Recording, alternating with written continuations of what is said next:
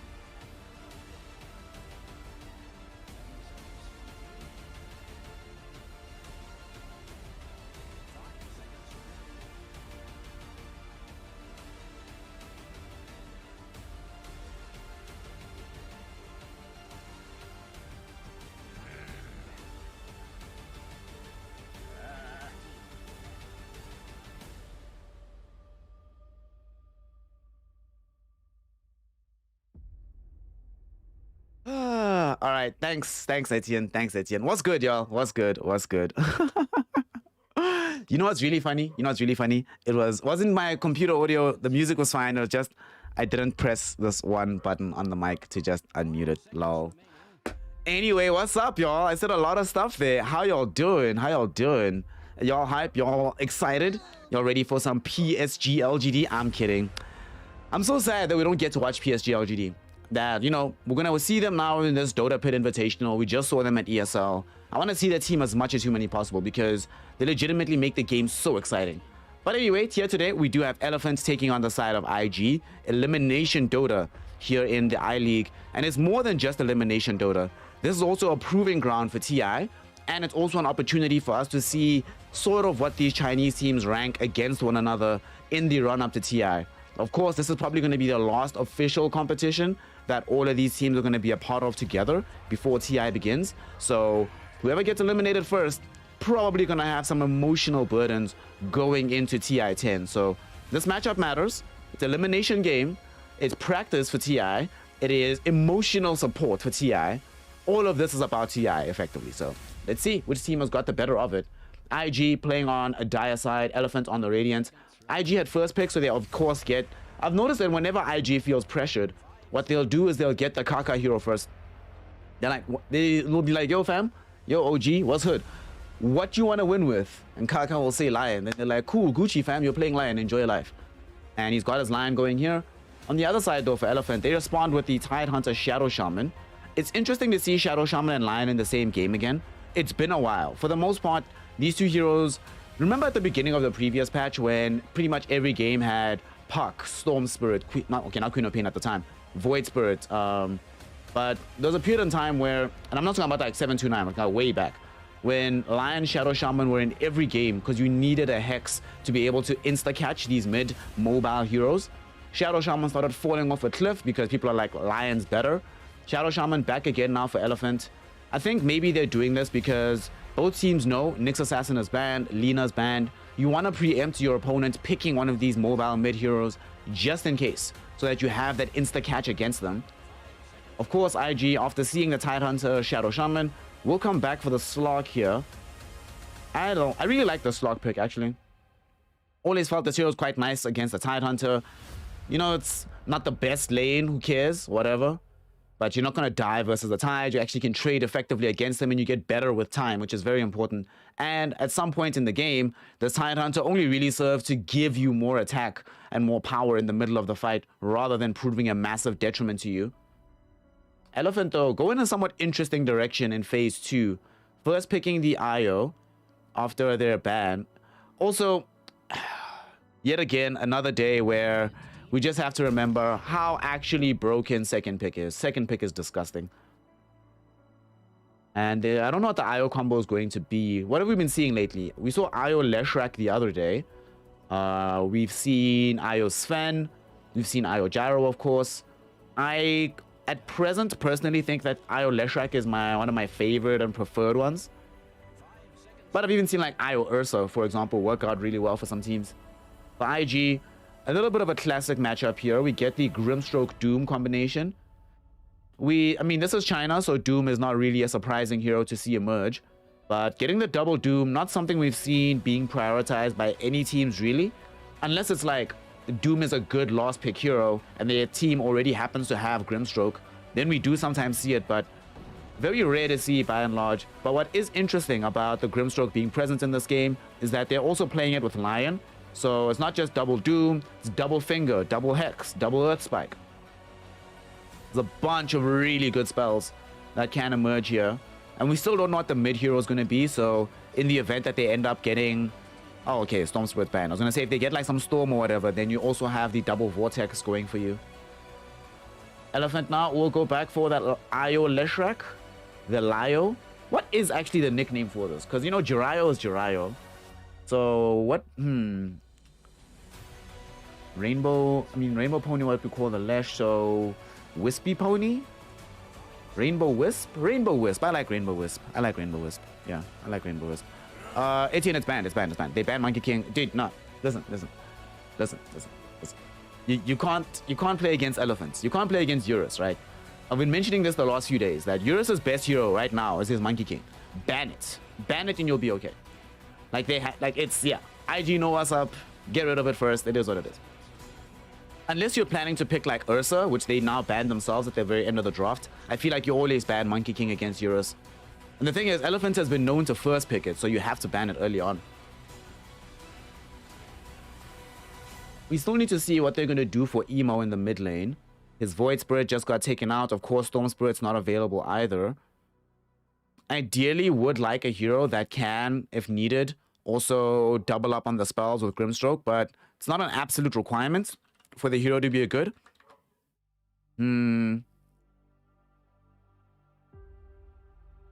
Leshrac. What else does Emo want here? He doesn't really play Wind Ranger all that much. He's been playing a lot of Invoker lately. Not a fan, if I'm honest. So I hope he doesn't. IG also going ahead and banning out the Eurus Luna. Very important ban. Yo, taking out Luna. Luna! Ah, you gotta ban Luna. They're just banning out like his preferred heroes. And I think it's actually quite important. Elephant is first and foremost a comfort team. If this team is uncomfortable, you've beaten them. Like, I've never actually seen Elephant win a game where they feel off kilter, where they're playing on the recovery, where they're playing with a situation that they don't prefer. Every single time they win is when there's things going according to plan. I don't think this is the team that you want adapting. So whatever you can do to force them to do so is going to help you out quite a lot. Obviously, whatever hero they get for Eurus should be able to match up against the Slog. So what's left here? The Leshrac's already pretty decent against the Slog. Did they get like some Ricky or something? Nah, I doubt they play Ricky actually. I've seen Eurus play Ricky before. I was not impressed, so I doubt they're gonna play Ricky.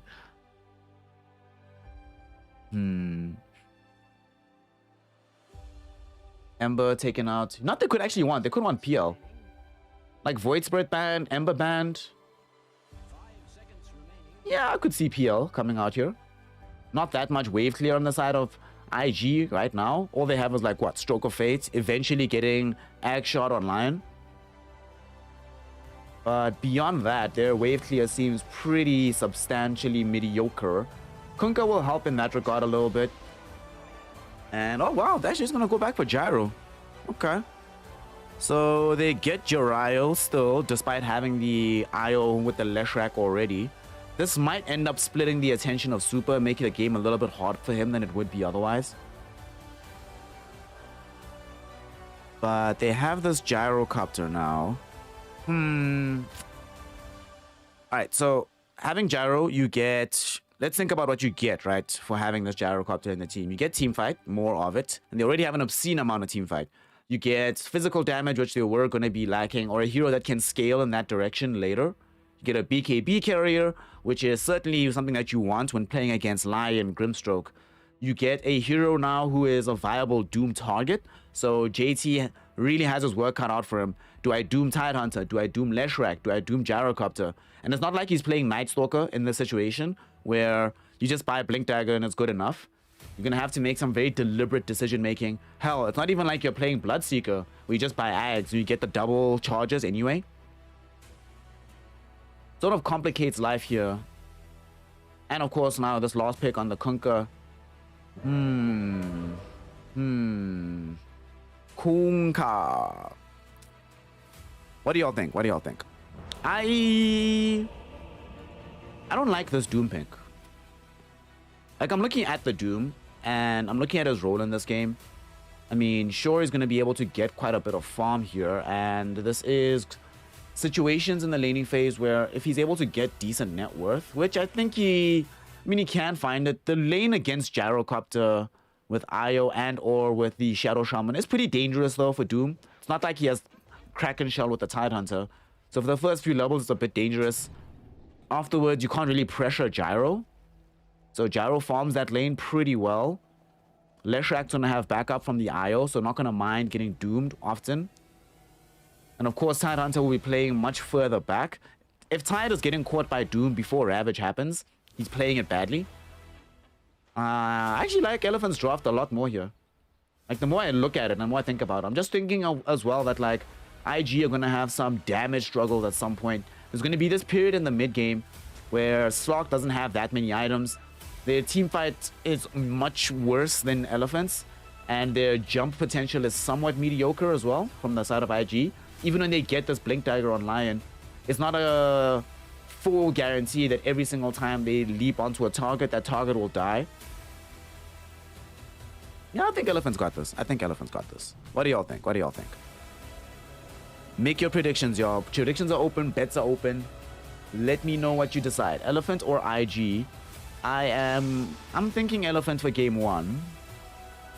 Unless Fly has like a phenomenal performance, because the Slock can at some point start to really exploit these supports. Of course, like I was mentioning earlier, it can get a lot of damage from the Tidehunter as well. But I feel like Slock has to have a very good game to succeed in this one. Is the FPS stuttery? Hold on. Let's see. Anybody else experiencing some FPS stutters? Seems relatively smooth on my side, but it could also be me. So let us investigate. Let's see what's happening. In the meantime, of course, the game is underway. Game number 1, IG versus Elephant. And this is a elimination game. There's some FPS stutters. That's a little bit problematic. All right. I think I might know why that's the case, but I'll have to fix it. I'm wondering what the issue is. Let me know if it persists. Let me know how bad it gets. For now, let us examine the laning phase. Leshrac taking on this Kunkka through the mid lane. Big thing about that is that it's a very trade-heavy lane. Not real kill threat for either hero. Down bottom, though, there's a lot of kill threat with this Gyrocopter IO. Kaka already going to be the one to suffer that first blood as Super claims the life away from the Lion and ensures that they get off to a much better start than they were probably expecting here in the top lane, on the bottom lane, excuse me. Early kill. Now JT has... Oh my gosh, this lane is going to be awful. I mean, you'll still get your farm. You have Devour and stuff going for you, but it's not a happy place to be. It's not a happy place to be.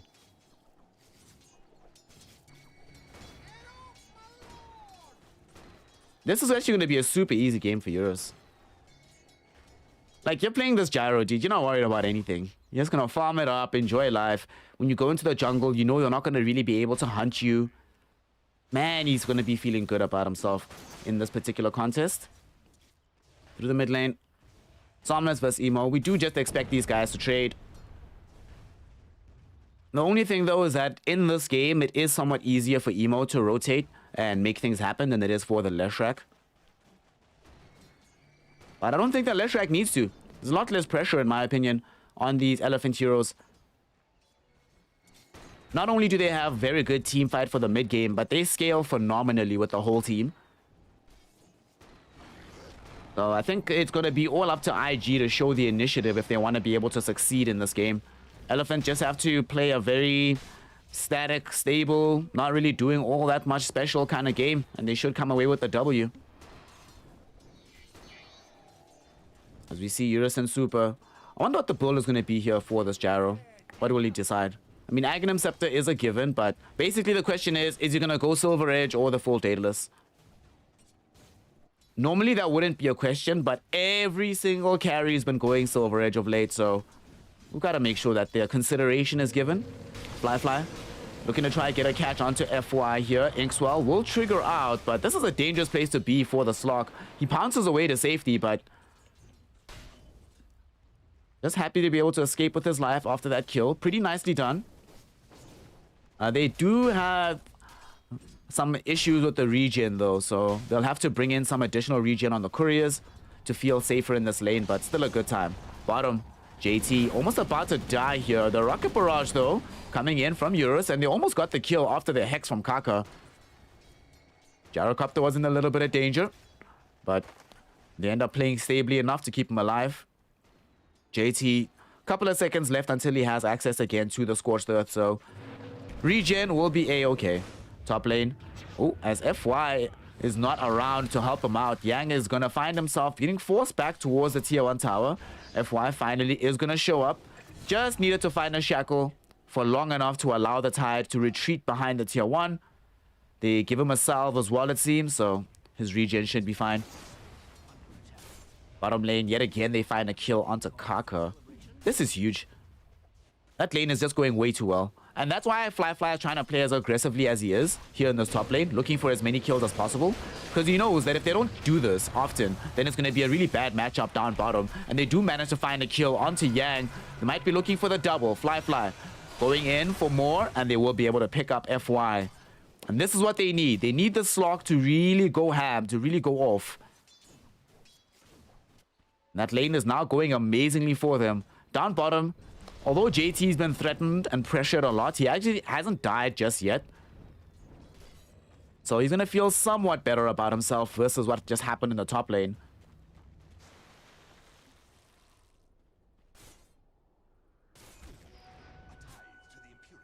Somnus poised to make the first rotation of this game. There's no level 6 just yet on the Tidehunter, and unfortunately for him, there's also an Observer Ward right in front of his face.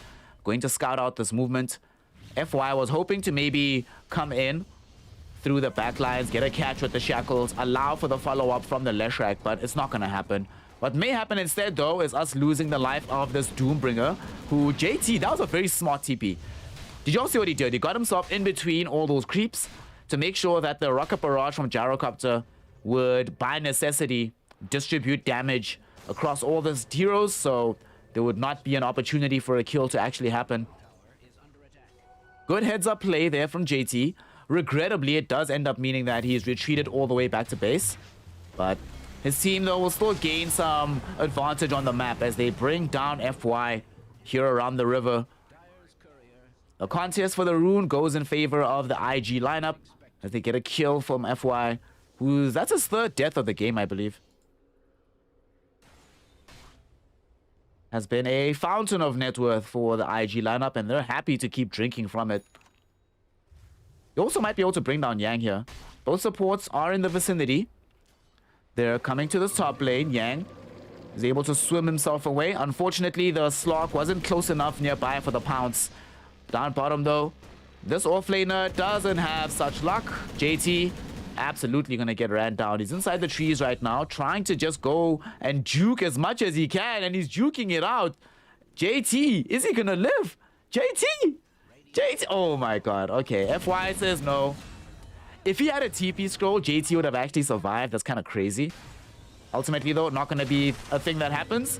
And the team immediately, look at IG. Every single time JT gets threatened or dies, they immediately try and pressure Yang in the top lane.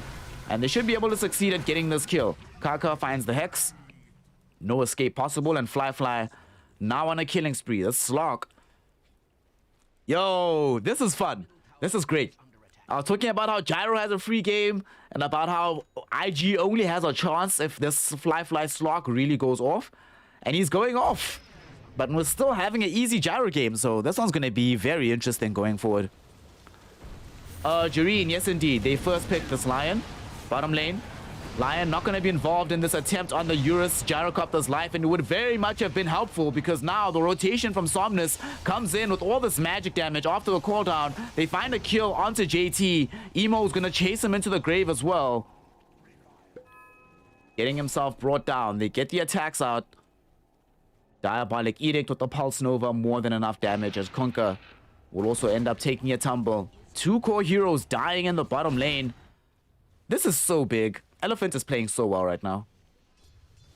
Well, at least on the mid and bottom lanes. Top lane is going very poorly, but you know, Yang is still here. Yang still is getting experience, almost level 6. And despite the fact that he's very underfarmed, the JT Doom is doing even worse at this point, so it's acceptable. Both offlaners just have torrid times. But also both offlaners have a lot of recovery mechanisms, so it's not like they're going to be kept completely out of this game.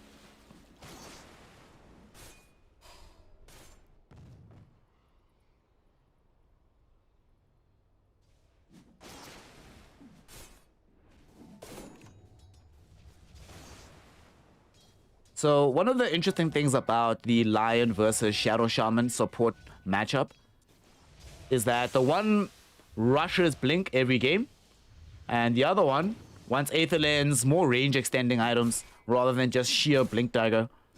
Kaka wants 4-star first in this game, though. What's the consideration for the 4-star? I imagine that if he's worried about how many stuns they have on Elephant, like these long-range, homing missiles, split earth, the kind of stuns that once they catch you off guard, it's very easy for Elephant to just chain disable you from there. However, if you have 4-star, at the very least, they can deposition you from where the split earth was about to connect. Maybe that's a rationale. It's also a vastly easier build-up than going straight for the Blink Dagger. Although, if they are able to find this kill on Eurus, that'll be a very nice shot in the arm. I was mentioning earlier, the rotation would be a lot easier with the Lion. Unfortunately for them, it would also be a lot easier if they didn't get scanned, as they got connected on almost immediately. Eurus, though, still gonna be in a bad position. Will they get relocated out by Super? No! The Phantom's Embrace from Ollie keeps it alive, but the rotation from Yang comes in with the Ravage. They haven't killed Eurus just yet, and now they need to fight underneath this tier 1 tower. Emo falling very low on the HP. Somnus rotated in as well with the magic damage. Who is he gonna be able to kill? They've only ran down the Kaka Lion for now. Emo somehow hides in the trees. Emo somehow is gonna get up to safety. Okay. 9 heroes show up. Actually, everybody was there. The whole team from both sides. 10 heroes down bottom. Only one of them ends up falling. No, it is 9. Sorry. Slock wasn't there. Slock wasn't there. Sorry. Slock wasn't there. Slock was just chilling top. Pressuring that top part of the map. Pushing on the tower. Enjoying life. How do we feel about that? Everything that happened. So Ravage was traded on the one end in exchange for the life of Lion, but also in exchange for a lot of farm on the Slock. I mean, he finished the Echo Saber in this time period. It ends up actually kind of being a wash. It's fine. This might be very... If they could get this kill, oh my god. Oh my god. Gyrocopter's in danger. Super. Doesn't have reload. Has no way to get the Gyrocopter out of trouble. And not only is that a kill on the Gyrocopter, it's an additional stack for the Slock, and it's an additional finger charge for the Kaka Lion. First one of the game has been gained. It's also an opportunity right now for IG to try get inside the Elephant pockets, occupying some parts of the triangle right now, stealing away these Ancients, and leaving behind an Observer Ward to boot, so they can make this kind of rotation easier the next time around.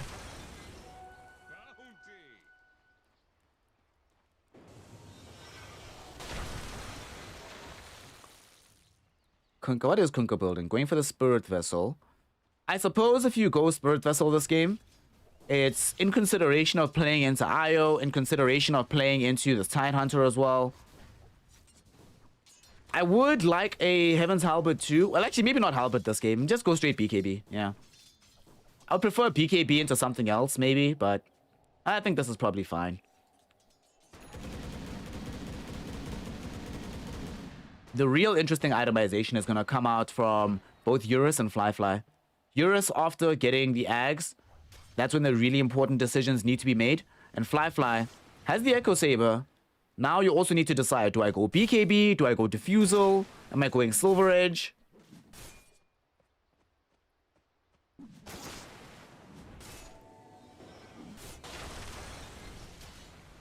Flyfly doesn't have to decide just yet, though, because of how well the game has been going for him.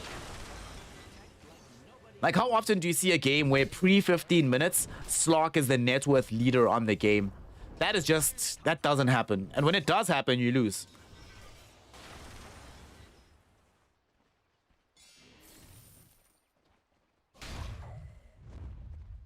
Smoke up now from the side of Elephants.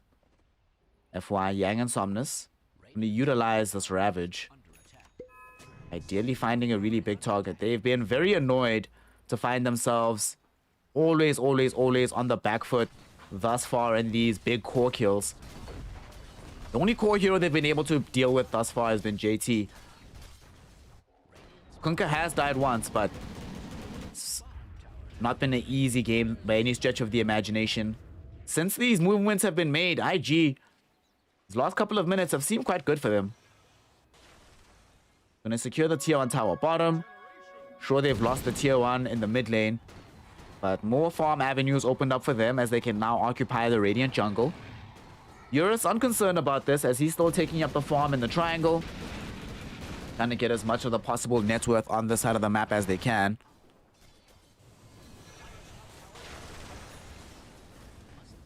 And there we go. Gyrocopter. Aghanim Scepter now complete. So we're going straight into BKB. So this is going to be the fighting Gyro for the game. I'm not going to be having one of those situations where Gyro's like, who cares that much about the combat aspect of things? Like, he's going in. He's going in. He's doing the right thing. Fly. Down bottom. Homing missile flying towards him. This actually might be a fight here. There's a lot of dangerous heroes in this area. And they're going to jump in. Kaka reveals his blink. They go back onto Somnus. IG spring the trap. And Super unable to relocate out the Leshrac. He goes home alone. So now they don't have an IO for this fight. There is still a Ravage though. So IG will respect that. But what a way to reveal the Kaka blink. Showing up out of nowhere. Dropping down the spells onto that Leshrac. And Somnus absolutely was not ready. Nor was Ollie.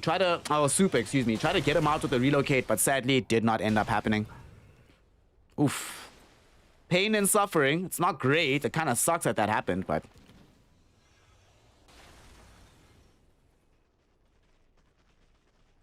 Now the question is going to be... What does Elephant do? Since that has bought some more time for them to just keep farming it up. Like, now you're just going to enjoy life.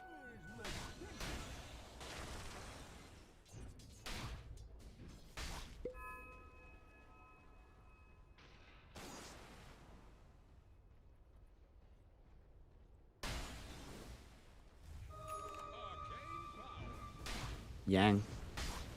I think this Tidehunter is also going to need Blink at some point. They need to have a consistent threat so that if Ravage is available... Right now it's... Okay, is Ravage available? Yes. Alright, do we have Vision of Tidehunter? Almost always yes. Alright, cool, we can avoid these fights. We have Slock as well at the forefront. But if he gets Blink Dagger, and then they suddenly have to worry if Yang's off map. Because right now, if Yang's off map, it's not that big of a deal. But if they can make it the case that every single time he puts fear into the heart of his opponents. But as time goes on, that becomes harder and harder. JT with the Smitus getting closer towards having the full BKB. Almost has it. Just needs the recipe at this point. Somnus.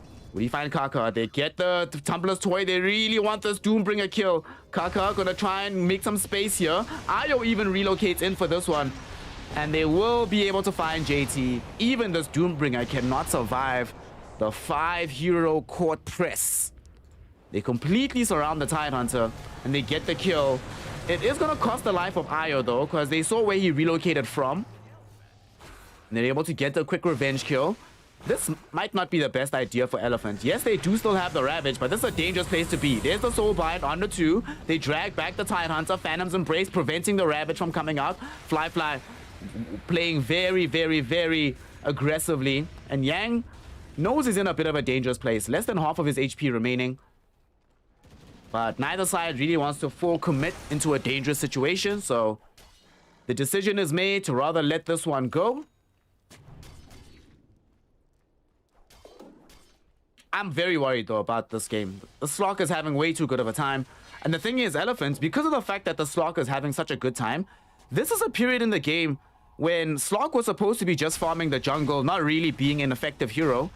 And Elephant was going to have somewhat of a teamfight advantage. You know, they were supposed to be able to bound from lane to lane, threaten with the Tidehunter in front of the tower, use Leshrac to take the HP of the tower away, and have the option of bringing in the Gyrocopter with mass damage if IG ever dared to fight them. However, this Slock is so strong right now that it sort of goes the opposite direction. It's like, do you dare fight us when Slock is around? And as strong as the Gyrocopter is, I mean, he is net worth leader on the map.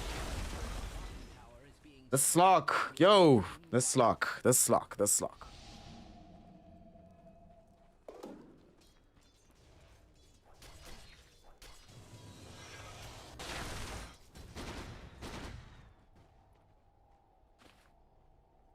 Eurus almost has BKB, and that should signal Elephant wanting to try do something more aggressive, because it's not too far away from the BKB of the Leshrac either.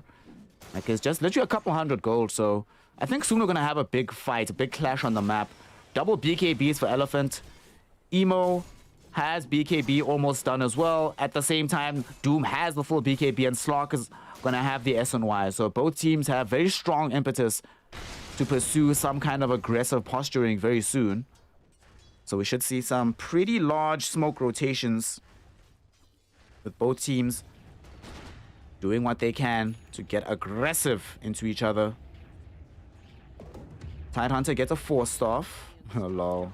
Gotta love 4-staff. Good item. Alright, here we go. BKB on the one side. They're already smoked up. They're coming middle. They get the torrents out onto Yang. Fly with the Ink Swell. They're moving onto Yang. Phantom's Embrace is out as well. They also drag him back. No way for that Tidehunter to survive. And they jump forward. They get the Hex out onto the Gyrocopter with the Earth Spike as well. Doom dropped down by JT with the Finger of Death. They've gotten him in trouble. Super won't be able to save the life of the Gyrocopter. He's going to come in and tether onto Somnus, but it might be too little too late. The damage from Somnus does enable them to kill the Grimstroke, but unfortunately, 2 heroes caught with the Earth Spike. Now, going to doom at least one of these heroes trying to flee here. Io, first one to die. Jump forward, Hex onto Somnus. He's going to get brought down too. FY buys back to TP into the fight, but why would you do this? FY gets a kill onto Kaka, but most certainly just going to end up feeding an ultra kill to Fly. Oh god. Oh god. Oh god. This is not going well. This is not going well. This is going as poorly as it possibly could. 8k gold lead for the side of IG, and yeah, that was an interesting fight from Elephant. Elephant just sort of lost their heads on that one, and they end up paying the price heavily at the end of the day.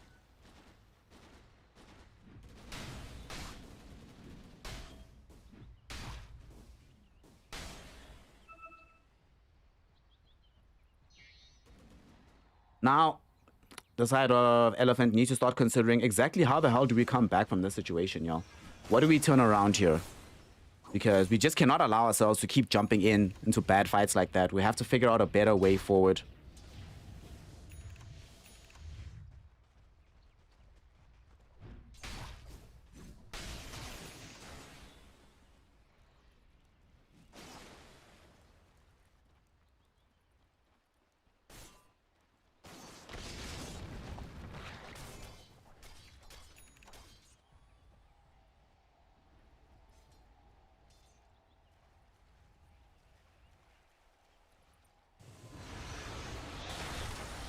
Fly.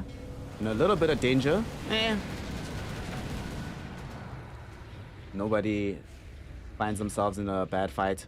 Elephants are going to try force out the Roshan here, but I don't think this is actually going to go all that well. This is a difficult Rosh take, and IG knows about this. And they're coming. Okay. IG. They have the ability here to really fight easily into this Roshan pit. X back onto Yang. Fly, jumping forward, looking for a way in. Super, no! Get it silenced up very early on. Yang does find the Ravage, but the double doom is on. And both Somnus as well as Eurus are the targets of the double doom. They're already dead. Chase now directly onto FY and Yang, who are trying to leave the rest of the fight. But there's no option here. They get the catch onto FY. It's a dieback on the Shadow Shaman. Another death on Yang. This slog is beyond out of control. And IG, Elephant failed to get a big smoke gank and foolishly trying to run into the Roshan pit. IG, of course, know the move is coming. Punish it beyond hard. Oh my god. This is not good. This is not good.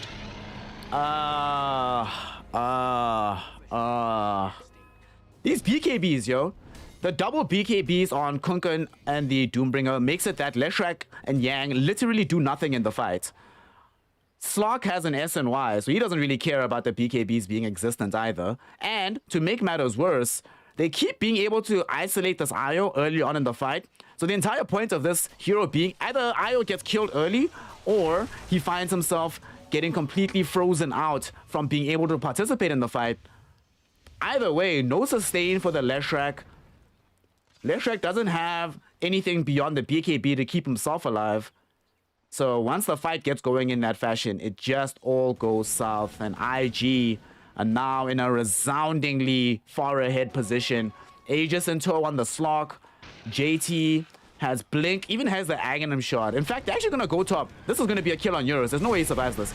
Eurus getting jumped on. Super trying to get him out, but unfortunately, Kaka forced off there with the Hex as well and the stun. Yeah. Okay. And GG. I feel like Elephant, no. Like, at this point, the way this is looking and the way this game just went out, wow. These BKBs of IG, but not just the BKBs, how far ahead the Slok was. My freaking God. Yo. Did y'all see Fly's game? Did y'all see the Slok? Like seriously. Yo, real talk. Fly. Alright. But also Elephant, I don't think played this very well themselves. Or rather, I don't think they respected the IG draft that much. They kept moving, right? And trying to play with killing. Like, okay, killing Doom makes sense, right? Kill that hero over and over again. Fine, makes sense to me. But pre the BKB emerging on Kunkka, right? When there's only the Spirit Vessel, it kind of feels like IG should be able to, or Elephant, excuse me, should be able to put more pressure on that Kunkka. I don't know, this felt like a weird game from Elephant. The way that they ended up moving on the map, right?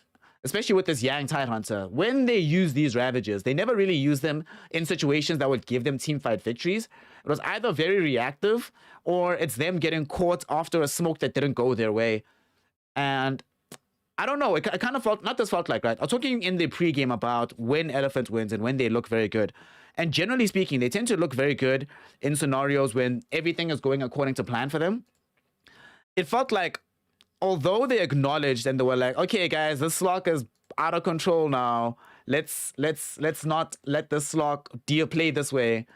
It felt like instead of acknowledging how strong the Slok was, they decided that, hey, let's just play the normal way, just the same style without changing anything up, which is very surprising, very weird for me, because I kind of feel like you have to be able to account for the Slok's power and the pressure in this game before allowing yourself to, you know, just do this.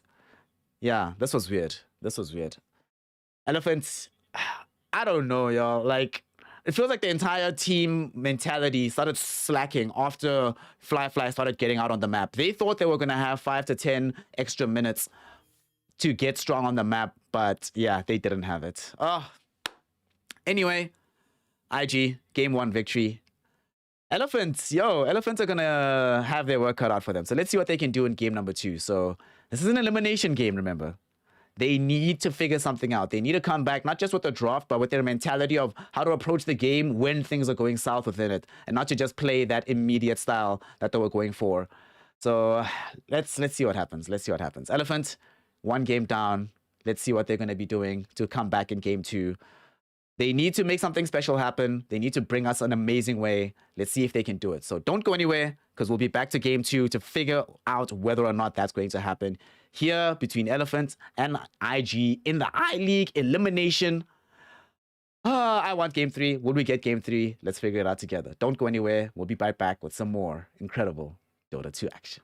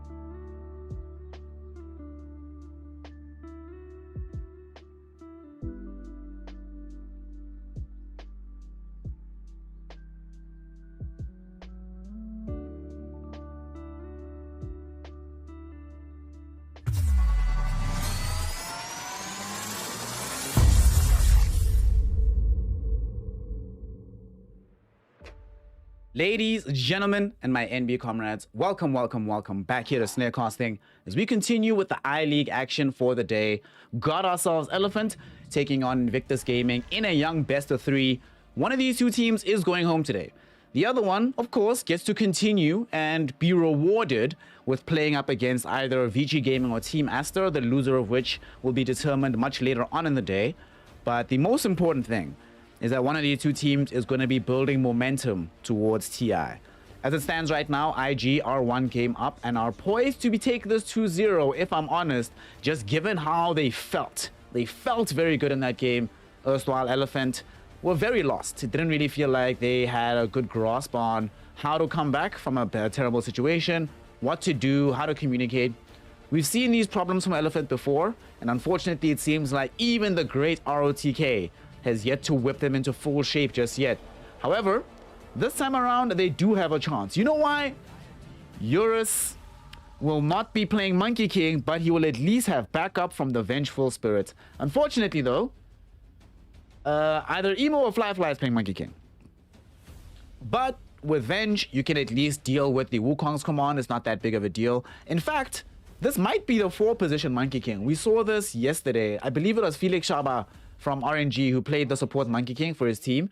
And what's great for IG is that they can use this to flex the hero. Keep the Monkey King pick here. Later on in the draft, if it requires to become a 4-position, great, it's the 4-position. If it needs to go mid or safe lane, great, put it there. And on top of that, you also end up with a deny pick against Eurus. So you make him have to play one of his other heroes if he wants to succeed. Great way to open up the draft for IG. Oracle, of course, good hero, but I'll be honest and say that I've fallen out of favor with Oracle. Like, I feel like if you're gonna go this more heal-oriented route, I don't feel like Oracle's the best bet anymore as much as he used to be. I think Io or Abaddon do the job better. Nonetheless, he is here, so Elephant might be able to take advantage of the fact that there's a bit of a slower, less damage-oriented support from IG.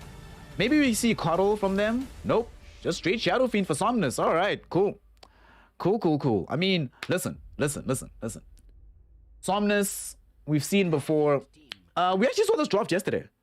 Like Ven Shadow Fiend. And it won. I think it won against Monkey King. Doesn't someone want to check for me? I forget who it was, but we definitely saw Ven Shadow Fiend yesterday. No, it lost. Shit, it lost. No, I don't remember. Actually, I don't remember. But I do definitely remember seeing these two heroes in the same team. One of the things I do love about the Shadow Fiend, I think it won, I don't know, is whenever Somnus is playing it, or a hero like Shadow Fiend, and this is why I was glad they gave him a hero like Leshrac, even if it doesn't work out, Elephant has always looked at their best when one of two conditions is filled. I'm not just talking about like if they're comfortable, but strategically, one of two conditions. One, Eurus is playing a hero that he can go absolutely ham on, farm up everything, take over the game pretty much by himself, if given the correct tools. Interestingly enough, game 1 was like that, but they fell apart for different reasons. And 2, whenever the team can play in an anchor position around Somnus. In this game with Shadow Fiend, he's certainly going to be that anchor position. I'm expecting him to go BKB first item. He's the one that goes forward. He knows that he has the added backup of Vengeful Spirit to save him if anything goes south.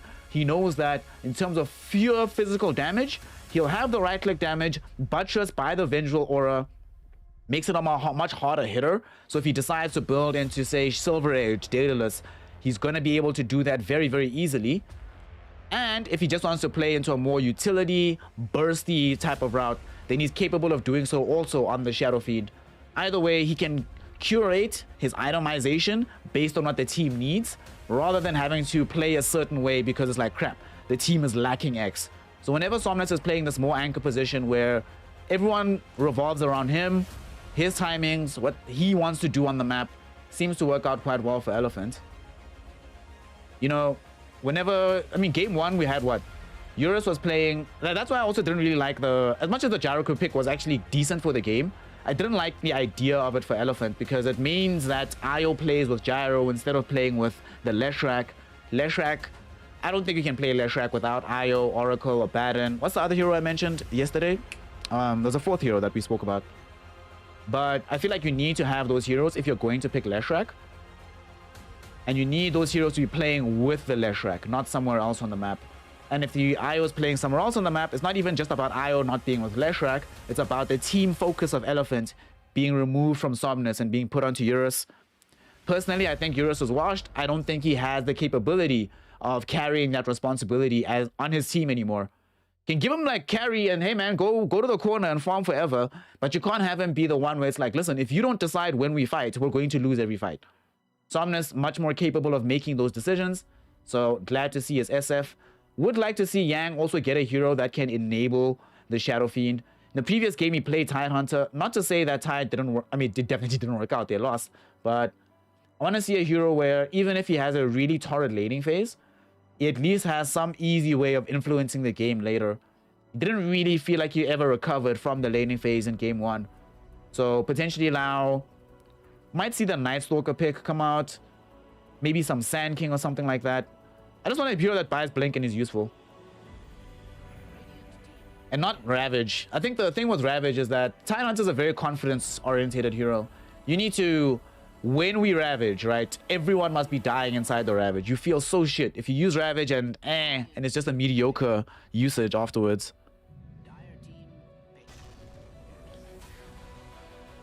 Elephant bed, it's time to cry. Lol. Not yet. There is still a lot of good things coming, I think, from the rest of the draft. I hope this is going to be... Or I hope not, honestly. As much as I prefer Vengeful Spirit offlane, I'm not so confident in Yang playing it, if I'm honest. That being said, I've never actually seen this new Venge win unless it's in the offlane with rushing Aghanim Scepter. So I think Yang might be forced into playing this. Silencer, another hero that we've been seeing come up more and more often in 730. I like Silencer this game. Not that difficult to, you know, trigger global to cancel out the Wukong's command. If you're making a big jump or initiation and you want to be able to cover against False Promise, Silencer is one of the best heroes to be able to do that, given the global. You pop it, you guarantee a kill onto Oracle. More so than that, you also guarantee that the Earthshaker counter initiation isn't going to go off as planned. Even in the event that Kaka gets his early Blink Dagger, which he's prone to do on this Earthshaker. He played this yesterday and I think he got like, what, a 14-minute blink or something like that? It was crazy. Elephant will follow up the Silencer pick with a Sven for themselves. So, more physical damage. Almost certain now that Yang is playing this Venge. So more physical damage. We get a hero that can actually play into the Wukong's command. Whenever you have a Monkey King in the game, especially now that it's evident that this Monkey King is going to be a core hero, you always want at least one hero on your team who doesn't mind walking into the Wukong's command, fighting Monkey King in his face and forcing him out of it. Whether that might be Troll Warlord or Ursa, which are the traditional ones. Sven can sometimes fit the bill. We've seen occasions where some players on Lifestealer have a good enough game to force that out, but more often than not, that's not the case. However, Sven, especially pre the Monkey King BKB, extremely effective at threatening the MK inside of his own arena, or his own Wukong's command. And of course, you still have the Shadow Fiend with massive amounts of magical burst that can kill you inside your own arena. Leaving aside the fear to force you out of it, so I'm good with it. I do think that the Sven pick does mean that Elephant is going to have some timing issues, though. There's going to be a period in the game where he doesn't always want to show up. We need this laning phase to also just go amazingly. The Lycan pick here for IG. Offlane Lycan for JT. I like this Lycan pick, actually. I don't think they have that many good tools to deal with this on Elephant. Their lockdown is fairly mediocre. They have, what, Magic Missile, Stormhammer. Their wave clear comprises really of Shadow Fiend. Like, their effective long range wave clear is pretty bad right now as well. 10 seconds remaining. Shaker with MK. But yeah. Shaker does makes it a lot more fun to play the Monkey King.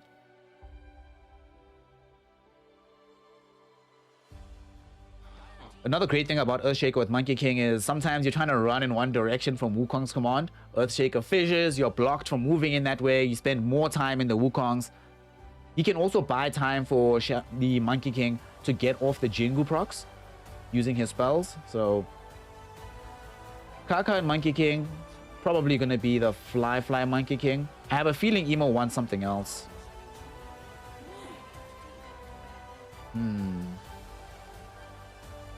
Where do we go from here? Quap of Pain, banned out by Elephant. They take out the Kunkka as well. Yo, that Winter Wyvern would have been a great pick. I do think they are missing an FY hero. So Super will play the Silencer. I hope FY isn't playing the Venge. What FY specials are available in this game? Because I would also like a little bit more team fight for Elephant. Feels like their team fight / initiation isn't the best right now. Phoenix doesn't seem that great. Not against the Lycan, Monkey King. Maybe Pangolin? Etienne, how do you feel about Pango? Like, pause 4 Pango this game. I feel like it could be pretty good here. 10 seconds remaining. Besides that, he could play... I don't know if he wants to play Shadow Shaman again. I want a hero with a Blink Dagger as well, who will buy a Blink at the very least. And they actually pick the Wind Ranger. Okay. So Power Shot against Lycan. Or the Lycan Army. Shackle Shot. A little bit more initiation, I suppose. Okay.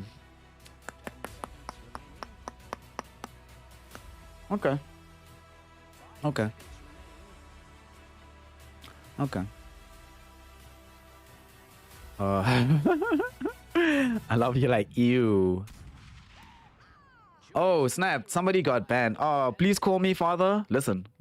Please call me father. And here on Snake Austin, we try to keep the chat as clean as humanly possible.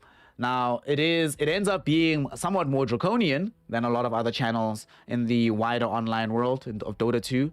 However, you can probably attest that it keeps things far calmer and a lot less spam, a lot less insults. Also, I'm black on the internet. I can't be around here leaving a chat wide open. So shout out to the Jägermeister for helping us with this moderation. Sometimes we're all gonna run afoul of it, but it is what it is. It is what it is. It is what it is.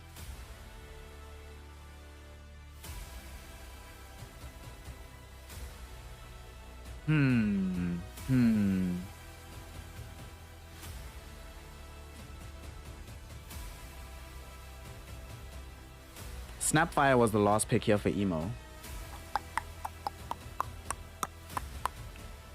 I think this is actually a good Snapfire game. The only issue I have with the Snapfire, though, is it puts a lot of pressure on Kaka. In the event that Kaka is not getting good fissures, with Fissure's the real spell here. Fissure makes it basically impossible to miss these ultimates.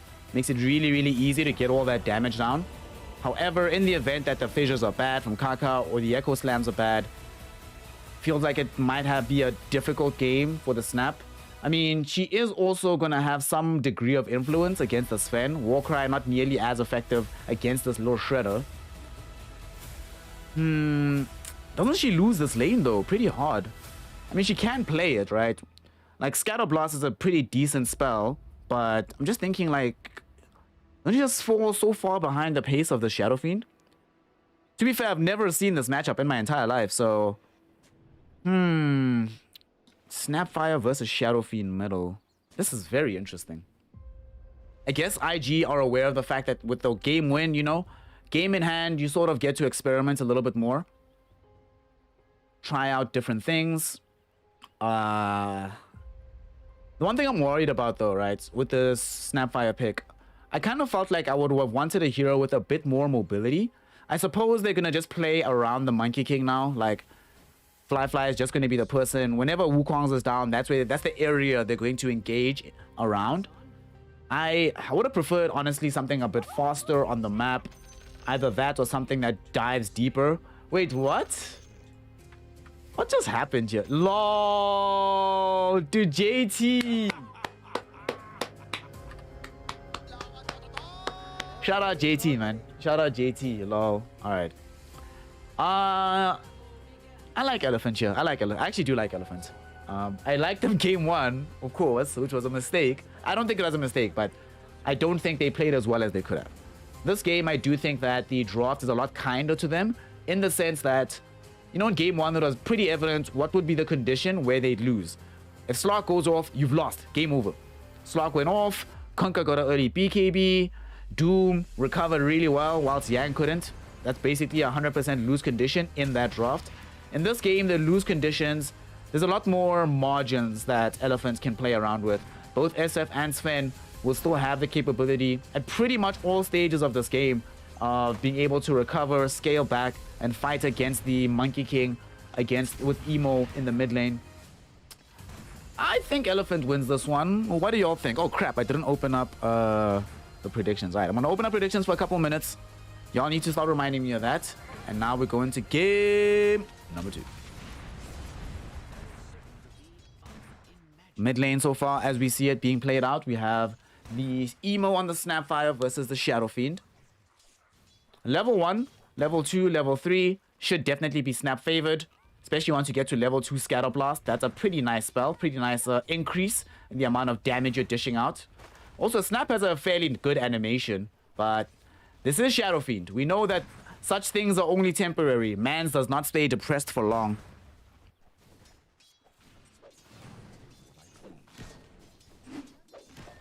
Jareen, I think without a doubt. Yeah, I think without a doubt. That should be the itemization and the talent build up here for that Snapfire. I don't think just going for magic is going to cut it in this game. FY, him and Yang down bottom. This is going to need a much better laning phase for Elephant down bottom. The Vengeful Spirit.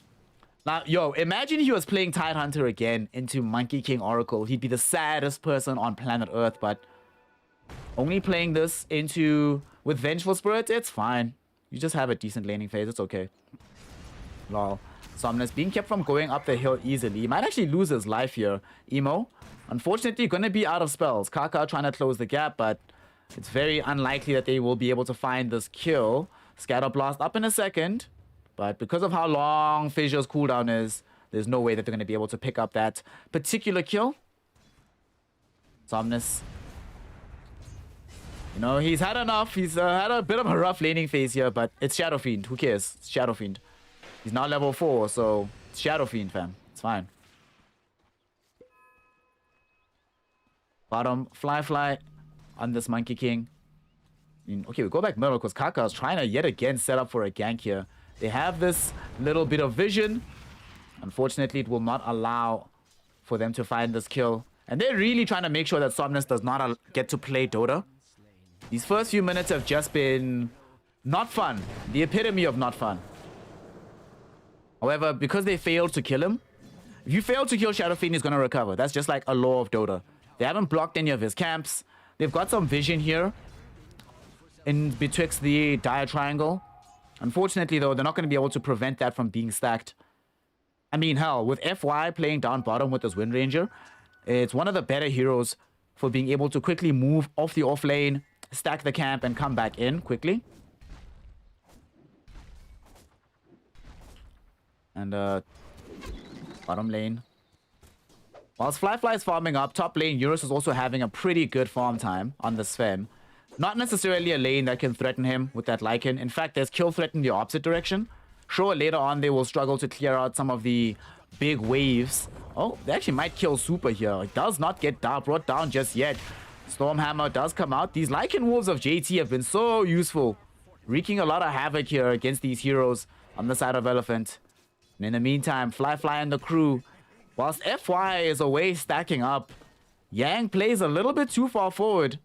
Gets caught out, loses his life down bottom. He ends up being the first blood.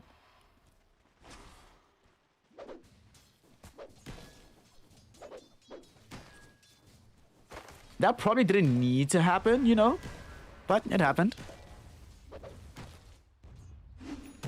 That's the kind of kill that is going to be quite beneficial for IG to make sure that Fly can show up to fights even faster. We already saw in the previous game what happens when his hero's timings are accelerated. How happy he is to play aggressively into his opponent.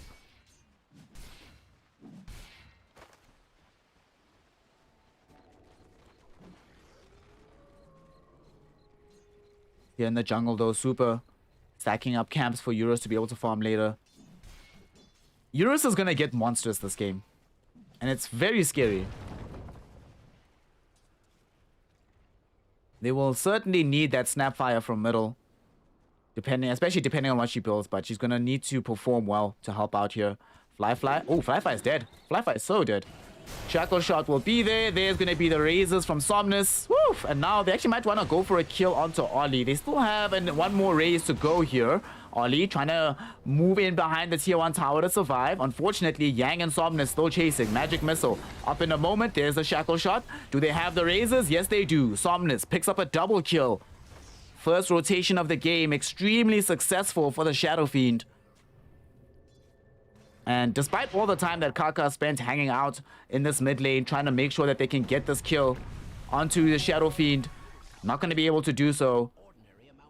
And to make matters worse, he hung around hoping to catch SF on the TP home, but he didn't have enough mana for an actual fissure. Couldn't set up for these Morty's Kisses, and Shadow Fiend grabbed a Haste Rune, and Shadow Fiend is stealing bounties. Alrighty, Somnus. Somnus is pissed, yo. You can almost sense it. Mans is like, nah, screw y'all.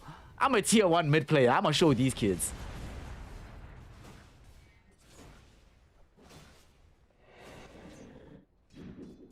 Bottom lane. Yang. Looks like he's gonna end up losing his life here. As the team's gonna find revenge for having died to the rotation of Somnus. Yet again, caught very far forward without the presence of the FY Windranger. Ends up losing his life as a result. And speaking of losing lives, Kaka was trying to snuff out some experience here, but will just end up dying. Eurus easily able to collect the kill. And who do they give the stack to? Is it going to go the way of Somnus or the Sven? These Lycan Wolves should be expiring soon, so that's why JT's happy to harass with them. And it's going to go the way of Somnus. He's the one that is going to win the game for his team. And, oh, Super's actually going to get killed by these Lycan Wolves. Dude, Lycan, JT is actually doing the most.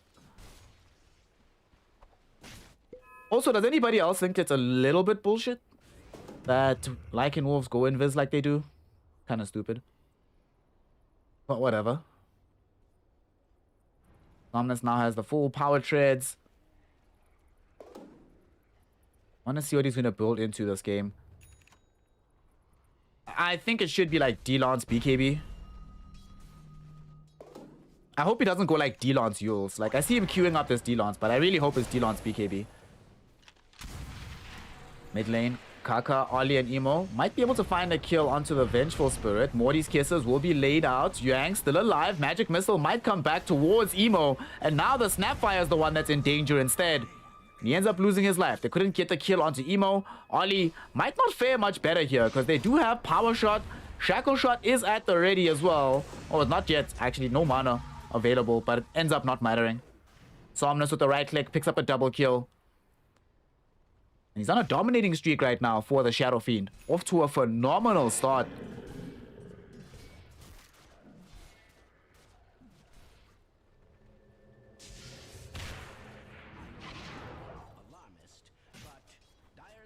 This is problematic for IG, and they can sense how far behind they're starting to slide, especially because Eurus been completely uncontested top. His tower's still at full HP.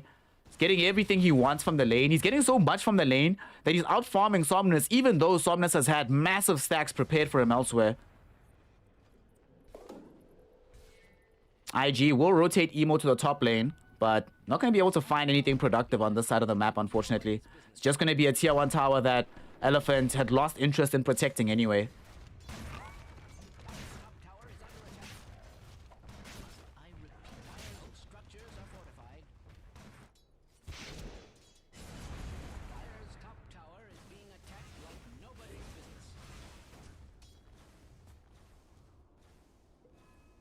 Cyclops. Hey, Sora Eugene, what's good, fam? What's going on? Yang? How does Yang keep dying, dude?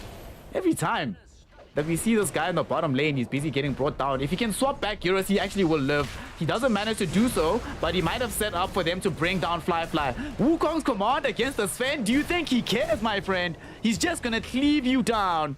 And Somnus also gets the revenge kill onto Kaka. They end up losing Yang, but he was just bait. Elephant respond very strongly. And what we just saw there is an example of why it's so good to have this Fen. Like, he just got tickled. Wukong's comes against them, but he's like, bro, I've got Warcry, God Strength. What are you talking about? This is not a threat to me. And they actually might kill Emo middle. He is a little bit of danger here. JT, though, scouts out the TP from Yang, and in fact might lead into Yang getting killed. Yang just respawned, but already dead again. Feels pretty bad. Ollie, with false promise, there's no way he survives that. There's just no way. There's no way. Yeah, there's no way. And it's going to be a dead Oracle. FY, make sure to use the wind run to try and escape this Lycan army. Unfortunately, this Lycan army is pretty fast, with the shapeshifted Lycan chasing as well. And yet again, invisible wolves do the trick. Super dies to Fly now as well. And they might be looking for a kill onto Somnus. Requiem being triggered out, but it's going to get cancelled out by Kaka. Elephant feed their lives one by one into the meat grinder that is IG. And get spat out as raw gold to be collected by the IG lineup. 3 for 1. Hashtag not worth. Actually, it's 4 for 1 because Yang also died.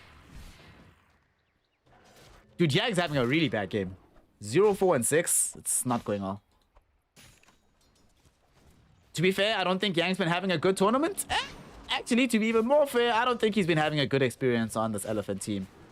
Honestly, I would have kicked him before I kicked Red Panda. But to be fairer, who would you have replaced him with?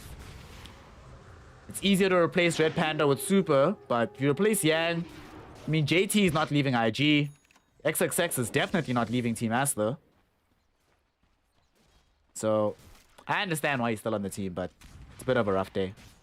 We'll see if he can redeem himself now with a swap back onto JT into the kill. And they should be able to find the Lycan Wolf. This will help the team move forward and take that tier 1 tower, which they can do quite quickly, provided that either Eurus or Somnus stay around.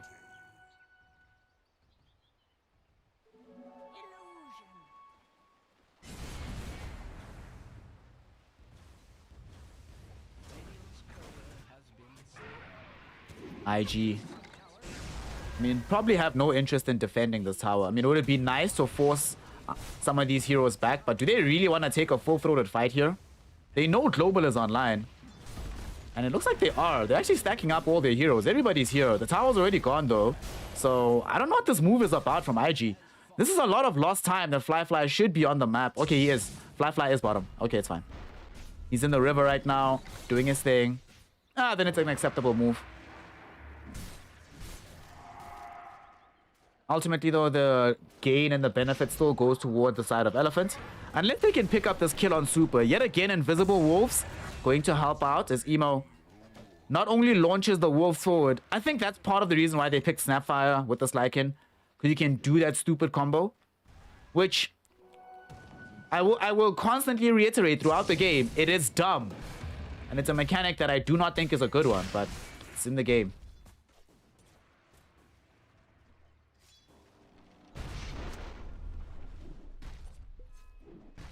At least like Beastmaster, the Hawks, have the decency to only give you vision, not also do damage. Dude, pick a freaking struggle, Lycan.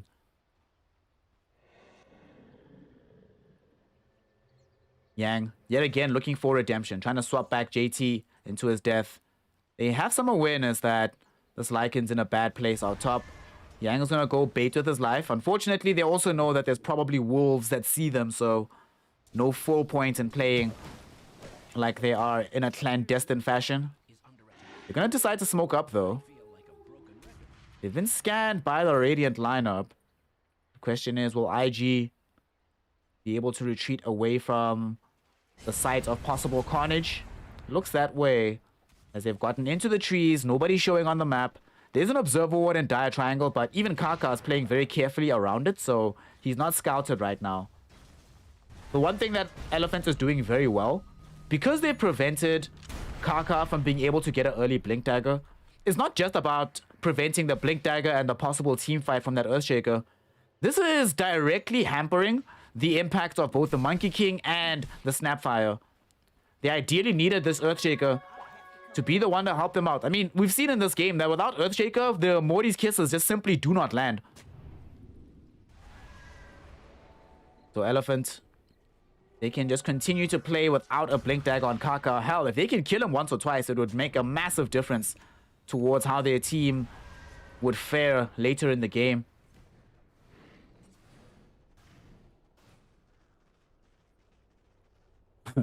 Dropped off harder than newbie after winning TI. Lol. Fights breaking middle. Emo reveals the blink dagger, and there's gonna be a jump from Euros, who also reveals his own blink, and there's Global. Fly cannot get off the Wukong's command. We spoke about that particular interaction. Kaka, fissure down, is gonna buy some time. Yang will not be able to reach him with the swap back. But it doesn't really matter. The two most important heroes of IG already dead. Those are the first two to fall. And to make matters worse, that was actually one of the more perfect initiations. The only way that gets better for IG... Oh, hold that thought. They're actually going to find Ollie. Easy kill onto the Oracle. 3 for nothing and a tier 1 middle. And an ancient stack. Alright, good days. That also gave the goal to SF to finish the full BKB. But like, you get the fight started. You get the catch out onto... You know, you'd imagine that, oh, sweet, we caught Silencer and we caught Shadow Fiend. There's no way this fight goes badly for us, but Eurus also has a blink dagger. Reveals it in style and allows his team to completely turn that fight around. Also, Emo bought blink dagger and you were supposed to use it in that fight to great effect. And this is why it's also so problematic that they don't have blink on Kaka. If they had blink on Kaka, Emo doesn't need blink because he doesn't have to be that far forward. I imagine the idea is that you blink forward, you fire snap cookie yourself, and then that's your stunning mechanism. But now, they're gonna get this blink on Kaka, realize that, wait, we have the double blinks, but would have been nice to have a Yule Scepter. Would have been nice to be, you know, in a different progression with items. Although the blink dagger does allow him to run away from situations like this, where Eurus is trying to blink directly onto your face to kill you. Player's bottom tower is under attack.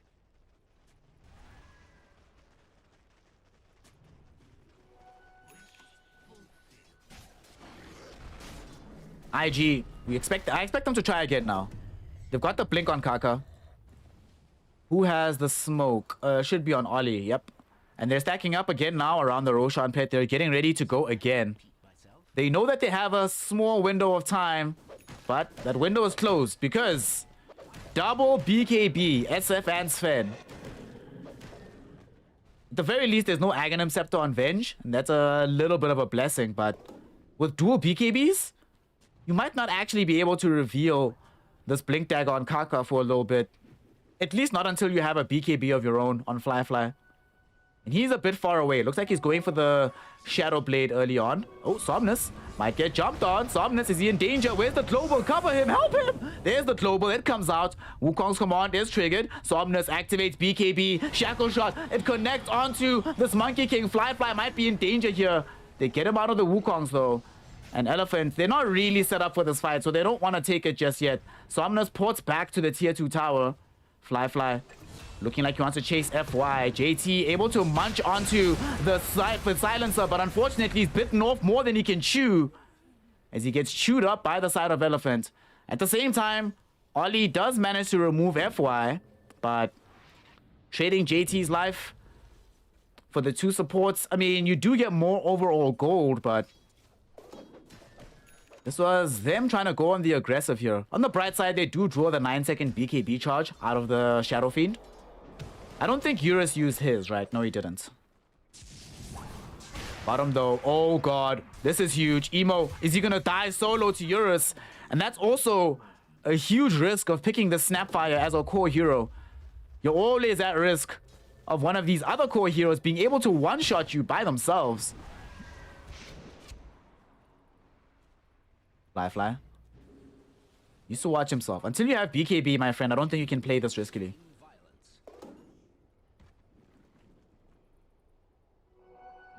Also, by the way, sorry, I think this isn't the spelling of Cyclops with the X instead of a C at the beginning.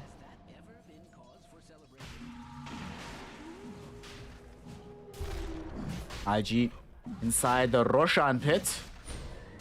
They are aware that they're playing without Global being online, without the SF having access to the Requiem it was just used, and without God Strength. So this will enable them to take out the big man. Emo shows up with the low shredder so that they have the negative armor. It doesn't seem like Elephant is cognizant of this attempt right now. The attempt will succeed. First Aegis of the game going towards Fly. However, this comes at the exact same moment as Aghanim Scepter from Elephant. Weird as it sounds, they should fight. Elephant should go into this Aegis. They should fight as hard as they can right now. Right now is the time to go. Sadly, Kaka is going to break the smoke gank. He's going to come through middle. Feels bad. He's actually not even going to come all the way. Dude, Kaka's so good at Dota. Relax, dude. But he understands that this is a very dangerous time to be out and about on the map. And Yang, Wave of Terror, does catch him, but he doesn't want to swap blindly onto the high ground.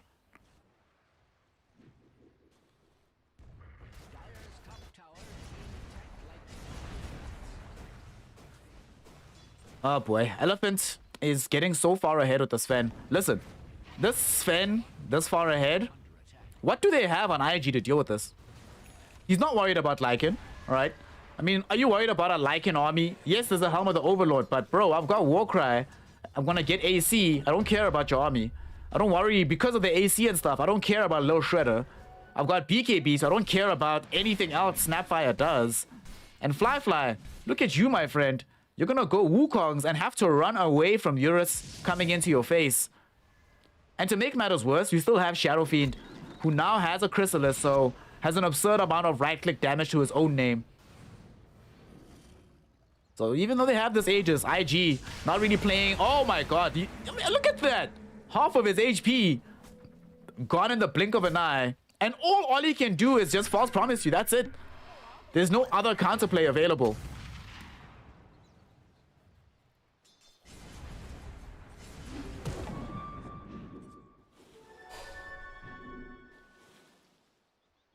Fly.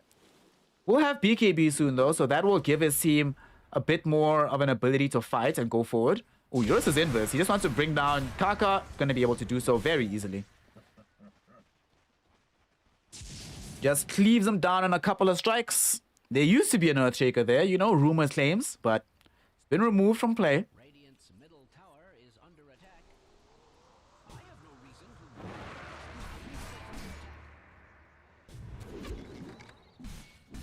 I love how many frustrations they're now putting up onto the Lycan.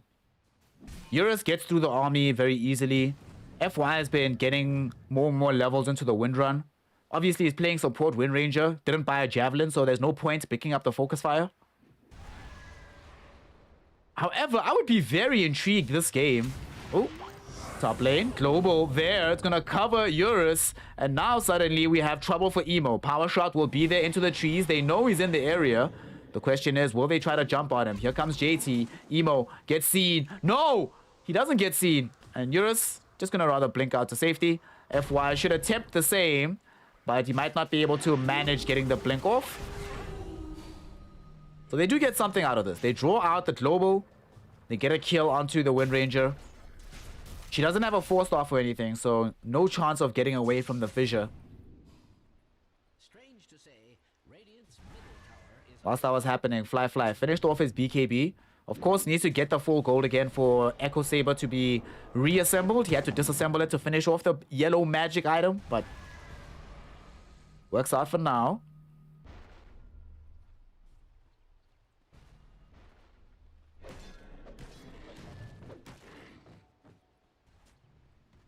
This gold graph, though, has somewhat plateaued for Elephant. They're not getting that much further ahead. And they still are finding themselves not necessarily in advantage in terms of tower advantage on the map. So, IG still not in the dire straits. Still in a decent position in this game. Their core heroes are farming as well. They're going to end up trading tier 2s at this point in time. So, outpost for outpost, it is what it is. It happens. And with the gold picked up from that tier 2 tower, Eurus will have a full AC. Ooh, full AC for Eurus, full Silver Age for Somnus. Most of the gold lead that Elephant has right now is sitting on these two heroes.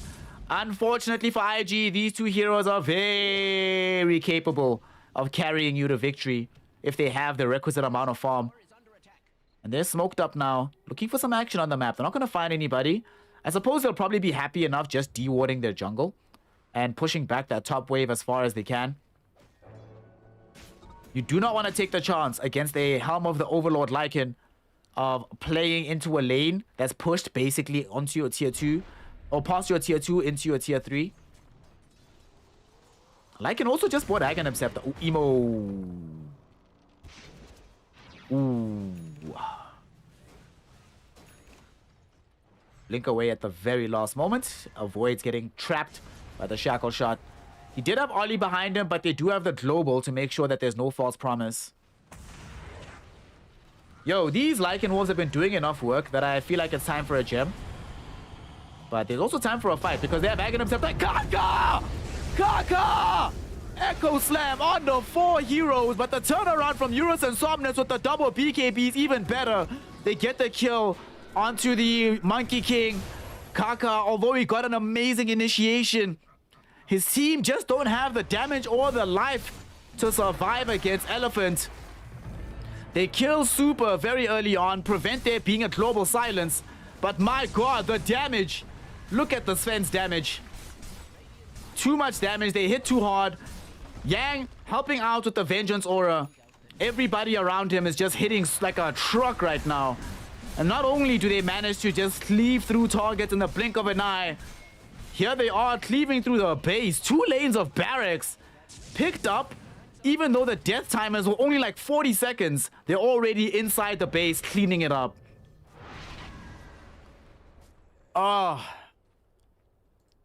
Also, we saw in that fight, yeah, Emo's not going to play Snapfire like ever for a long time. This is going to be, you know, sometimes you look at mid players' play history and you see one hero every like 3 months and you're like, why is this hero so underpicked for this team? Yeah, he's not playing Snapfire again until after TR. Let's just put it that way. After that amazing initiation from Kaka, 4 heroes caught inside the Echo Slam, everybody fissured, Wukong's on top of all of them, Morty's kisses flying in, and it literally did nothing. They killed a silencer, cool, and everyone else died. It's crazy, man. Overwhelming blink now available for the Sven. Satanic being accrued. Near pickup for Somnus. And the only benefit that IG gained from any of that was the fact that Emo didn't die. That's it. JT didn't die either.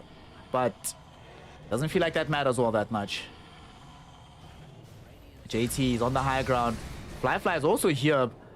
Flyfly gets shapeshifted and they swap him back in. Fissure does get dropped down. There's going to be a rod of ATOS. What a shackle shot from FY, catching both Emo as well as Kaka. Both of them, of course, are going to be sacrificed on the altar of Somnus's damage. And they've seen enough. IG, they know what it is. They know what's good. They know what's cracking. GG is called. An Elephant come away with the victory. Woo! Woof! Woof! Damn. Damn. Yo. Elephant. Alrighty. We've got a game on our hands, ladies and gentlemen, and my NB comrades. We've got a game on our hands. Elephant pulled through with this draft.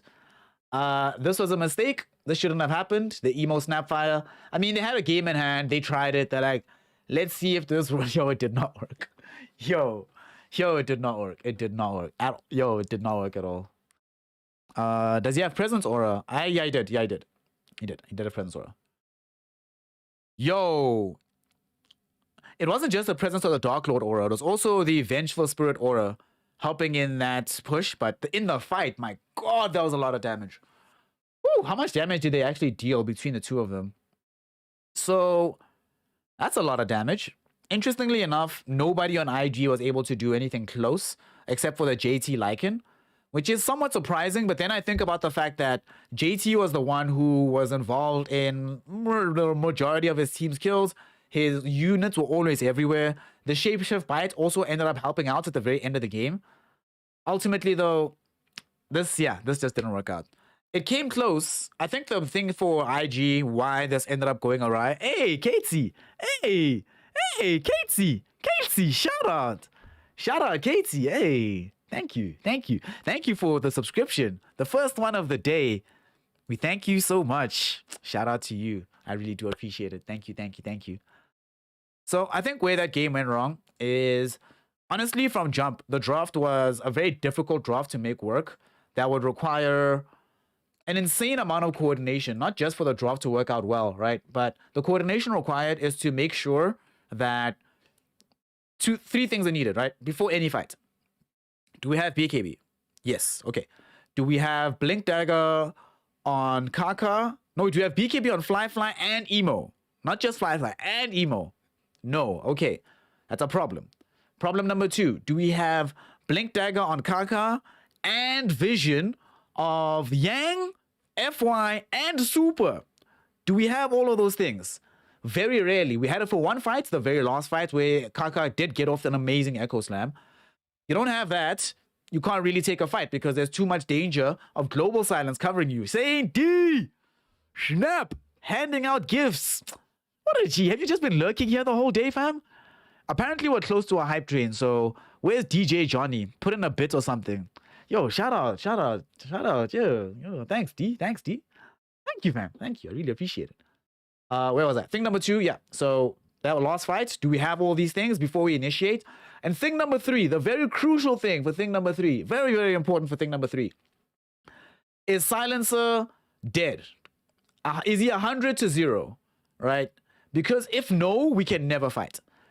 Cool. Let's say he is 100 to 0. Part of number 3 as well is, can we 100 to 0 either Somnus or Eurus such that we can use Wukong's command? If either the Shadow Fiend or the Sven are alive and can pop BKB, you can't use Wukong's. Because if Sven is alive, he just runs at you, hits you really hard, and you have to leave Wukong's, the spell is useless. If the Somnus Shadow Fiend is alive, he just starts doing this with his Silver Edge BKB, and you have to leave the Wukong's, the spell is useless. Suddenly you don't have as much damage, you only have the magic damage from the Emo Snapfire, there's the BKBs to cover, and the potential of being global, and the potential of someone getting swapped out to safety. It was just too much. It's just too much. Too much to happen. We also saw in this game why I've sort of gone sour on this Oracle hero. Honestly, what did Oracle do? Like the previous game, even though the Wisp lost for Elephant, you could still see why the hero is pickable and why you should have it in your game. In this game, did any of you see anything from the Oracle where you're like, I would rather have had Oracle instead of a Baden, for instance, in that situation? Not really. Like, whatever. Yeah, this just didn't work out. From jump, it was, yeah, just a sour draft. Didn't work. They tried something. Elephant, much more comfortable draft from them. I also love the fact, look at the scores, right? We were talking about how I want them to play around Somnus, and they did that perfectly. They played, Somnus was the Eurus. It was great to have Eurus on the map, ganking Emo, showing up to fights and throwing out the damage. But make no mistake, the real carry of this game was the Somnus Shadow Fiend, and he delivered. Did what his team needed him to do. Sure, he did tank the death extra on top of Eurus, but he was so pressured. Think about what the first 8 minutes of the game. IG were prepared to get a somewhat mediocre lane for JT because they were insistent on Kaka roaming middle to help out Emo secure a lane victory against the Shadow Fiend. And it seemed decent. It seemed okay. Until that one big rotation, he goes bottom, he gets a double kill. Okay, boom. I mean, look at this. Look at this. He gets like top net worth immediately over and above the Snapfire, despite how much help has been gained for that hero. It's just, even with Yang chain feeding this game, and he did chain feed the lane, let me not lie, not the best performance from the Yang Vengeful Spirit. It ultimately didn't matter. Elephant, resounding game 2 victory. Can they give us this momentum for game 3? That's the question. That's what we want. That's the outcome that's going to be helpful, because if they get their best order and then IG brings a better draft, then we have a competitive game. And ultimately, that's all we want. So GG, well played. IG now going to have to figure out something new, some different strats, and see what they're going to be able to achieve coming in for game 3. Elephant, continue what you're doing. IG, play like you did in game 1, and then we'll have some fireworks for game number 3. In the meantime, go stretch your legs, go get some water, call up one of your loved ones. Make sure, in the meantime, that you are also following the channel. You can also decide to become like Katie and Saint D pull through with those donations, with those subscriptions. Basically, support your not your fickle, your favorite local streamer. I'm not fickle, am I? Am I fickle? Oh God, realizations. I'm just kidding. I really do appreciate the help, y'all, and all of it goes not just into running the stream, but improving it wherever possible and whenever possible. And I thank y'all for the opportunity to be able to do that. So, game 3 coming up. Don't go anywhere, because when we come back, one of these two teams is leaving the I League. One of them continues into the final day tomorrow. So stick around to find out who's it going to be. IG1, Elephant 1, Game 3 coming at you in just a second.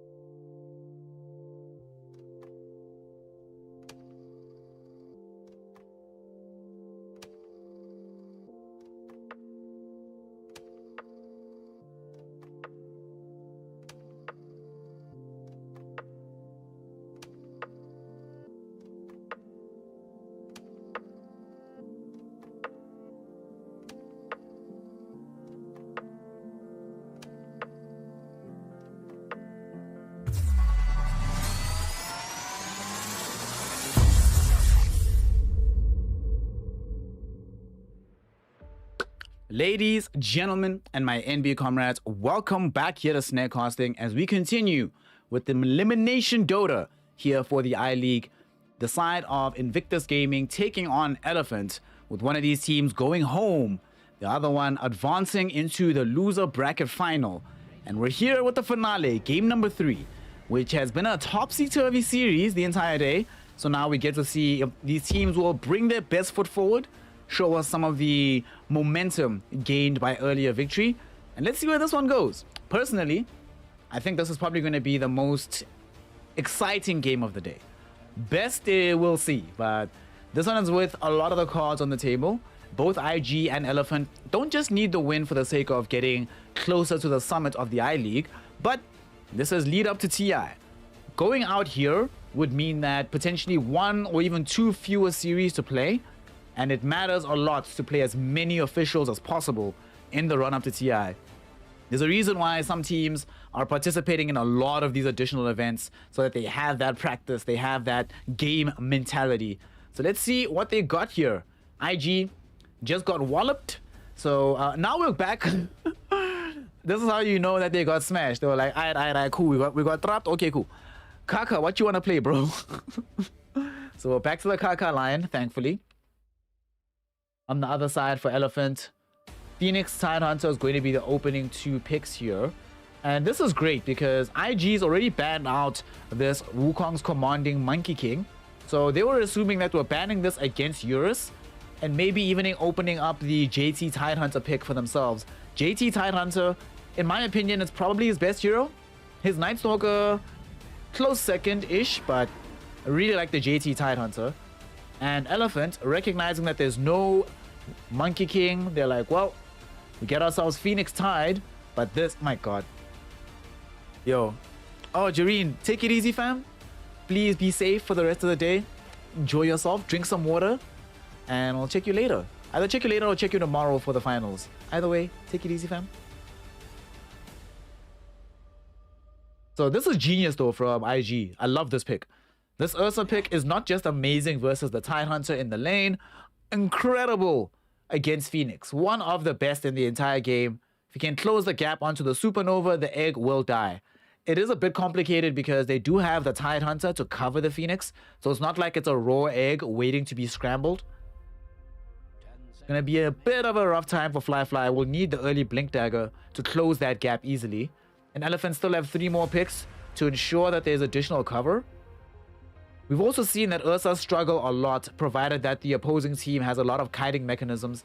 I wouldn't actually be surprised to see IG maybe even banning Venomancer. That has been the go-to pick in China right now to help you deal with this bear. Whether or not it be support, offlane, mid, I've seen all 3 of those, and I've seen all 3 of them succeed against the Ursa. The IG need to be cognizant of that as they go deeper into the draft.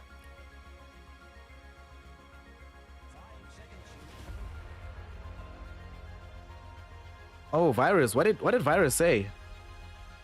Hey, Jägermeister, what's good, OG? How you feeling? How you feeling today?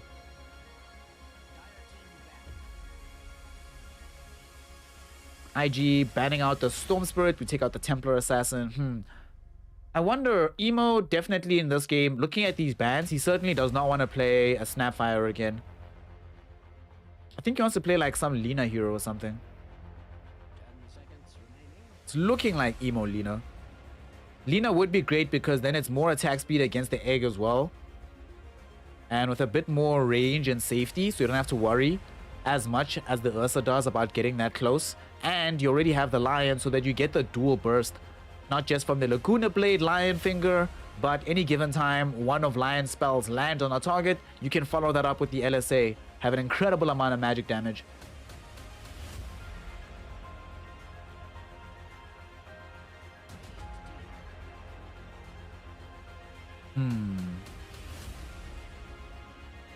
Silencer banned out by IG. A little bit of respect being shown to Super. What other heroes has Super been playing? Playing a lot of Omni Knight. And Somnus Void Spirit. Okay. I have mixed feelings about this. Very mixed feelings. Very mixed feelings about this. The Somnus Storm Spirit's been okay. The Void Spirit has been, very hit or miss. I do suspect, though, that this might also be a deny pick against Emo. Emo's Void Spirit is legendarily good, so I can understand why they're like, yeah, let's not allow him to play one of his best heroes. And now that you do have the Void Spirit, you can try and set up in such a way that no matter what Emo picks for the mid lane, you can play aggressively into him, right? As Void Spirit. Ember comes in the other side. I think they would have preferred getting like a Lina or something, but Ember will do. Also, with the Silencer banned out as Elephant, you can still go Aghanim Scepter on Void Spirit, still find a silence for yourself in the fight, which can be very, very strong. But even just having Yules this game will do quite a bit for your lineup. IG here. Still don't have a hero for JT just yet. And they do have 9th pick instead of 10th pick, so they might not want to risk it getting banned out if they have an idea for a hero now that they need. Or do they just get an Ollie hero and try to figure this out later? Not that much reserve time to think about it. It's been interesting to see Coddle just drop completely off a cliff. Like, not picked, not banned, nothing. It's so weird, so bizarre. Not like there was some massive nerf to Coddle. Just a change in playstyles from everybody. And we see the JT Doom. So Lion and Doom come back from game 1. Although game 1, Doom had access to the Grimstroke. Not necessarily the reason why that Doom did well, but it certainly helped a lot. Beyond just the double Doom capability, it was more things like Phantom's Embrace, Inkswell on these targets, allowing them to go forward in a very threatening manner. Also love how Ember and Doom both have fiery swords, lol. Elephant, what's going to be the response to this? Winter Wyvern was banned out in game number 2 at the very end of the draft. Could be okay here, I think. Like Wyvern Phoenix, it's a very flappy duo, but does quite a lot for your team fight. Unless they still want to go back for Super having Omni Knight.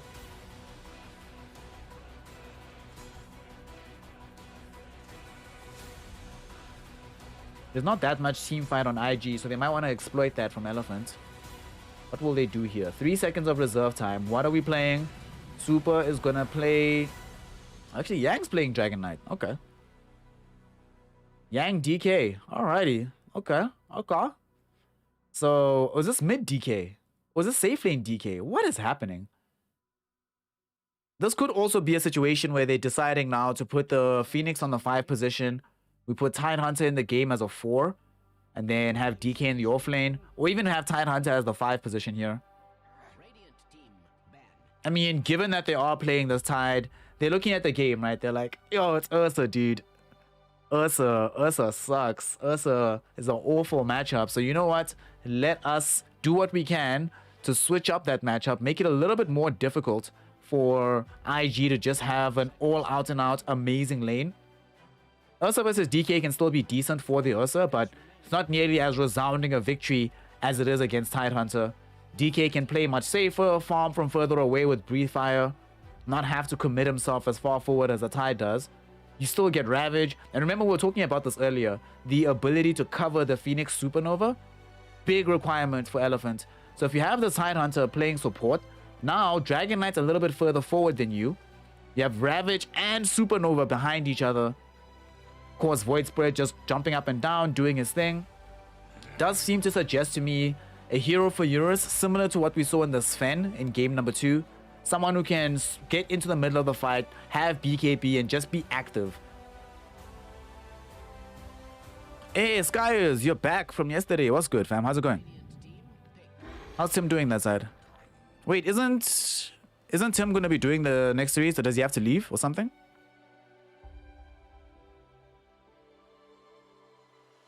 Undying, last pick here for the side of IG.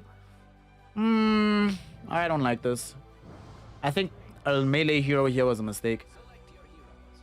4 melee heroes, dude. Klink's last pick. Oh my god. Oh my god. not just the Klinks, right? It's Clinks into Undying as well. That Tombstone, not long for this world.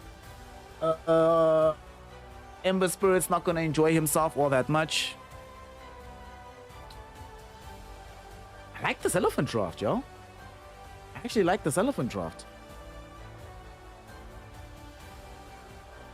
I feel like Ollie also, one of the reasons why I also don't like this Undying all that much, their team fight is improved by having access to the Tombstone now, but there are tools of keeping heroes around their Tombstone aren't that great. They need to pretty much be able to take an entire fight with Elephant never counter-initiating or moving around all that much in the engagement.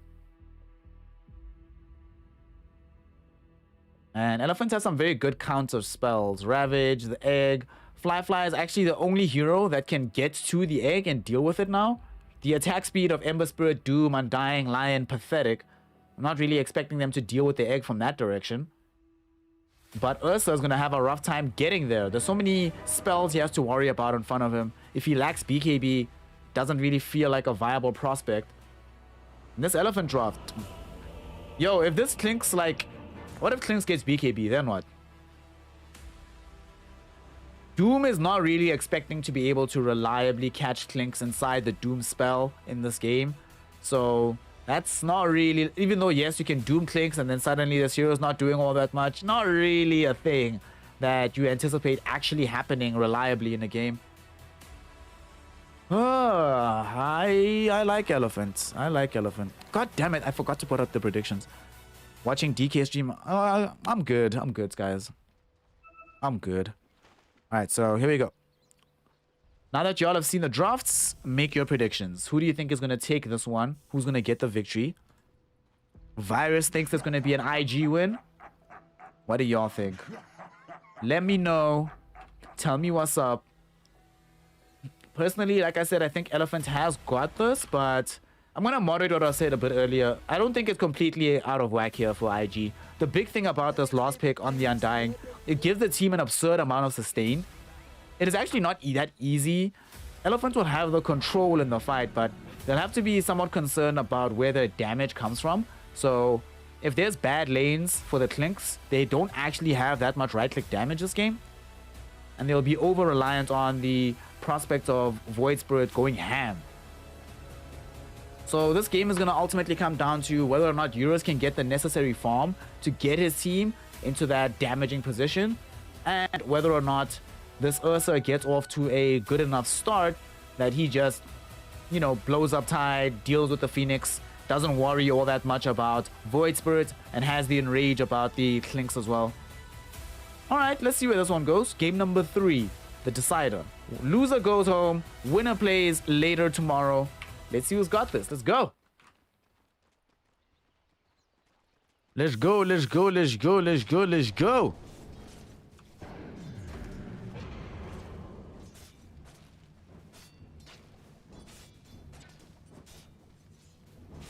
So for some reason, like whenever we get into the game, there seems to be some frame rate issues. I'm not sure exactly what's happening. I restarted Dota earlier, but it didn't seem to actually elide the issue. Looks like they're just gremlins in the system today. It is what it is. Let me know if y'all are still experiencing the frame rate issues, how bad it is. Right now, Somnus. That mid lane matchup, we'll go back to it in a while, but it's still going to be fairly tradey for now. The important parts are going to be the side lanes, honestly. The Clinks needs to have a good game. The Ursa needs to have a good game. Neither of them can be put in a position where they're just playing catch-up.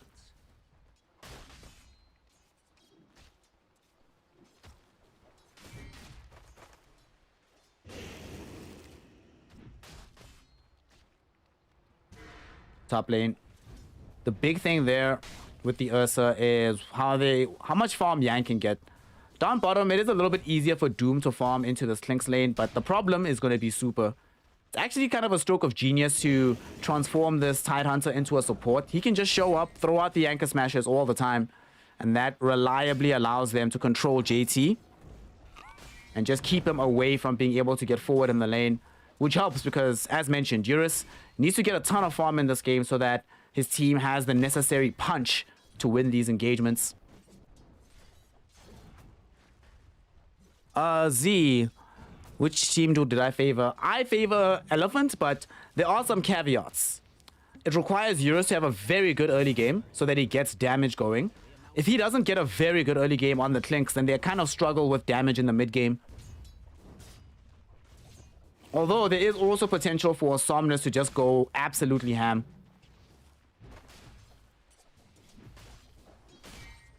But I do favor Elephant. I think Elephant's going to do this one. This top lane.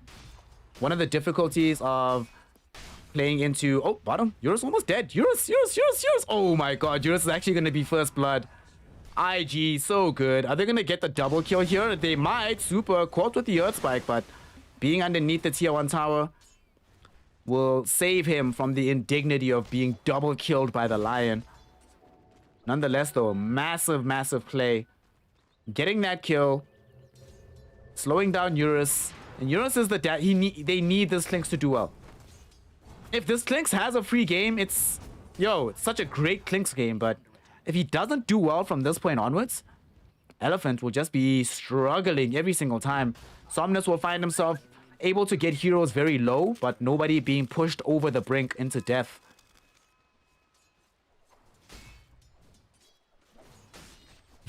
Yeah. That was actually my fault, yeah. Z is right. I cast those Curse Clinks on that one. That's on me. Top lane. Pressure onto Fly. One of the great things about having FY in this game, Fire Spirit's such a good tool of dealing with Ursa when he's trying to play up against these high strength offlaners. Even if you do have the overpower, the harass potential of being able to walk a hero down with the Fury Swipes gets instantly removed by the debuff of the Fire Spirits.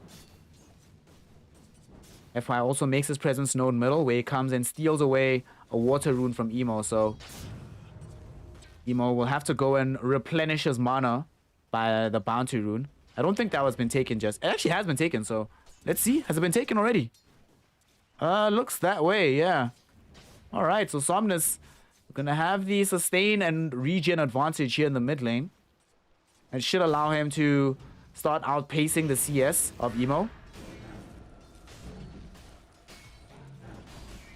And speaking of CS, FY doing his most to make sure that Fly can't really get as easy a CS time versus Yang as he wants to. Ultimately though, Elephant still coming away in decent stead here. Bottom lane, they're getting a ton of CS on the Clinks. Yang is out CSing Fly in the top lane. With the advantage of regen right now that Somnus has, he's out CSing the Ember Spirit through middle. So fantastic start for the Elephant lineup.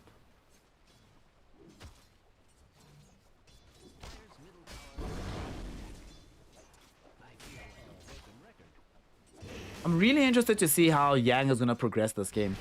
Wait, we'll talk about it in a second, because bottom lane, Eurus gets off the arrows out onto Kaka. Will he be able to run down this Lion? JT does manage to run down Super, but Kaka is actually going to be able to escape. Alright, Searing Arrows went out. Regrettably, not going to be able to get the kill with the Burning Barrage. Missed it up, and top lane, Fly. Short preview of what can be expected from the life of the Phoenix, as FY gets taken down by the Ursa. Very nice shot in the arm there for Ursa. Decent amount of gold to be picked up. Somnus, him and Emo fighting around this particular rune, and the rune is going to spawn bottom. Gets picked up by Super, who grabs this Invis rune, doesn't have Ravage. Bottom lane, Eurus though alone and doesn't have the Skeleton Walk. He's going to end up getting taken down. Dude, what's up with this miscommunication from Elephant? Top lane, Ollie. Will he die here? Triple Fire Spirits on him. He does get taken out. But why does this always happen? Whenever a hero leaves one of their lanes, a support hero that is from Elephant, somebody always dies who's left in the lane instead of just like, you know, playing more safely.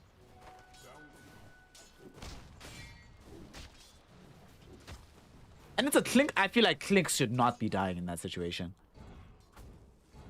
But Clink's now back in the lane. Sadly for Super, he is only a support Tidehunter, so despite being invis, doesn't have like a Ravage or anything to help out in the lane.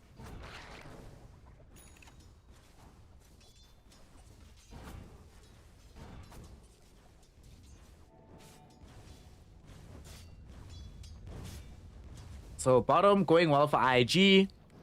Mid lane, kind of a wash, but slightly favored for Somnus, and top very, very favored for the side of Elephant. So overall, quite an even matchup. Gold lead in favor of Elephant for the time being. Ollie is now rotated to this bottom side of the map. Top lane, Fly all alone. Do they have enough to kill him here? They're gonna try, but they don't manage to do so. However, that has zoned the Ursa all the way back to base. I'm sure you've all heard it being said that sometimes it's better to die. I think it would have been better to die in that situation. A lot of time he's going to be spending returning to the wave. The DK can pressure the tower in the interim.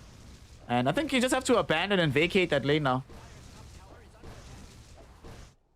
So it does mean that you're going into the jungle far sooner than expected as this Ursa. Super. Now bottom. He is soaking up some attention towards himself. Will hide behind the tier 1 with these 3 heroes just surrounding him. Emo's also going to start making this rotation coming bottom. And Super, there's no way he survives. Even draws them into using a tombstone for him. Alright, I mean, alright, buddy. Cool. Emo shows up. He really wants to be part of this action. 4 heroes in from IG, and it allows them to take down the kill on Super. And this will enable them to put pressure onto the tier 1 tower. Even if they get this tower, it's like so many heroes here. They got the top tower from Elephant without having to commit nearly as hard. Elephant, I think, actually happy with how this game is going so far. I'm interested to see what Somnus is going to build after these phase boots. We've seen, obviously, various plays in terms of itemization. It's oftentimes... Oh, middle. He does manage to astral step away from Kaka. It's oftentimes Yule's first. It's oftentimes, mistakenly, Ags first, but I hope it's Yule's into Ags.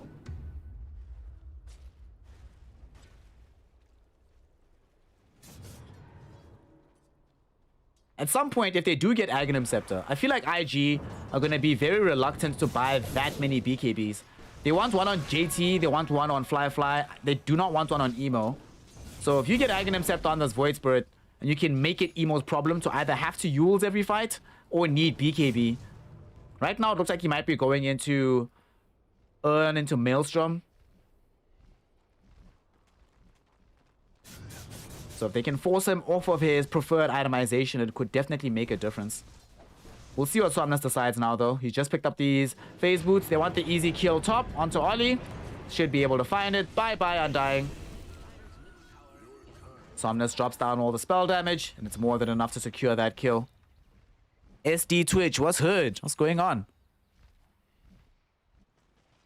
How you doing?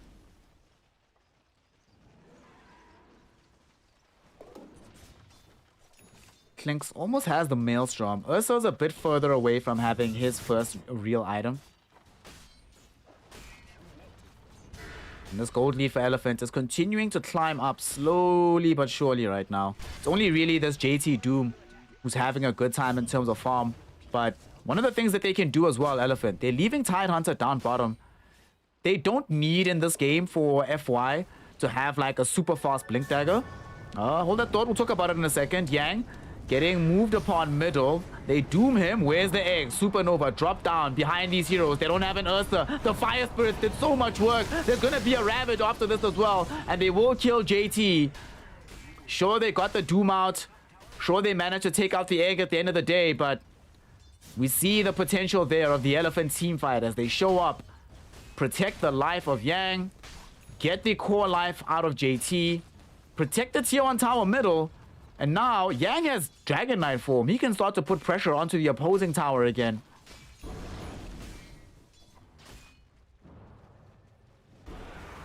And indeed he does. Straight into the form. Right clicks being applied onto the building. Nobody TP'd in here from IG. And in fact, Elephant, somewhat cognizant of that, they show up to go with a smoke. They don't have access to the Ravage anymore. Somnus comes up onto the high ground. He sees Fly. Aether Remnant does not connect. He dodged it with the Earthshock.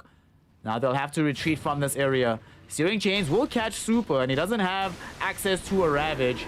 So they are able to just easily run down this Tidehunter. But remember, that's a +5 Tidehunter. Elephant certainly do not mind, especially because they created enough space for Yang to secure the tier 1 tower middle. The Elephants still stay in good stead on the map right now.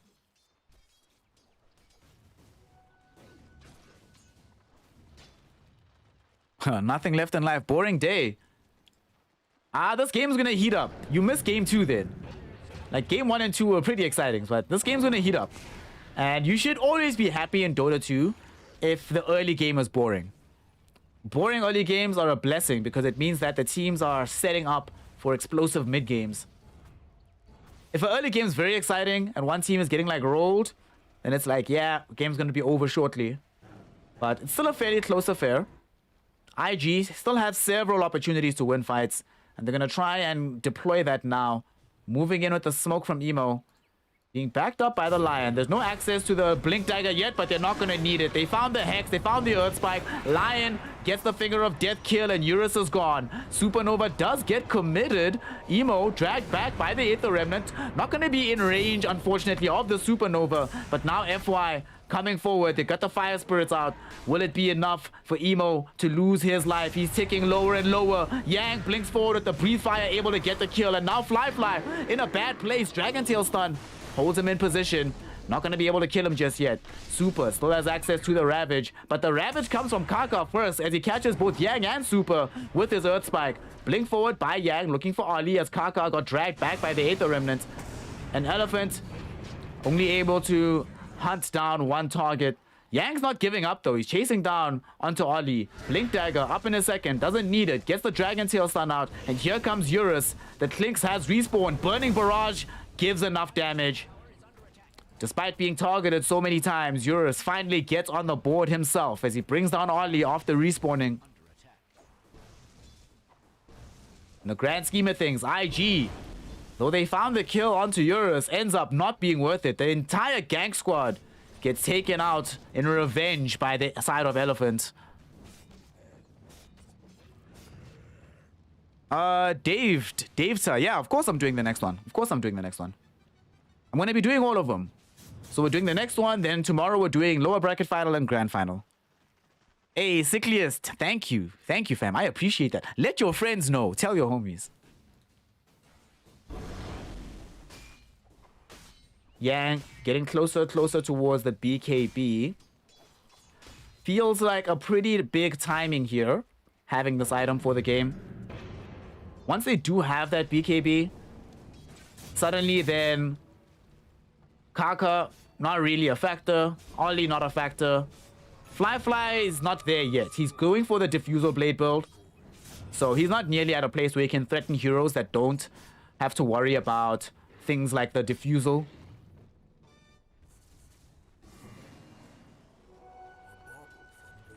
It looks like Somnus did decide to go Yules into Aghanim Scepter. Honestly, perfect build-up for this game. We're not going to be getting a BKB. As expected, we do see Emo going for the Urn into Maelstrom. As a result, he probably doesn't go Yules next immediately. So that means you have quite a large period of time where that Aghanim Scepter is extremely effective. Fly also has only picked up Diffusal now, very far away from having a BKB of his own. So he's going to struggle mightily with dealing with the silence. Emo, be careful. Dragon Tail might come out. There's the Yules. Aether Remnant will be there. Burning Barrage makes sure there's no escape. And Somnus removes Emo from the map.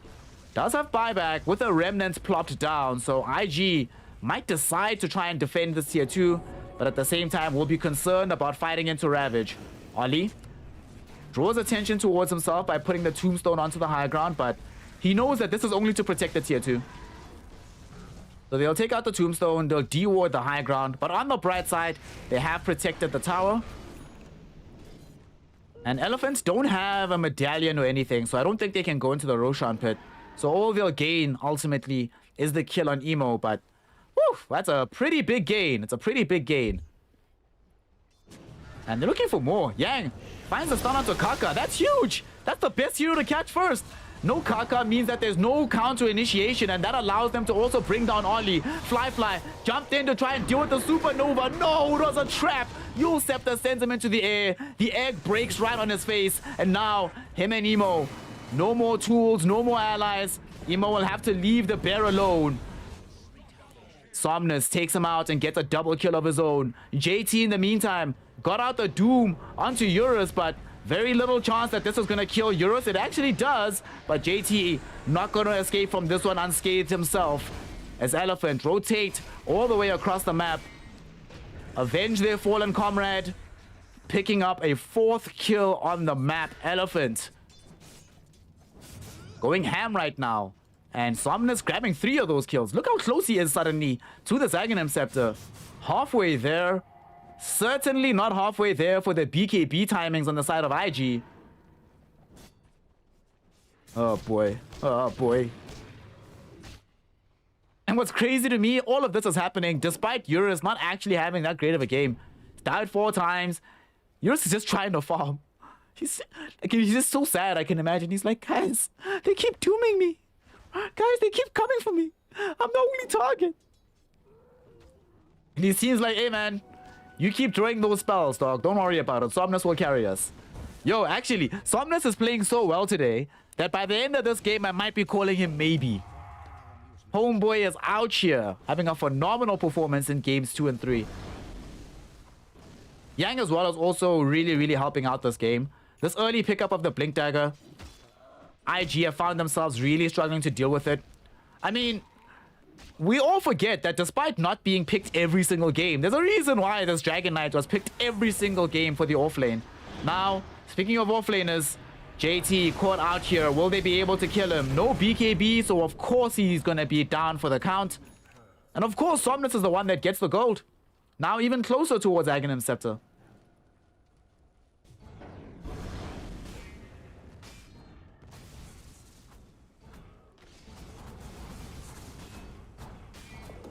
Once Yang has BKB... Oh boy. Oh boy. Very scary. He actually basically has it now.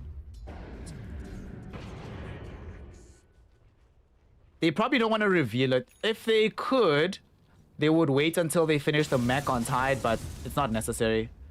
Also, I love the fact that FY is going for this Heaven's Halberd.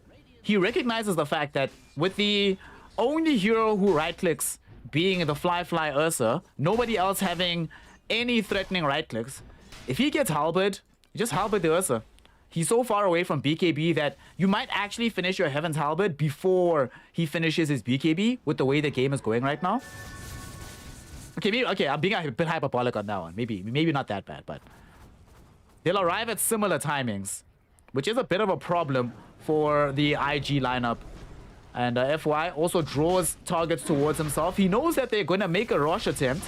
Top lane, can they kill Somnus? Yes, they can. What a trap. JT... They get that kill also without having to use an entire Doom for that. In the meantime, though, FY and Eurus will stall out the Roshan attempt.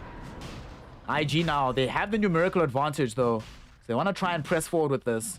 Emo activates the double damage rune, hoping to be able to find a way around the periphery of these fights. Not able to do so just yet. Jump in. Yang, BKB, gets it off right in time. Kaka not able to stun him up. They did stun Super, but it doesn't matter because now, with Kaka going down, he has to buy back. He knows that if he doesn't buy back, suddenly Elephant gets this Roche with Somnus about to respawn. Fly doesn't have Enrage. It's coming back off cooldown now, but they no longer have access to the double damage rune on Emo. They no longer have access to the finger on Yang, on Kaka, excuse me. This is actually a dangerous place for IG to fight. Smoke up, Yang, he finds Kaka. This could be a dieback on the Lion. Will they be able to bring him down? 1, 2 right clicks, all they need. Somnus picks that kill up. And the chase onto Ollie won't be successful. He does have the Shadow Amulet, but right now, he's honestly a much lower priority target. As what they really want is this Roshan, baby. Not just being able to claim the first Aegis of the game, but taking that Aegis away from the side that has an Ursa. So good. And Somnus gets this Aegis basically a minute before he gets the Aghanim Scepter. So despite having taken a fight just now, they're actually going to be able to smoke up again and go for an even bigger engagement on the side of Elephant now.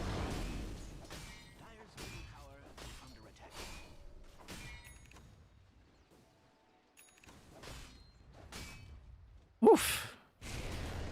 Top lane. JT. They get the Doom out onto Clinks. And this should be a kill onto you. Pure Eurus, dude. Poor Eurus, fam. Game has just been hard for our boy. Game has just been hard. Hey, just Jits. Thank you. Shout out. Mid lane. Emo will be able to escape away from the Yule Scepter initiation this time around. He did have the emergency remnant available in reserve, so he jumps out to safety. Yeah, see, poor Eurus, fam. I just really feel bad for this Clinks. Every single time he gets caught. We see middle. They want to try catch Somnus. Will they kill him and pop this Aegis? Indeed, they do. Where's the rest of the team, though? Yang with his BKB trying to help. Here comes Super. There's no Blink Dagger, but he does have the Force Staff. Ultimately, though, IG don't actually want more smoke, but they are very glad to get an Aegis life for free. They might not be fully for free. It's going to come at the cost of this tier 2 tower, it looks like.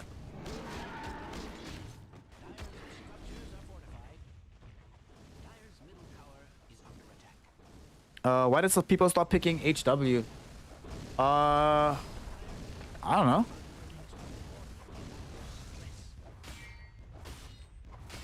People still do pick it. Like, it comes out every other game, but I think the main thing is just that the meta is changing right now. You need a bit more control and sustain in your lineups rather than just like raw damage.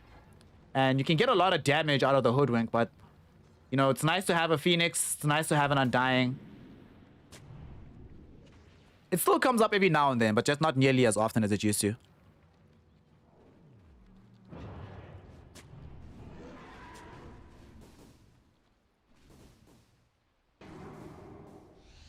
IG, despite being 6k behind on gold, are still playing a very competitive matchup here. They're now starting to play together much more. And, you know, for me, the biggest surprise is that they haven't actually fed away that many kills in this time period where they don't have, like, the triple BKBs, which I will admit is actually kind of surprising to me. I thought that Elephant was going to be able to do more with this timing, because Emo's not that far away from BKB. Ursa basically has it now. So pretty good recovery given how bad things could have gone in this particular game state.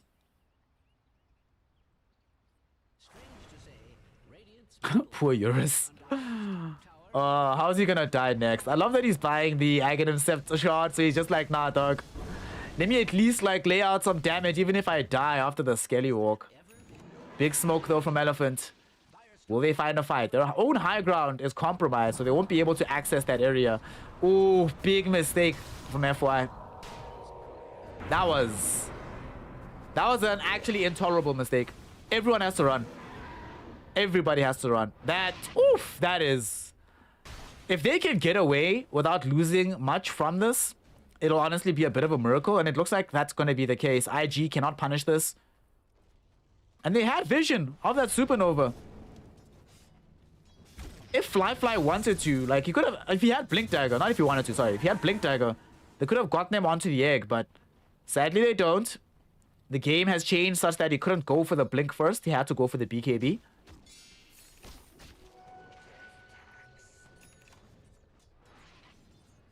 And Elephant, I cannot believe IG's actually got triple BKBs now. That's quite impressive.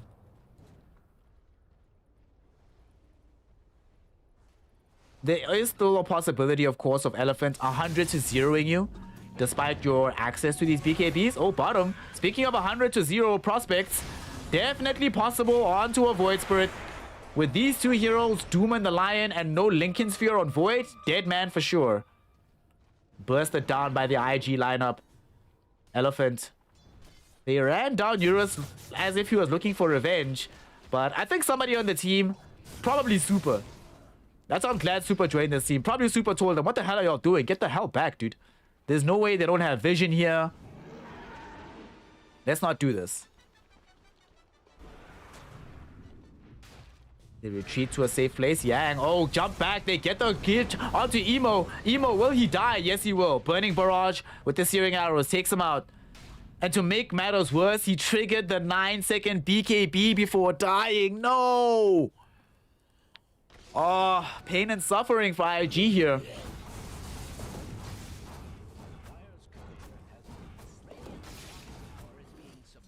And now this is happening not just in the context of, oh, we're losing emo, whatever. This is in the context of Somnus just respawned. They just triggered off the DK form. This DK is level 19. So what reason do they have not to come from our high ground?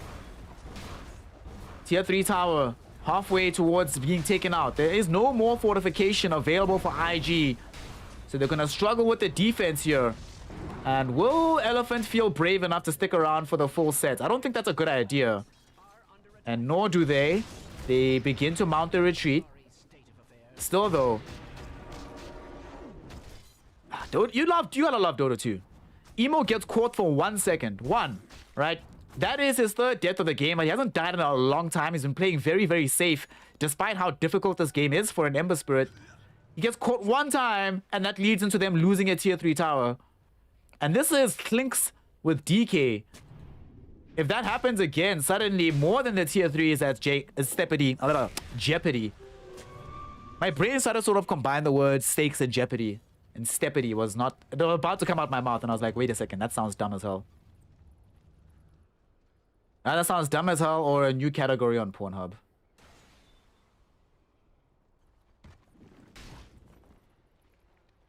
Ollie trying to rack up a gem for his team to make Eurus's life even more complicated. Roshan is obviously going to be the next port of call for both teams.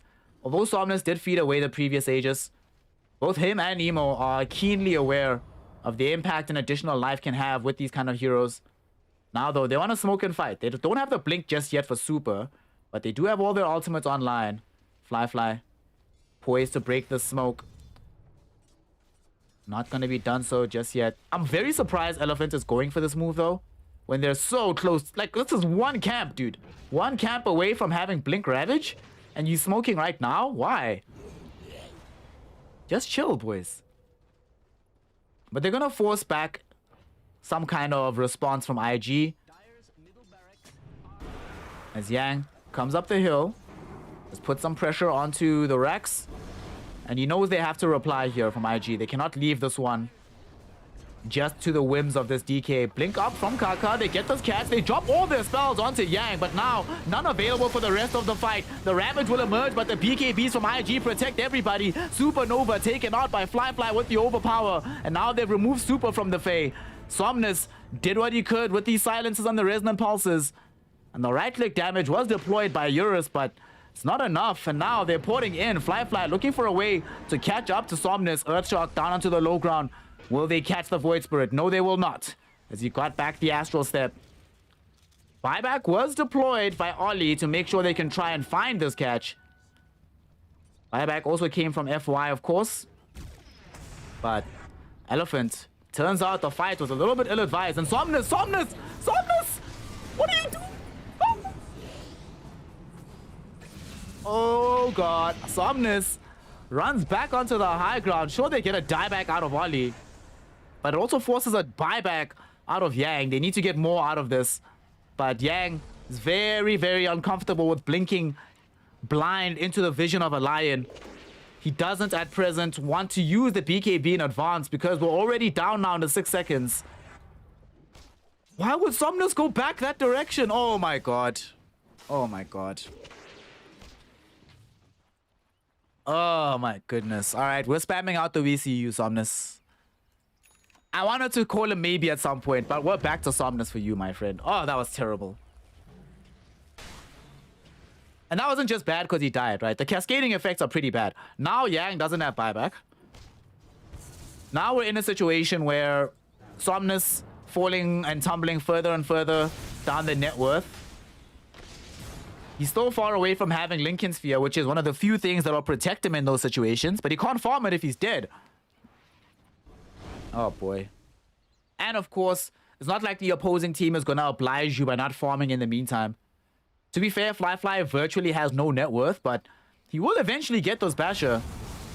And kills like that give him the shot in the arm necessary to get the Basher even faster. Oh, boy.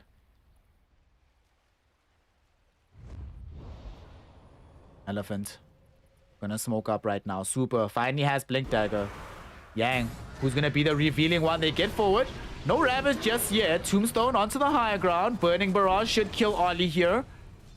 No Undying for the next 30 seconds.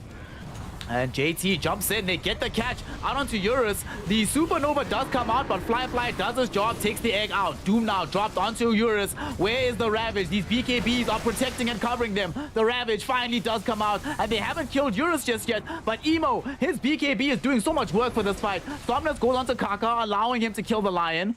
It's a 3 for 4 though, because though Emo's BKB protected him and allowed him to kill the Clinks, it now has expired, and he has no more ways to survive the engagement. Will they kill him before his allies arrive? Yes, they will. Kaka actually TP'd into a silence. Will they protect the DK? Even better, Kaka finds 2 heroes with the third spike. Yang and Somnus, what can they do here? They're fighting. They're trying to bring down this Lion. They get the dieback out of him, and Yang is still alive. Somnus with a triple kill. You might still be maybe, my friend, because he's going in. Yule Scepter with the Aether Remnant, just holding back Fly. He's thinking about it. Has a Astral Step charge up right now. Resonant Pulse back online. Will he charge forward for Ollie? Realizes that, no. So although Emo almost solo carries the fight for IG and drags them, kicking and screaming, back into a favorable position in the game, Somnus heard what I said, wants to be remembered as maybe once more, and shows up huge for his team in that fight.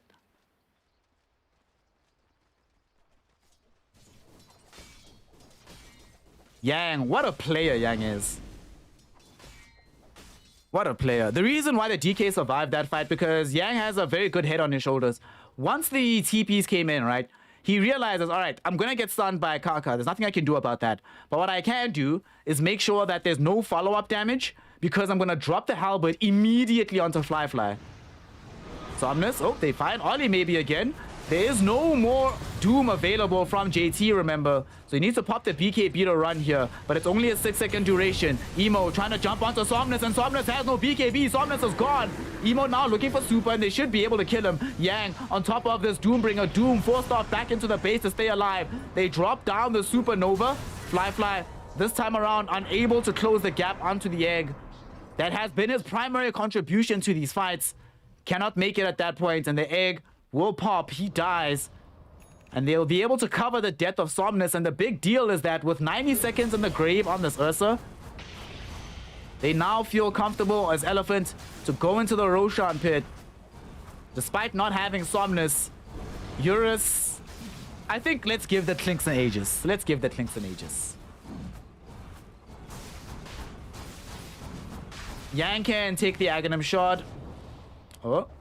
Remnants drop down. Emo, will he get brought down just yet? No. Who could they get the Aegis? Who's gonna pick it up? FY snatches the Aegis. It got brought down by the dire side though. Still, unfortunately, Eurus yet again running afoul of bad luck. Ends up losing his own life. FY gives up the Aegis. Yang still alive. He's gonna end up dying now. The Ravage is dropped down by the Tidehunter. FY trying to get some damage into the fight with the Sunray, but he just can't do it. He gets stunned up. He gets brought down. Emo, triple kill for him. Will they give the Ember Spirit an Ultra? And indeed they will.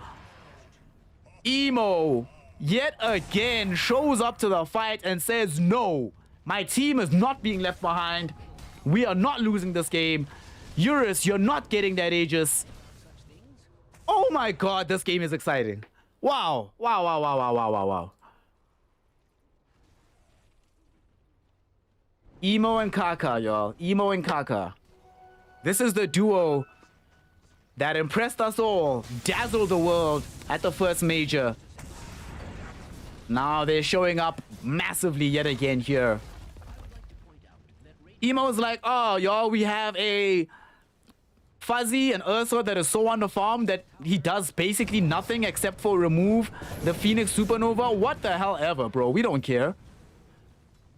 Emo's gonna do it all alone. Oh my god, what a fight.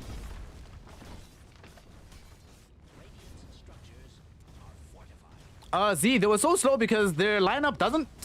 The thing is, right, their physical damage only comes from Eurus. And if you look at the build that Eurus has gone for, this is more of a help me deal with heroes in waves, more so than it is a help me take Roshan very quickly.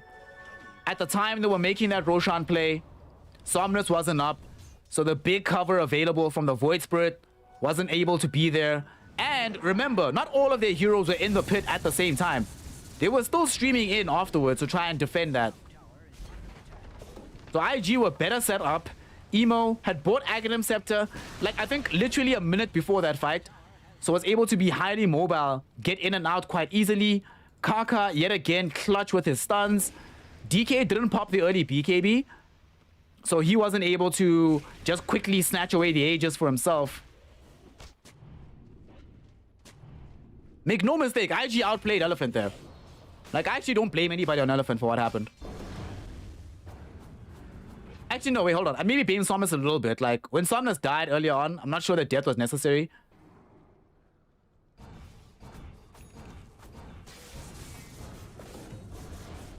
This game hangs in the balance. And also, we didn't say it in that fight, but look at the swing in net worth.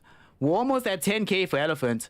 Swung all the way in favor of IG, being 3k up in both gold and experience.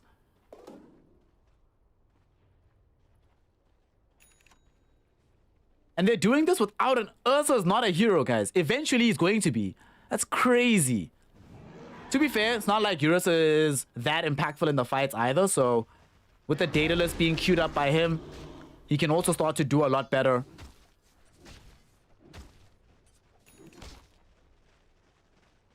Refresher for Emo, so double BKB, 6 remnants in the fight.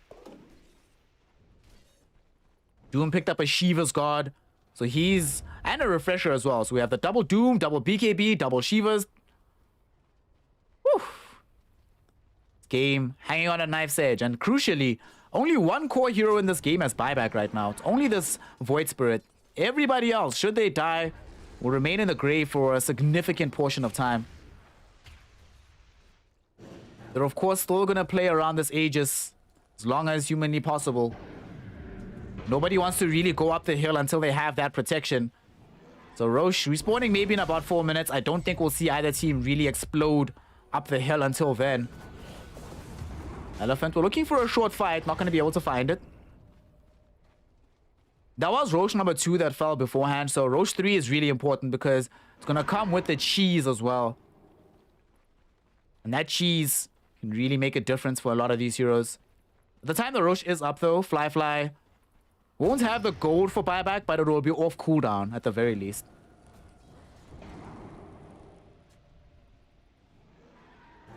Three minutes at the minimum until the next Roche. The teams need to play patiently and very carefully until that point.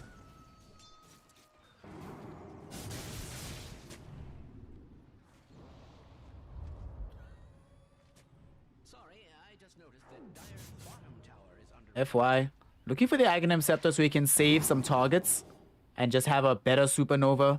I think it's also just like an anti-Ursa mechanism. Force the Ursa into after committing even more hits than he already is to deal with the egg.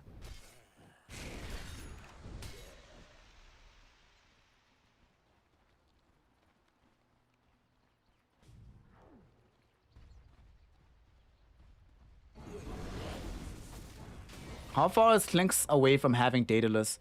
Eurus has really struggled this game to actually make his influence on this hero felt. All those early deaths that he kept accruing came back in a big way to bite him. And unlike with the Ursa, there's no like one hero that you can just say, you know what, Clinks, as long as you've done this, it's fine in a fight.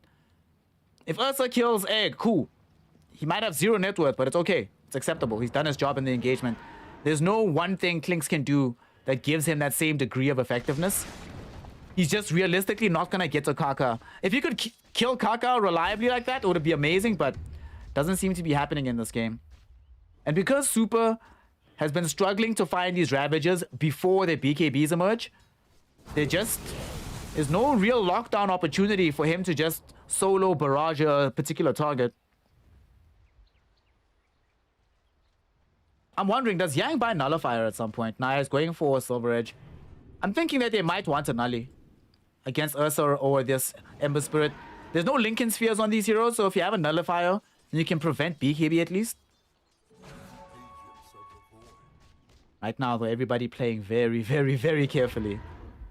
They smoke up again, actually, on Elephant. Jump forward. Yang gets the catch onto Kaka. Aeon Disc will save him. FY, Searing Chains will be there. And there's also a Doom. But Super Ravage on the far side of the fight catches absolutely everybody. No kills just yet, though, because BKBs do get popped. They're trying to turn this fight. Emo rushing in, looking for Super. He wants that target. Will be able to bring him down.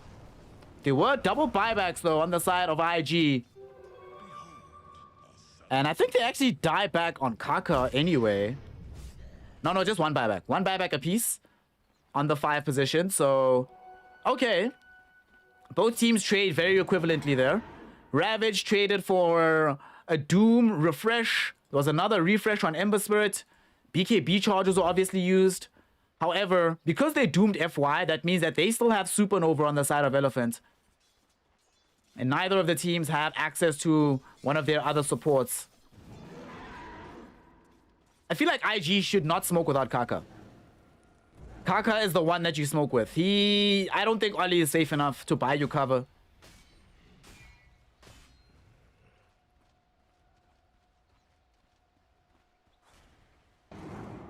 Void Spirit. BKB into Lincolns is going to be the option here for Somnus. We haven't looked at his itemization in a while. But in that fight, he did trigger the BKB to survive. Was certainly a good idea, but the Lincoln Sphere is really going to be where the main protection is at. The 5k gold lead for IG, but they do not feel any degree of comfort. They know that this game still hangs on a knife's edge and can break in either direction. Yet again, ladies, gentlemen, my NB comrades, elimination Dota. You lose this game, you're done, you're out. I-League is over. And you'll have no more practice for TI outside of some official scrims. But in terms of regular tournament gameplay, it's this, then it's TI.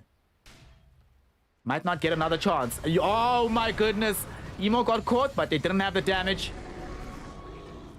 They didn't have additional lockdown.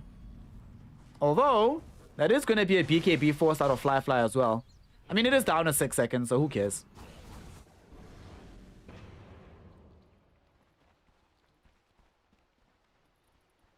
If they get Nully on the DK, I don't really care for the Silver Edge. I feel like sheer right-click damage isn't necessarily the issue. They get him on Nully and then they get like a Hex or something on this Void Spirit. I think it can make a pretty big difference. Or maybe actually he sticks to Lincoln's here and they get the Hex on this Phoenix instead. FY, mostly insistent on gaining this upgraded Supernova. And given that he's about to crack level 20 as well, I can certainly understand why this is the rationale for him.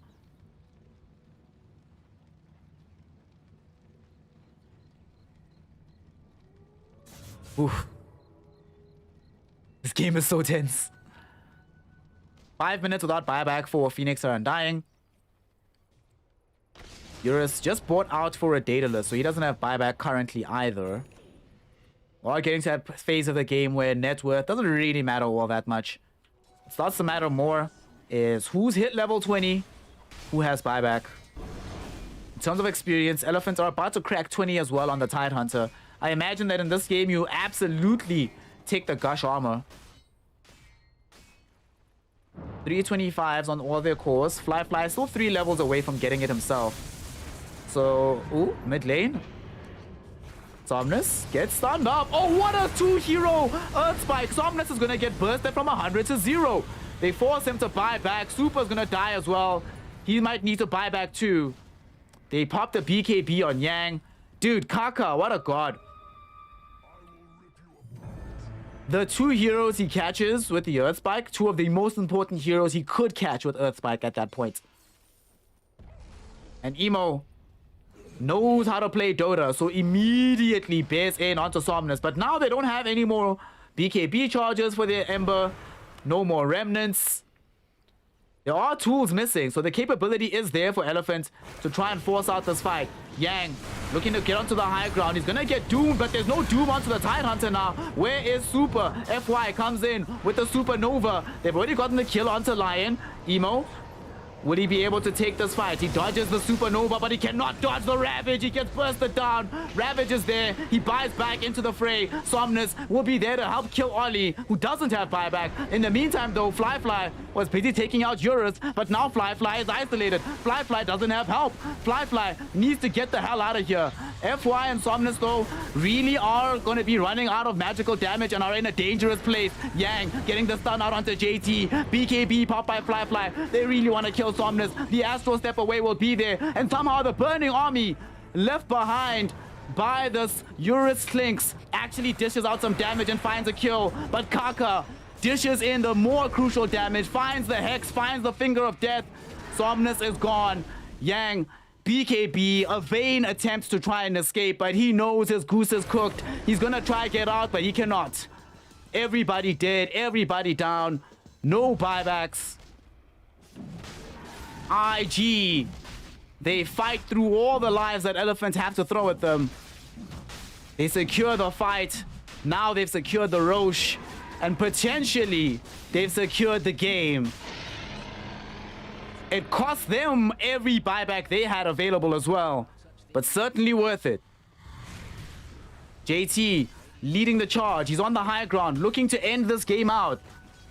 He wants the racks. The one thing, right, it's not been a feature or a factor, but the one thing is that neither lineup is amazing when it comes to push. But it's very easy to push when there's literally nobody on the enemy team to defend. Tier 3 tower will fall. They can't get more than this though, because somehow there's still tier 2s top and bottom. And they push so slowly that they can't even try force out the tier 4s. But still, nonetheless, they pick up what they need. The first lane of racks is theirs. I feel like IG know full well that they can't force for more, so they should get what they can, get out safely. Already, Emo is bottom, pushing onto the tier 2 tower so that they have multiple avenues to be able to attack. Fly and JT are hoping that Eurus continues to play poorly, because let's be serious, he has. But this time around, his team tells him, bro, don't go that far forward. Relax, stay back. That might be the only thing that keeps them in this game. Had he gone forward, he'd be... You see, he almost died there, but he does have backup from Super in them. They get rid of the ward. The defense is still available. It's only one lane of racks. 45 minutes plus, one lane is nothing. You need more than that. However, IG... They've got the Ursa in a position, not just with an Aegis. He's got a Satanic to his name now. They pass the cheese over onto Emo. They even have the Aghanim shot given towards this Ursa. Enable him to get that Enrage buff up on the Earthshock. Oh my god, what a fight. What a fight.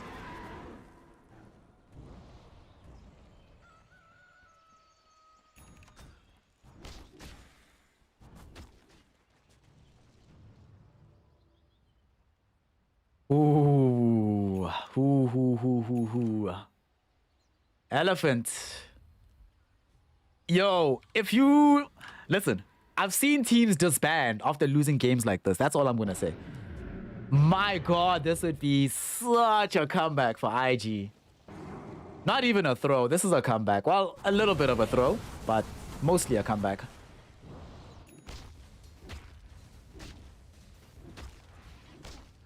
Fly.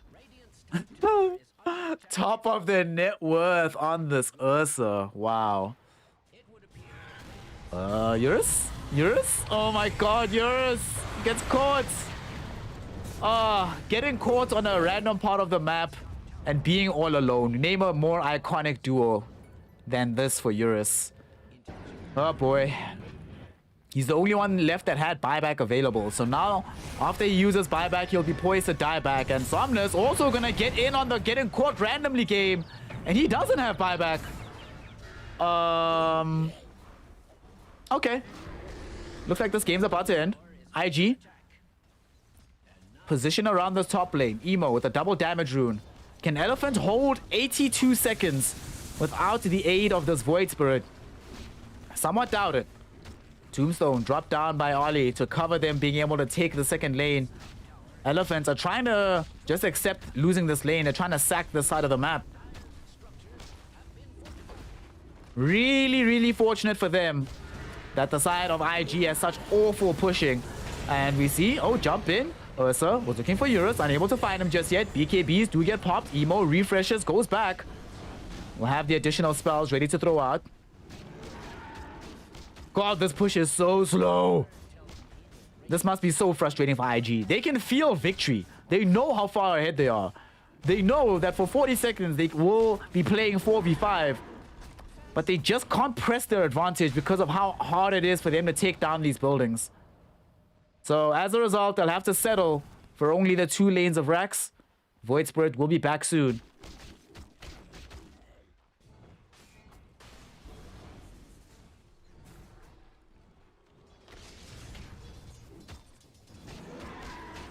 What a comeback by IG.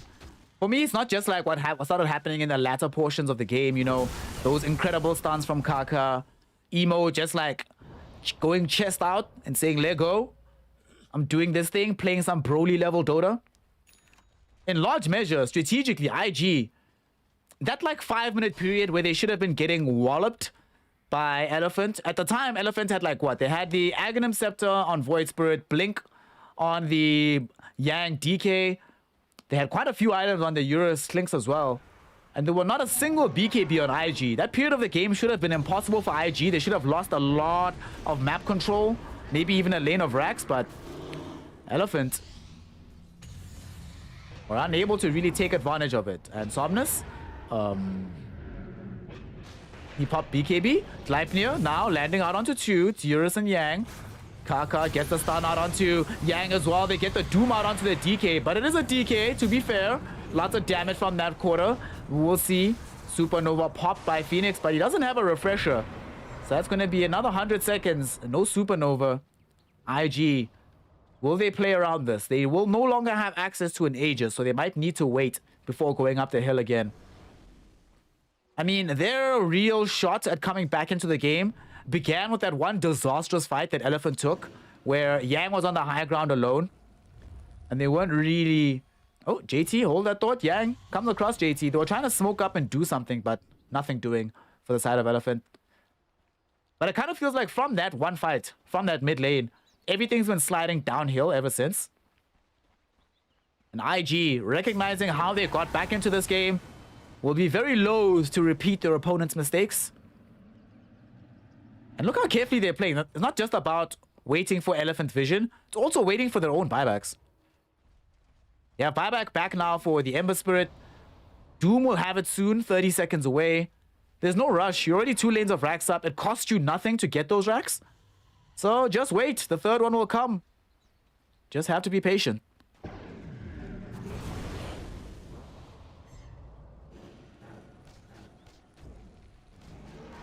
Why do y'all care about net worth? We're 55 minutes into the game. This graph right here literally doesn't matter.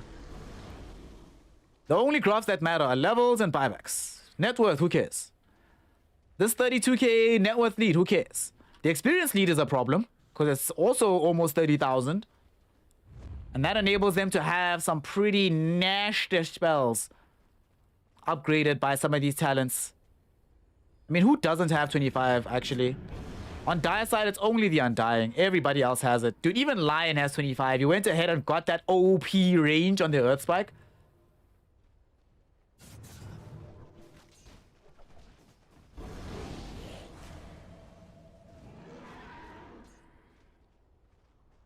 Level 30 up now for Emo.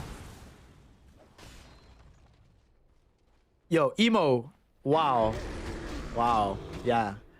Emo knows how to play Dota, yo. Emo knows how to play Dota. No matter what, win, lose, or draw, Emo is man of this match. Somnus, mate? You don't have Lincolns yet, mate. You don't have anything else. Okay, FY will try and save him for now. Ravage will try and cover this, but will the egg go off? No, it won't. Instead, it's a double kill for Firefly. Both of these heroes forced to buy back. In the meantime, Emo goes back in. Refresher, Gleipnir onto Eurus as well as Super. Eurus is gone. FY trying with the Sun Ray, not going to be able to help out. Emo jumps directly back onto him with JT. They eliminate him. They take out the DK, and it's a dieback on the Phoenix. Klink's gone as well. What the hell just happened? Elephant take a preposterous positioning.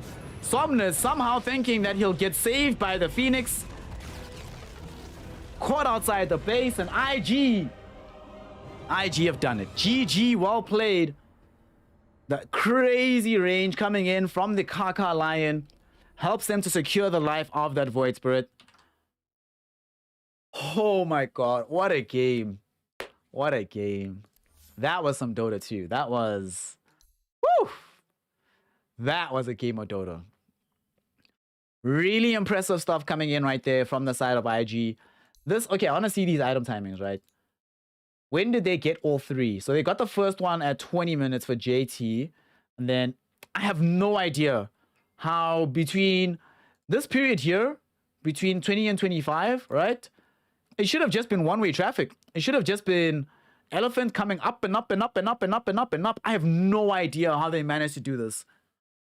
Wow. Emo. Yo. Who are my subscribers? Who are my people? You know what y'all gotta do for Emo. Putting in work award. Emo, congratulations on that Ember Spirit. That one fight as well. Okay, so there were 3 key moments in this game. That changed everything, right? That changed absolutely everything.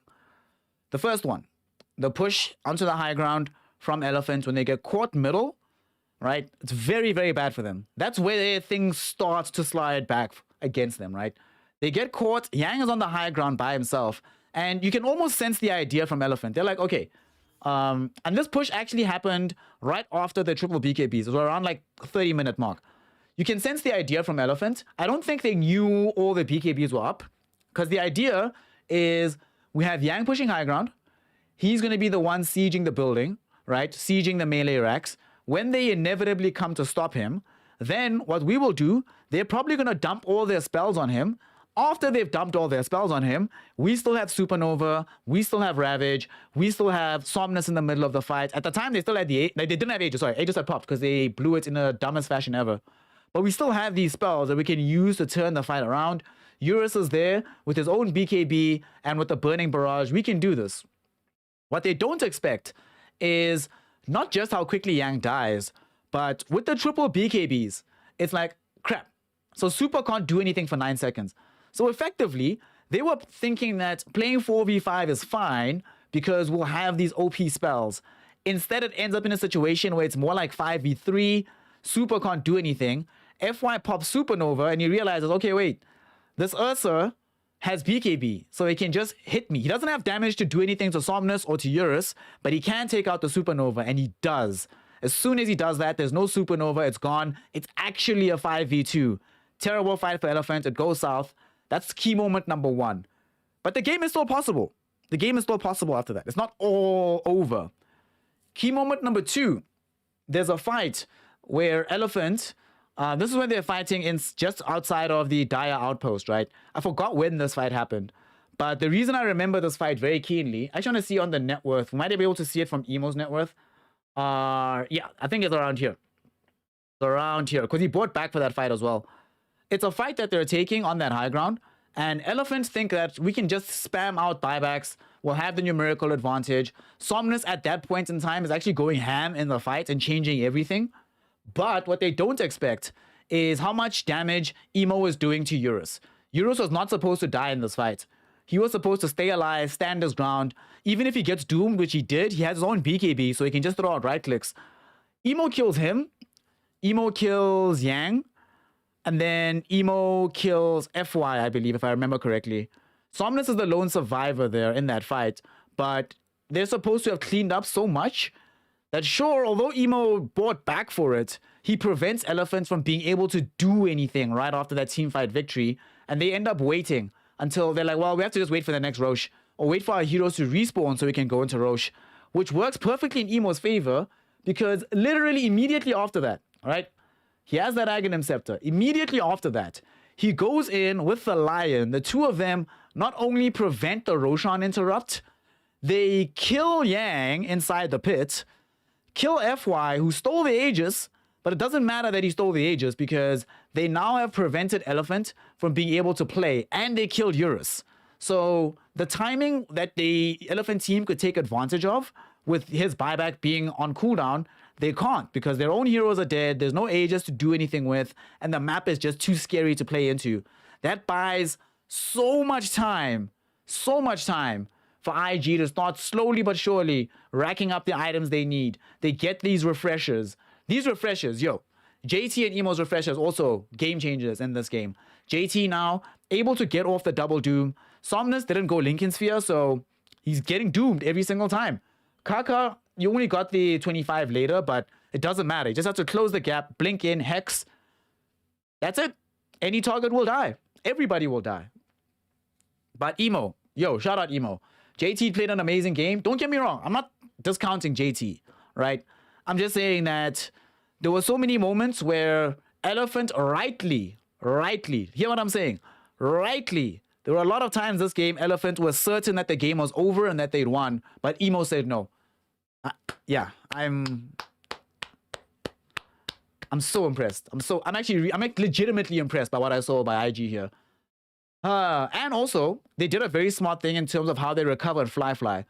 Instead of worse teams would have spent a lot of time trying to give Fly farming space instead of giving JT farming space. They're just like, cool, mates. Do you have BKB? Yeah. You got Blink Dagger? Yeah, cool. Go kill Supernova. That's it. That's your only job. Every fight. Don't look at anybody. Just wait for them. Like, if you saw how Fly would play, he would wait. He wouldn't blink forward until he saw the Supernova. Only after FY casts the egg, then he blinks onto it. Because he knows, if he blinks first, suddenly Icarus dive away from him is possible. But if you wait for the blink, there's no counterplay. Hell, FY bought Aghanim Scepter. Ags. After level 20, with the idea being able to get inside, we're going to get this huge supernova, too many hits for the Ursa to destroy, and I can save Somnus, who keeps being the target of JT. Instead, it ends up just Somnus getting killed because of FY's play there. Not that it's FY's fault, but yeah, wow. Shout out IG, and they very rightfully and deservedly end up staying in the tournament as a result of this performance. Not only staying in the tournament, but now progressing themselves to the loser bracket final, where there's still a chance for them to get into the grand final. Like, yo, shout out IG, y'all. Shout out IG. So now they get to rest, wait and see in terms of who their opponent is going to be. Their opponent to be decided between Team Aster and Vici Gaming, which is the matchup coming next. And the loser of that is going to be who plays against IG tomorrow. For now, congrats for IG.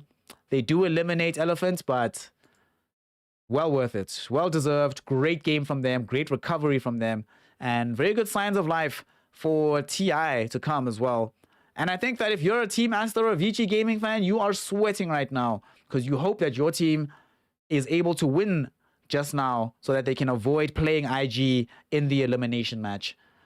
Now we need a break though. After action like that, after hype like that, we're going to take a break. We're going to chill. Next lobby is being prepared as we speak. So we're going to have Aster versus Vici Gaming coming very shortly. It's probably going to be like a 20-25 minute break, something like that. Generally seems to be the delay between the two games. So in the meantime, while we are waiting for the next game to get ready, make sure that you're following the channel if you're here for the first time. And if you are here for the first time, let me know what you thought. Chat's open. Give me some constructive criticism, feedback. Let me know if you enjoyed yourself. If you did enjoy yourself, it would of course be quite cool if you could support a homie. You can decide to be like Saint D, gift somebody a subscription. You can be like Katie, get a subscription for yourself. You can be like Johnny, who cheers some bits, or you can be like the Charging Spirit Cow and make a young donation.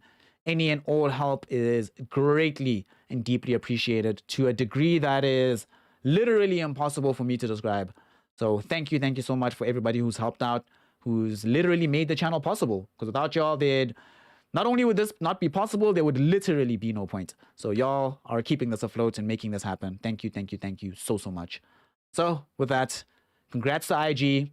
We're going to get ready for Vici versus Aster. So see you all in about 30 minutes. And when we return, we will continue with the hype, continue with the action, and continue with the day of iLeague Dota. It's your boy Snare. This is Snare Casting, and I'll see you soon for some more incredible Dota 2 action.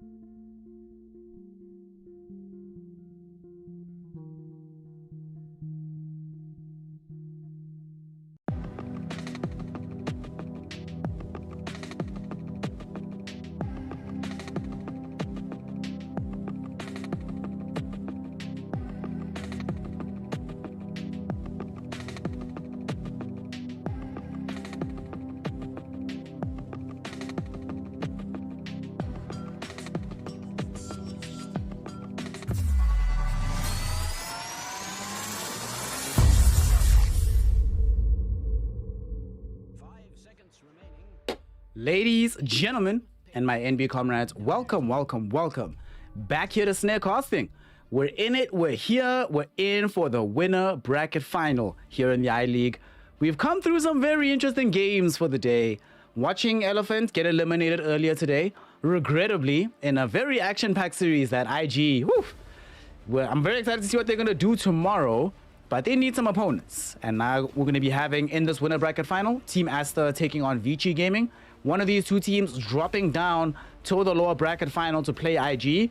The other going forward as our first player, our first team that's going to be occupying the grand final slot. Going to be fun, going to be hype. Let's see who gets there. Team Asta, Vici, let go. Let go. Let go. Asta playing on Radiant side. Vici first pick was for the Lion, so this is the third time we've seen this today. IG, of course, did this twice in a row. Well, not in a row, but twice in the series to go for the Lion first pick. Interesting response from Team Asta. So, generally speaking, a lot of teams want Pangolier, but it's hard to get Pango if you haven't taken care of Bloodseeker. If you leave Bloodseeker in the pool and then you pick the Pango, the enemy team is going to pick Bloodseeker. You're going to get hard counted. You're going to be forced to either move the Pango to a 4 position or do something really funky to deal with it. Now though, Asta, they realize, wait a second.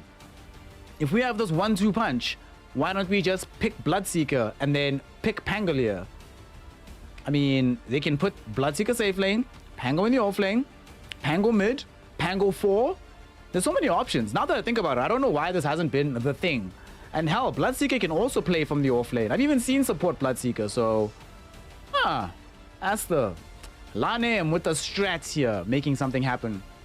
Xturk, what's up? What's going on? I'm good. I'm excited about this game. I'm very excited about this one. Vici on the other side.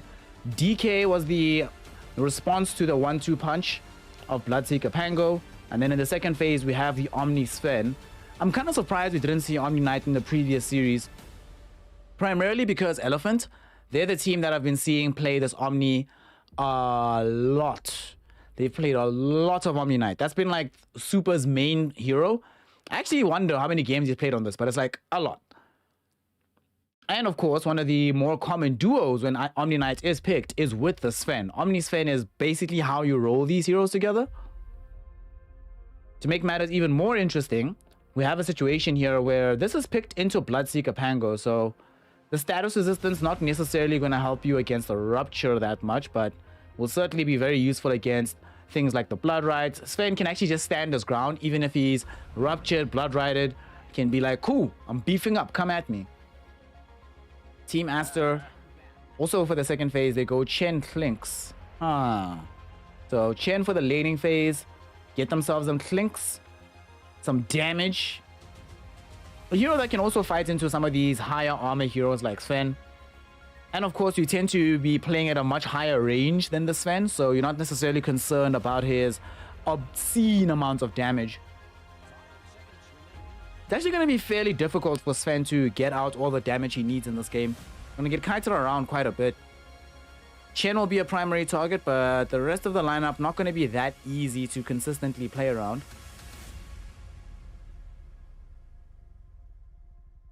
Interestingly enough, it looks like Team Asta are thinking about putting this Pango in the support role.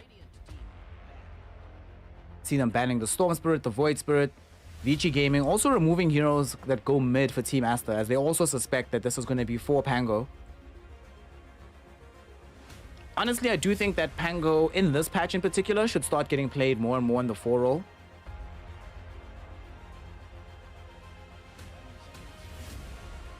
But at the same time, damage from the offlane is also a big deal right now. So, but I really like this as a 4. Give you so many extra control options. Vici, what are we getting for mid lane here? So, what are the Ori heroes that are still in the pool? Death Prophet's still here. Leshrac is still here. Shadow Fiend is going to be the option though. We saw this earlier today from Somnus, and whew! Oh, that was one of the best Elephant games I've seen, honestly, in a very long time. They looked so solid on that one. And what is the hero? Oh.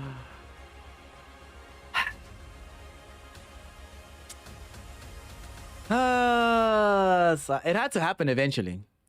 It had to happen. It had to happen. Listen, we've all experienced the terror. We've all had ourselves a good time enjoying life against this Tinker right now, but it had to happen. All right. So we got this Tinker now getting involved. White Album Tinker. Sigh. Sigh, sigh, sigh.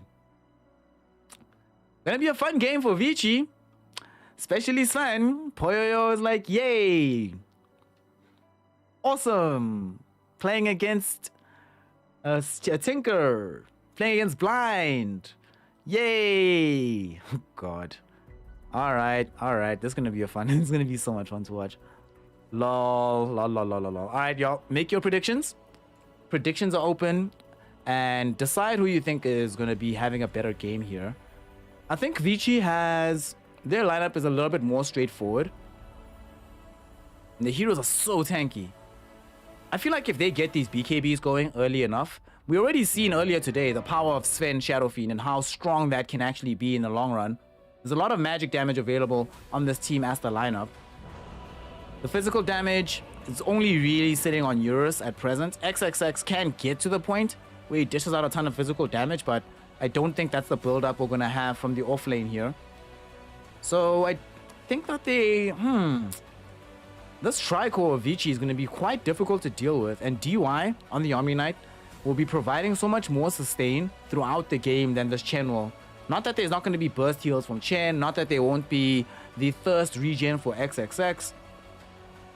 Just feels like Purification, Heavenly Grace on heroes that are liable also like Sven to buy their own regen in terms of the lifesteal. I like Vici. I like Vici's draft, but I also really like the idea of having Pango and Bloodseeker on the same team. There's just so much chaos that they can bring to a middle of a fight.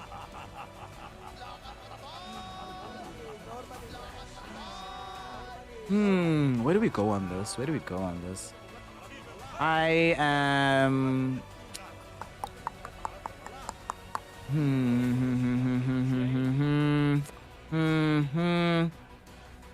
I'm gonna go Vici.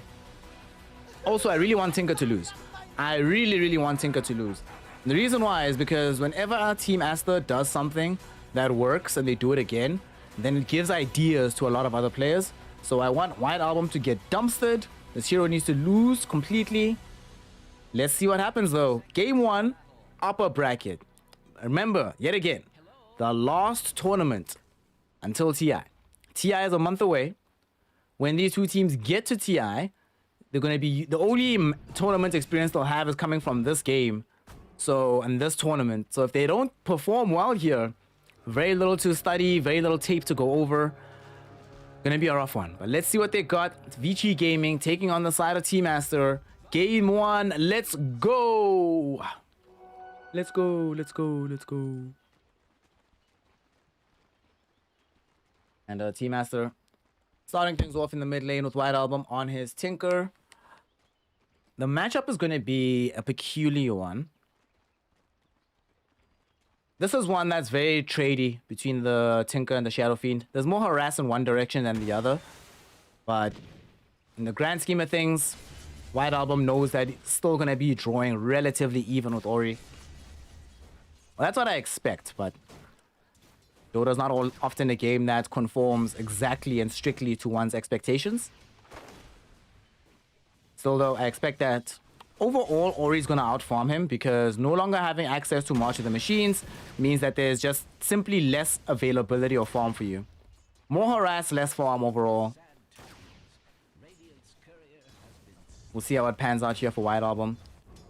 Bottom lane, Borax, he's playing support. He's trying to make sure that this Slinks here for Monet can get as much farm as he can.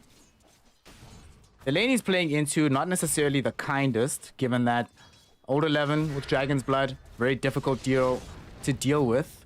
Doesn't have the Dragon's Blood just yet, but is about to crack the level 2. And then at that point, this harass that Monet is trying to send back at him is no longer really going to be an option.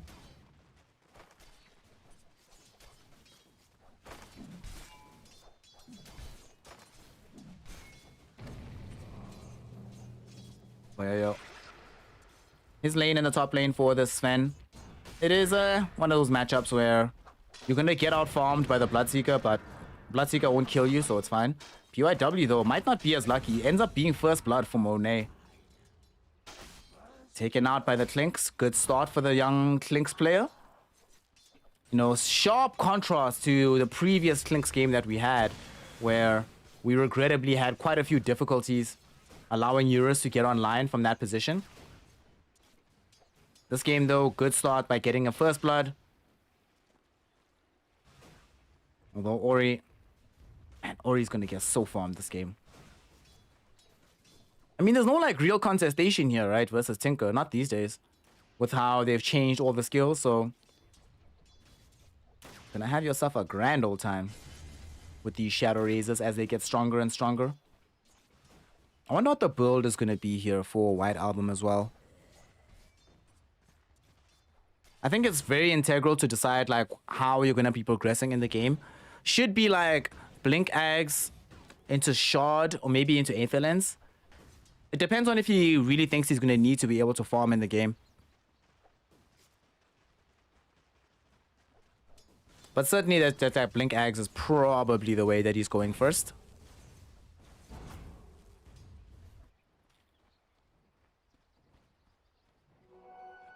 So for now, Vici Gaming are still going to be largely content just slowly farming up. Like I said, it's a very straightforward game for them. It's Team Asta that sort of has to think about where to go with the Tinker on the map, how to make the easiest victory possible for themselves, who's the primary gank target, etc. Not nearly as many considerations for the Vici side. For them, it's just, hey man, do you have BKB yet on this DK? Nope, cool, keep farming until you have it. Do you have Blink? Nope, cool, keep going. Hey, Shadow Fiend, you got your BKB? Nope, cool.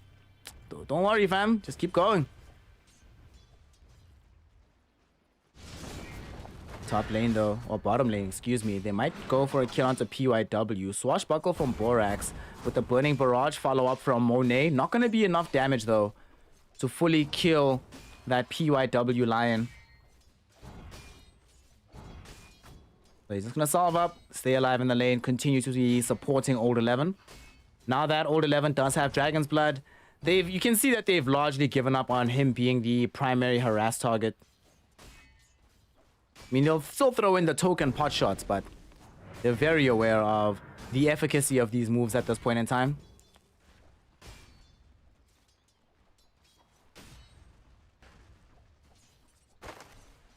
Down bottom, of course, Clinks is trying to farm up here, but Old 11 doing really well with his CS. Probably looking at a much earlier Blink Dagger than Team Asta would be happy with. The one thing that does kind of suck for Vici is that they kind of need several Blinks to kill heroes. You'll need Blink on this DK as well as on Blink on PYW. It's kind of hard for them to reach and dish in damage from afar. Shadow Fiend will help in that regard, but Blink Daggers seem to be somewhat of a necessity. They don't have the ease of execution of, say, a Rolling Thunder, a Rupture, these kind of things.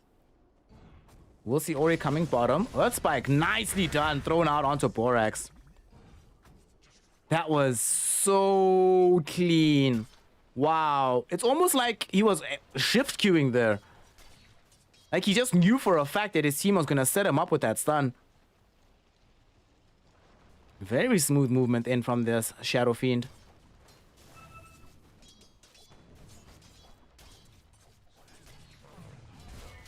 Right now, Vici though. This top lane, Sven, keeping pace with this Bloodseeker. Of course, you can't do anything against Bloodseeker. So XXX gonna be going for that early Echo Saber as soon as humanly possible. Man, Echo Saber, one of these items literally in every game. It's kind of like Echo Saber, Silver Edge. Every single game you're gonna have these items. Radiant's middle tower is under attack. And it's interesting that the Shadow Fiend seems like he's gonna be going the Yule's build to play this one out.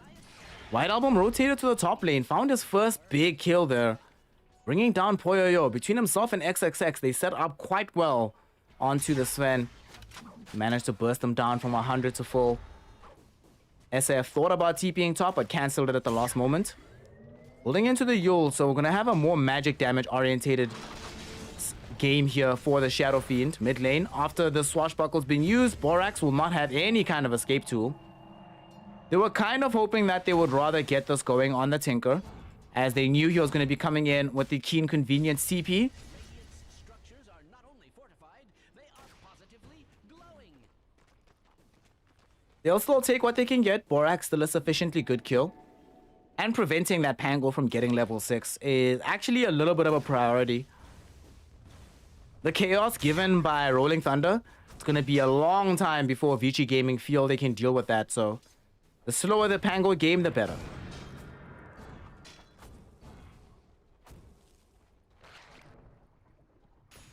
Virus, you feel really good about this team. Okay.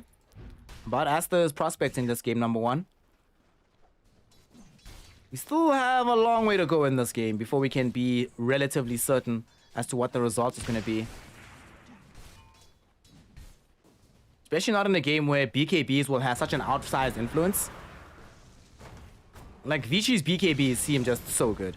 Bottom lane, speaking of BKB, Borax might not be the direction you wanted to go, my friend. Swashbuckle betrayed him. The Hex will come out as well. They should have enough damage for this kill, but no! He didn't get betrayed, he baited, but PYW! Are you freaking kidding me? What a usage of the homing missiles there. Old 11 looking for the kill onto this Monet Clinks, and Clinks does not have the skeleton walk, so he's in a lot of danger here. But now the mischance onto Ori. Don't have the damage. White Album throwing in these rockets. And Old 11 probably hoping that he'd initiated on the Tinker. Had they gone in on Tinker first, that'd actually have been a kill. Sadly, it couldn't reach White Album. Forced to put the stun onto Monet. That will result in them being forced back due to the pressure of this Tinker.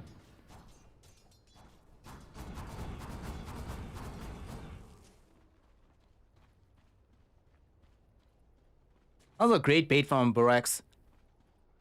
Helping to turn things around, allowing them to get a kill. Draws rotations from both mid laners, but whatever.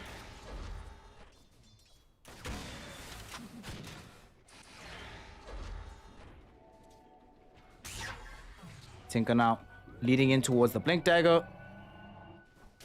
Of course, we want that as soon as humanly possible for him. Because Blink, good item. Good item. In the top lane, we do see that XXX about to finish off his Echo Saber. This is going to help and assist with the farm rate and give them a little bit more kill threat with the right-click damage off the Blood Rage. Being somewhat aware of this, Vici Gaming also decided to bring Poyoyo back into the jungle. Have him farm some of the prepared stacks. Team Asta will also launch Lanem to the top lane, so they're insistent that this push better yield results. And the tier 1 tower starting to fall there. DY got off the Heavenly Grace at the very perfect moment. And he's just trying to juke Borax, and he's thus far able to juke a lot of the damage from the Rolling Thunder. Try to TP out, but between the Rupture, the Blood Right, Swashbuckle, Shield Crash, way too much damage. And DY will regrettably end up dying. But he's done his job. Wasting the opponent's time a little bit. The rest of his team is down bottom, taking out the tier 1 tower. They will not manage to defend their jungle for now on the side of Vici Gaming, but to be expected when you get invaded in the safe lane. Old 11. Not silenced just yet. Might actually want to get a turnaround here. But no one else is joining Old 11, so just gonna be chilled. Everyone's just gonna hang out. XXX, now that he has Echo Saber, wants BKB straight up.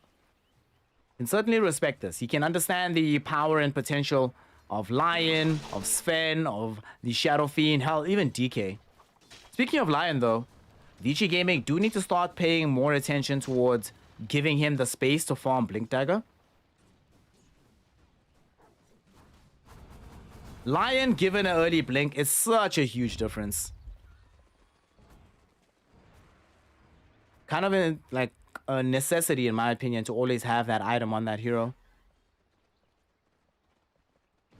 Whilst they're trying to buy him space, though. The smoke gang coming in from Team Asta. I'm not going to be able to find really any viable targets. Sven Gonna be able to get a ton of gold out of this ancient stack. Let's see how much he got. He was out of like 80 gold before he started farming it. And after he finishes it, he got actually 1,000 gold out of it. Awesome. It's almost a full echo saver. Great. Good times. Newton. Oh, it's a keen convenience. You can TP yourself to one of the towers. And they changed around. Basically, they changed March the Machines and Defense Matrix.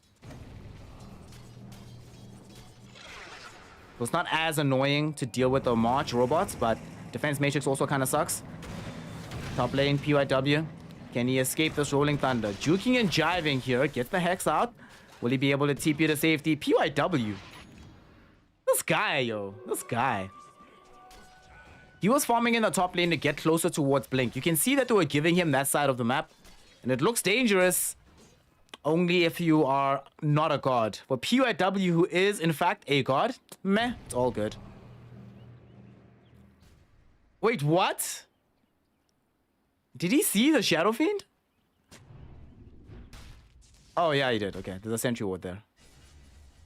He dropped on the Blood Riot, even though he was being encroached upon by an invis Shadow Fiend who was trying to reveal the Yule Scepter. That would have been so big if they burst XXX like that, but his managing to escape from that is a pretty big deal because now, as a result, Ori just gonna be parked back middle, parked back in the jungle, can't really play aggressively inside the Radiant jungle as much as he wanted to.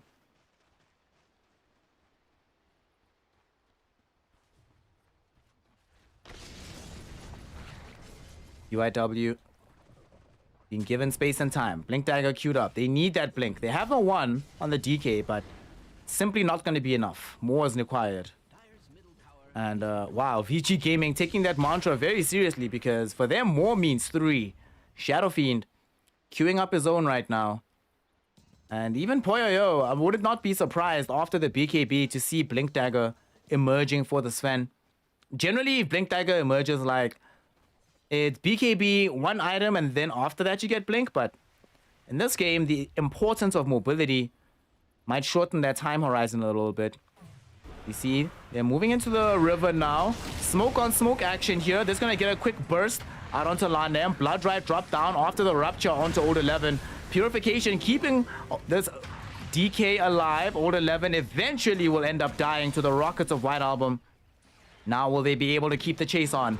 Homing missiles coming in. Blood Riot gonna trigger onto PYW. Try to turn around with the Earth Spike. Wasn't able to, but in the meantime, Stormhammer out onto XXX. Poyoyo was looking for that kill. Almost loses his own life though. Yule Scepter from the Shadow Fiend allows them to live and also allows Borax to die. Great Requiem combo from Ori. And with the help of DY, Poyoyo still lives. Ori gets a kill. And VG Gaming walk away. 2-for-1 exchange from that. Yes, they committed their offlaner, but what they gain in exchange, certainly worth it.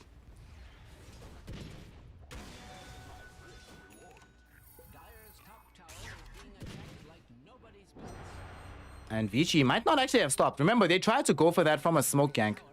Once they have access to the Requiem again, they're certainly going to smoke up once more. By that time, they'll have double blink on DK with the Shadow Fiend, getting closer towards Lion having blink. If they could somehow give enough space for the Lion blink before they wanted to smoke, that would be so huge.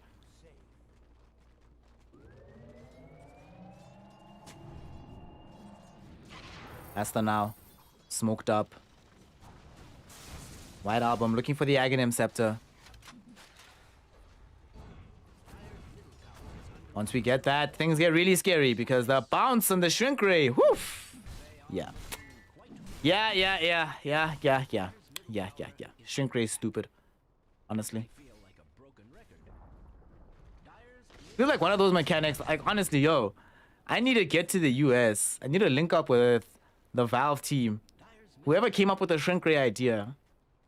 That is some top shelf that they were smoking. And I need to get myself a hold of that. VG Gaming now. Still angling toward the BKB for Sven, so gonna be a while before that item emerges, so they feel like they can smoke up right now. A kill or two would give them a little bit more gold towards this end. Old 11. Close to the front of the charge. Who are they gonna come across? And who do they see? They don't see anybody just yet. XXX, first one found. Do they get the stun onto him? Yes, they do. They found the Bloodseeker. Can they kill him? He is gonna get brought down. Borax try to buy space with the Rolling Thunder, not able to do so. And with the death of the Bloodseeker, there's no Rupture to hold Poyoyo in position. He's gonna tank quite a few homing missiles, but he's got DY behind him. He's effectively got artillery support.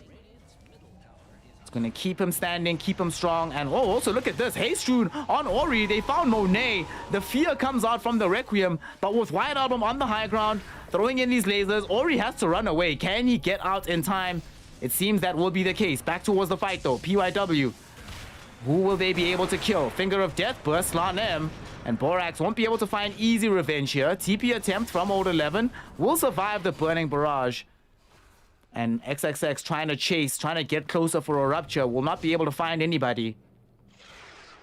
White Album saves the life of Monet. Almost kills Ori. Ultimately, though, could not do so. They only lose Chen there on the high ground after losing the Bloodseeker towards the tier 1 tower. So despite Vici playing hyper aggressively right now, Team Asta is still able to respond very well with a lot of their moves. However, what is very disconcerting is look at the farm. Sven is really starting to get a little bit out of hand right now. And with BKB up, we're going immediately for the Blink Dagger. So we're going to have quadruple Blink here from Vici Gaming. Right now we already have the triple. This is actually really good because one of the ways you deal with Bloodseeker is sort of like an anti-mobility hero. But if you use your mobility to target him first and foremost, then suddenly you still have mobility for the rest of the fight. And we saw in that last jump that they actually wanted XXX more than anybody. And he's the one that they find first. Makes such a huge difference. Oh snap, Stroonfield! Snap, one of the day ones is here in the same way that PYW is here in the trees to catch White Album. No survivability for this Tinker. They managed to bring him down. Borax, can he find revenge? And with the Rolling Thunder, they're looking for PYW. Unfortunately, GA buys some time and space. PYW able to blink away from the Rolling Thunder. Now suddenly Borax might be isolated himself. He does manage to dodge the Earth Spike very nicely with the Swashbuckle, but little he can do against Poyoyo and Sven. The hero-player combination turns up with the damage and they eliminate the Pangolier. At the same time, Old 11 activated the Dragon form. And he's further forward in the lane, looking to try and bring down the tier 1 tower. It's Vici Gaming. Looking so good right now. They claim another tower. Monet is still doing his best, quite far away from a BKB of his own. Well, not super far away, just like 2.5k gold. It's not that bad.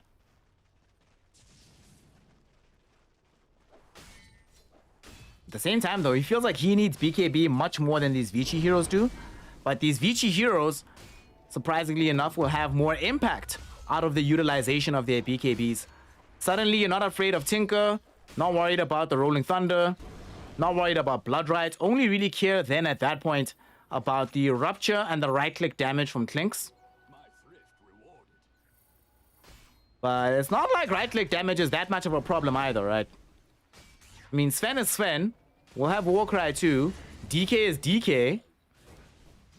Even Shadow Fiend, you start to get to a point where you're not that bothered by the physical damage.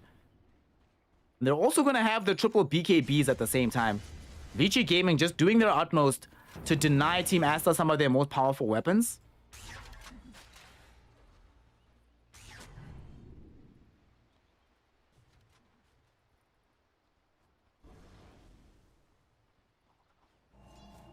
Monet. His farm in the top lane. They need to get him out of this part of the map. There we go. BKB's up. BKB is up for Monet. Very necessary item. This is great to see. And they also just got the Blink Dagger on Borax. So this is a mini spike of timing that Team Asta's found themselves because they also just finished the Aghanim Scepter. This is a perfect time to smoke up. Get the gold into the Tinker's coffer so they can build the Aghanim Scepter. Right now, the team is a little bit spread on the map. So they need to find a easier way to start moving. And there we go. Here's a group up middle. Team Asta is going to smoke, but so is Vici Gaming. And Vici Gaming smoke is much scarier. Look at this. BKB, BKB, BK. Okay, no BKB on the DK, but he's almost there. But double BKB is available. Terrifying time to fight into the side of Vici. Oh, Sap Johnny. DJ Johnny's in the house. OG Stoonfield's in the house. Man, everybody's coming through today. What's up, y'all? Vici.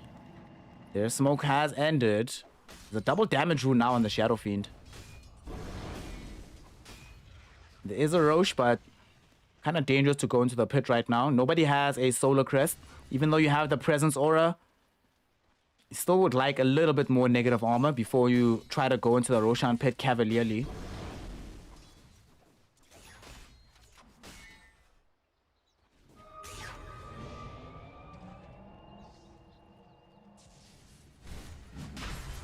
GG inside the Roshan pit.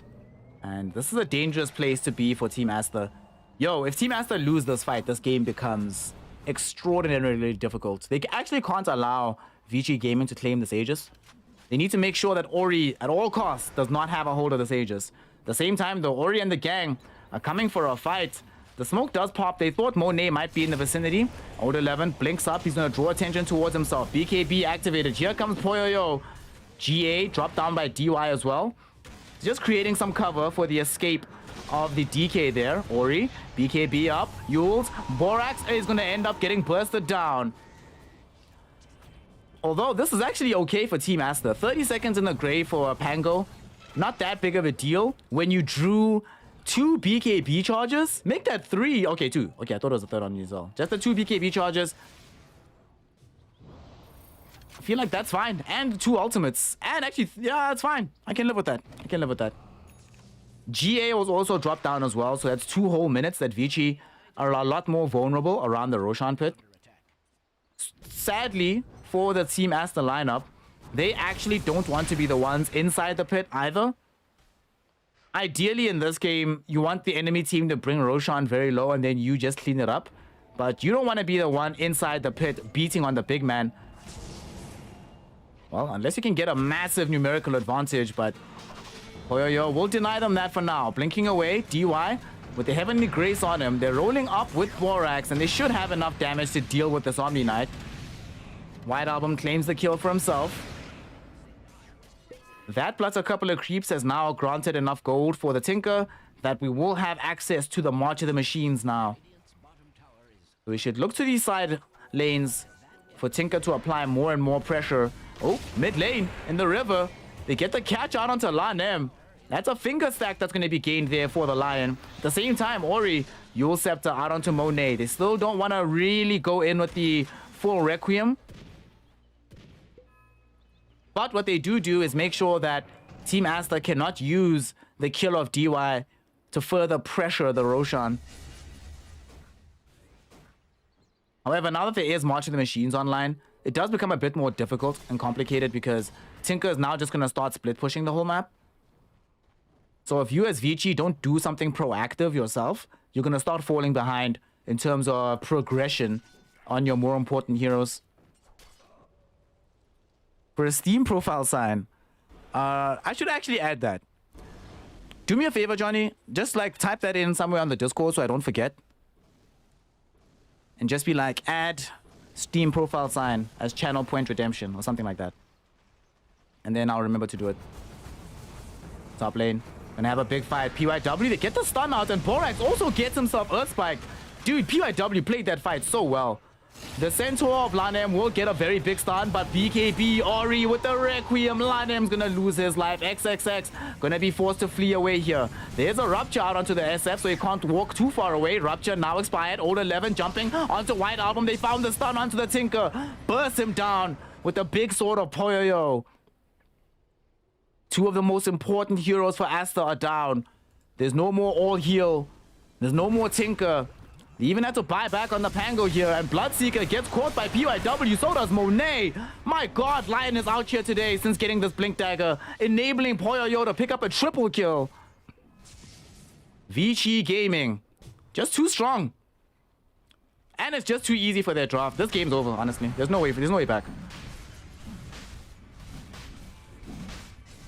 They just have the easier time making things happen as Vici. The game is so straightforward for them. They don't have to think about this, really. Think about how much more difficult the initiations are for Team Asta. That fight is sort of a good example. If PYW just gets one good hex, they can win the fight. He doesn't just get one good hex, also gets the Earth Spike out, and then gets another hex Earth Spike. Then he gets the proper... Yeah, man. This guy. Old 11. In some danger in the bottom lane as he's getting ran on by XXX and White Album. The Chen all heal will come out. XXX's BKB, now that it's finished, he doesn't want to actually stick around and fight a DK. He will rather choose to let him alone.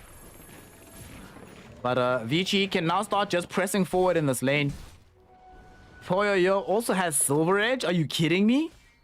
Full Silver Edge. All right. So compare and contrast the itemization. Klink still needs to get Skadi for some degree of survivability mixed in with some punch against these super tanky heroes of Vici. And it is certainly a solid item to get on your Klinks, but which heroes, like let's say, the stuns of Team Asta, right? They have Rolling Thunder, right? Which hero on the side of Vici Gaming will get hit with one Rolling Thunder, one Burning Barrage, and then actually die? None of them. Erstwhile, which heroes on Team Asta will get hit with one Stormhammer, a couple of hits from the Sven, and actually die? Most of them. So we're in this position where Poyoyo has just gotten so obscenely far ahead that, yeah, sure, there are occasions where this Klinks hero can be useful against Sven, especially if he's like an item or two ahead. Suddenly Sven does not feel nearly as tanky as he normally does, but that's certainly not this game. Certainly not this game. Dire's top tower is being attacked like nobody's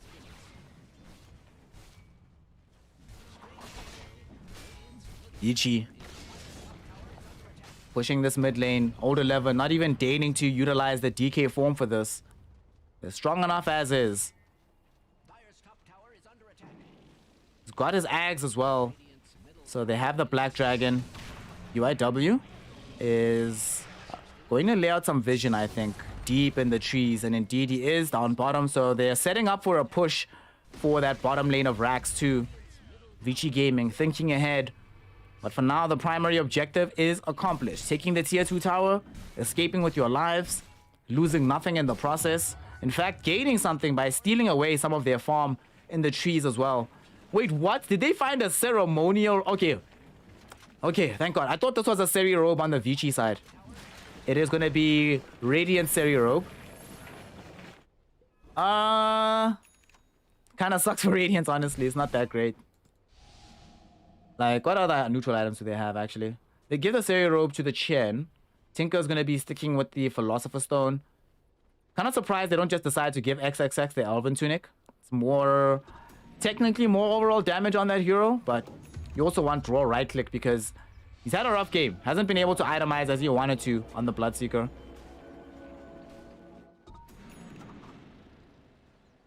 Old 11's looking at him and being like, you and me, buddy, we are not the same. I've got Gem, my Blink, BKB Ags. I'm good. Enjoying life out here. He's just living life.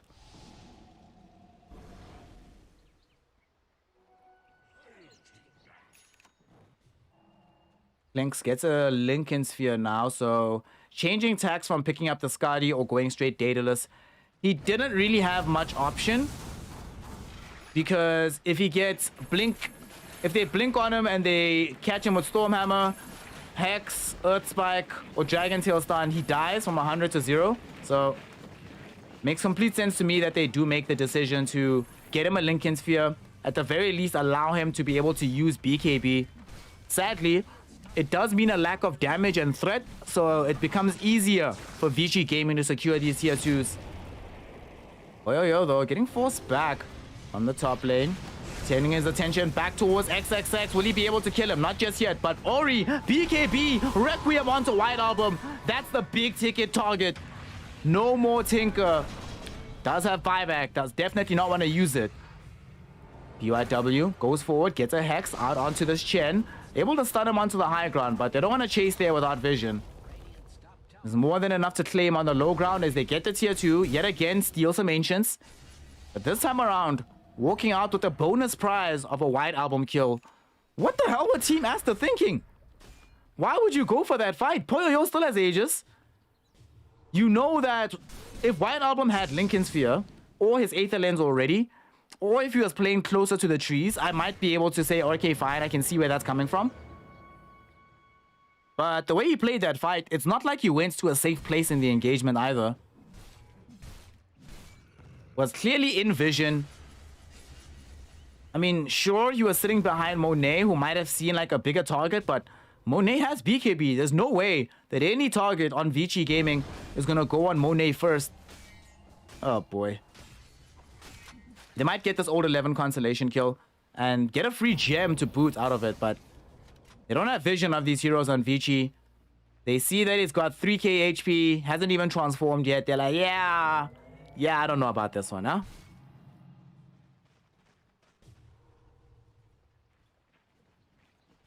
Poyoyo.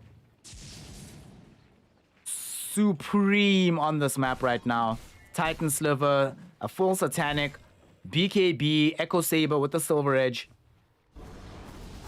A lot of options to scale thereafter. I think you go Overwhelming Blink first. Actually, do you need Overwhelming Blink this game? Nah, mate. Get Swift Blink. Get Swift Blink. Yeah, just go ham with Swift Blink, dude. Kill everybody. Let's go.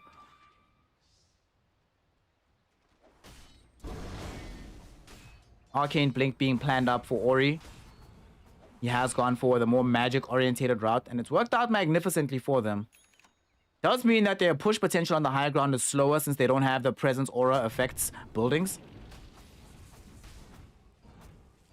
However, his impact in team fights not going to necessarily just be consigned to his right clicks. Very balanced damage distribution here from Vici Gaming. They're controlling the whole map quite well.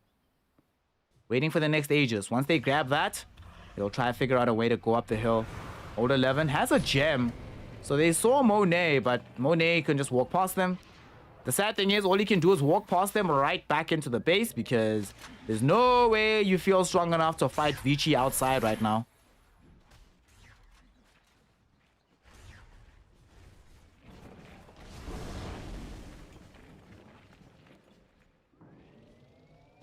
Old 11.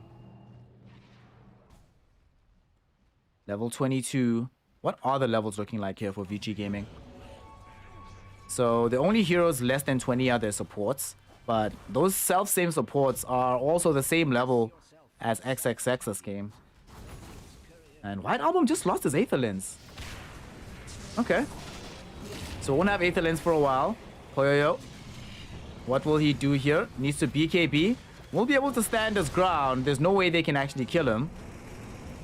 And Rolling Thunder activated now by Borax. They're going to reach forward for PYW. They also get the stun onto both DK and DY. This might be an opportunity for Vici to end up losing more heroes, but Team Master happy enough to also just get the Lion kill. Ultimately not that important to them that they chase and find themselves dying. You know, a little bit of extra excess gold that they didn't have beforehand. It's going to be good enough. Going to give Monet some space to get back closer towards the Daedalus. And his right-click damage can still be a problem. Vici are 17k gold up. Experience, yeah, yes. That's how much experience ahead they are. Yes, 30,000 almost. It's crazy.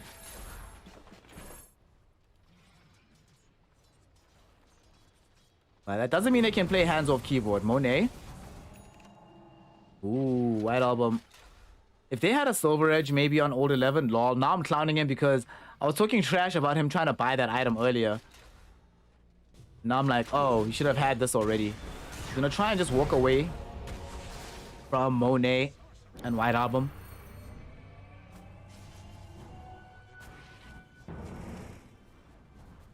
But they might not be able to walk away from the upcoming fight. Borax trying to get the Rolling Thunder going onto DY. They find the Rupture onto Old 11.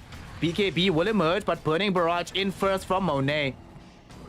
And we see what the damage can look like if the target isn't moving all across the map, and Monet's allowed to just hit them. And it's certainly no slouch still in the damage department.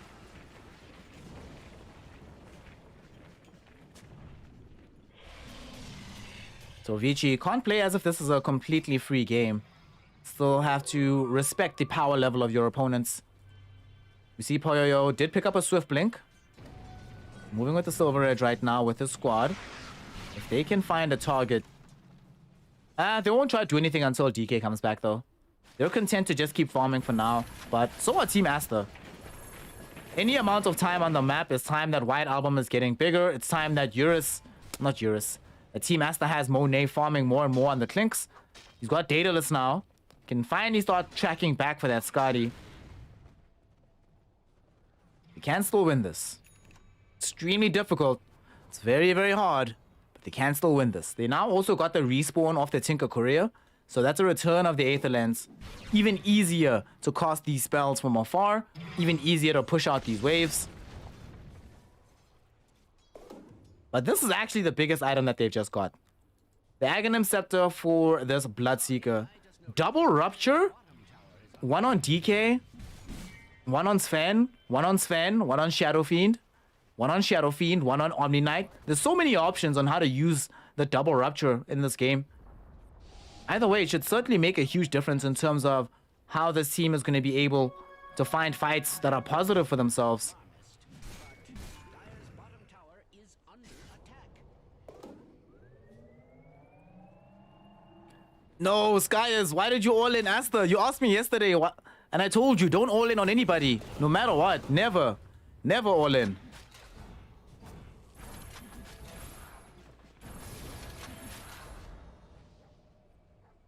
Not in Chinese Dota.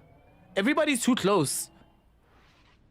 You know, let's say if this was Europe, the power rankings are extremely reliable in Europe, but in China, the power rankings don't just change every week, they change every day, fam. The only team that's safe to bet on from China is PSG LGD, but everybody else, never all in. DK trying to still get this AC. Will help against Monet, not so much against the Tinker. Also, I wonder when Tinker's gonna get Hex for this game. I kind of feel like they need one.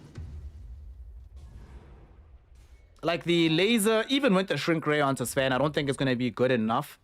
Even as this BKB duration will whittle to the lowest possible point, but I feel like they still need one more real hardcore disabling item.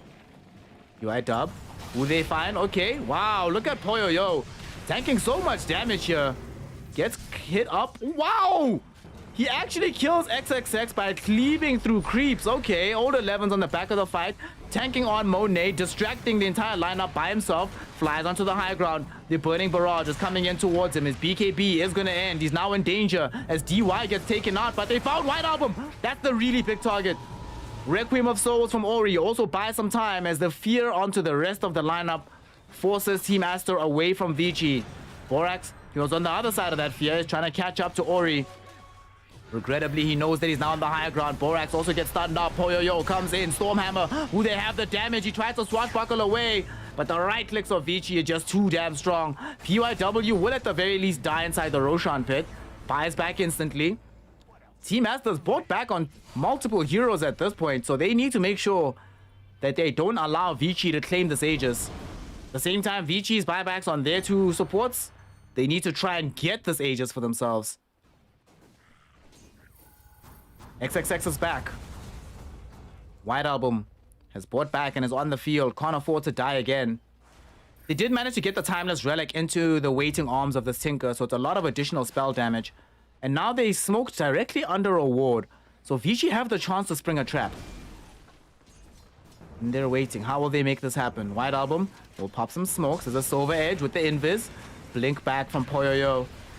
Burning Barrage going in onto Ori with the Rolling Thunder. Do they get the kill on Ori? Yes, they do. They make it happen. They also get the damage down onto the DK. Rupture gets sent out onto DY, so he has to be very careful about how he moves himself from the fight as well. And what? Poyoyo? Alrighty. Poyoyo. although the rest of his team gets routed back, he finds White Album in a vulnerable position, takes advantage of the fact that the Tinker thought he was safe. And now that they buy back on the Shadow Fiend, he can get the Aegis, and they know for a fact that that Tinker will be unable to come back to help his team claim an Aegis for himself.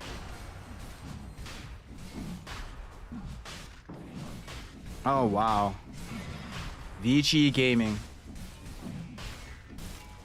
Here they are, taking the Aegis.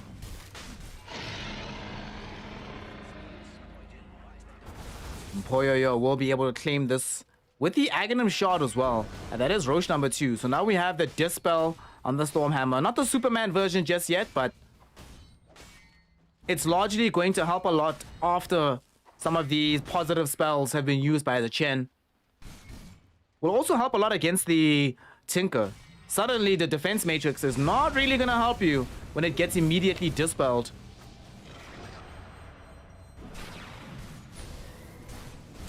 "23 seconds with no buybacks being available. Oh no, they found the jump. They've gotten Lanem. But look at the damage between XXX and Monet. They take out the first life of the Shadow Fiend. Will he be able to get out? I don't think so. He's taking too much right-click damage, and he's gonna die. 2 minutes in the grave, no SF. DY gets caught by the Centaur Stomp, and he's gonna get taken out too. It's a double kill for Monet. Vici Gaming end up risking the life of the Shadow Fiend a little bit cavalierly and pay a heavy price for that one. Gosh, that was so scary. That was so much damage so quickly. Yet again, they demonstrate on the side of Team Asta that they have this damage. Monet is now well and truly online. Scotty, the full Daedalus. We see what happens if he can get off consistent damage onto a single target. They just melt.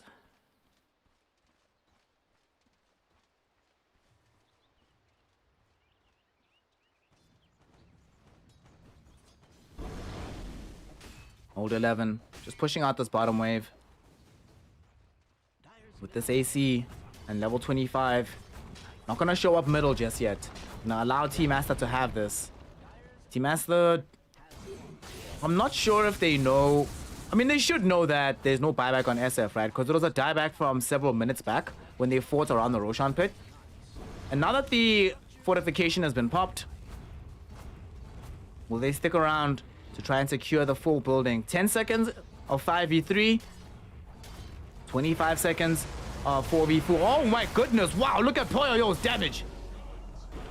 PYW, Poyoyo, they jump onto the Bloodseeker. BKB or no, there's no defense for that, my friend. Lanem also gets found out by Old 11 with the Dragon Tail stun. But now they're chasing deeper into the fight for Monet and White Album, two of whom are going to be forced to flee. Borax bought some space with the Rolling Thunder. And actually, Borax might die here. Do they have any reveal? No, they don't. Borax therefore able to blink towards the north side of the fight, TP out within the trees. That was a very nice setup from Vici. 2 heroes pincer onto the Bloodseeker, whilst the third, Old 11, immediately closes down the Chen. It's very difficult to coordinate a response when your opponent has coordinated their jump that well. And Vici not only end up gaining 2 hero kills, but they defend their tier 3 tower. So they keep the structural advantage on the map right now.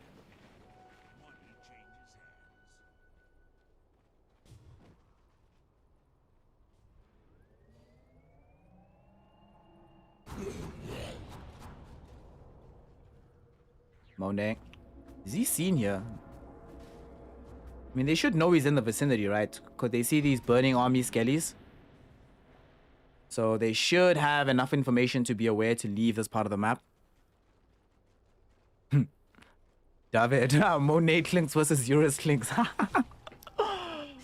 Oh, shout out Eurus Clinks.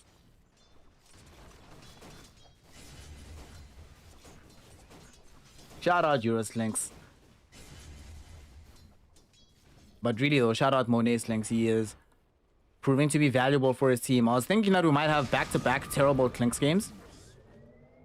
Clinks is one of these heroes that's very easy to look terrible. It can look really good, but it can also look like absolute dog shit. In this game, we are having one of the better showings of it. Monet being very circumspect about the burning barrage, and it's now is starting to eliminate targets if he does get the full duration out. Vici, though, also starting to feel like they've increased in strength so much. I want to find a target here. Old 11. Not going to come across anybody. He's the one at the forefront of this phalanx. Everybody's retreated, though. Team Asta do not want the smoke.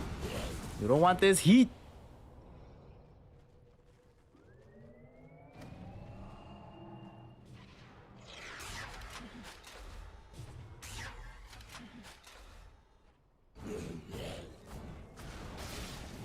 Guys, this SF build, yeah, like people are saying in chat, it's the magic focus build. It used to be fairly common that this was the way you went on this hero.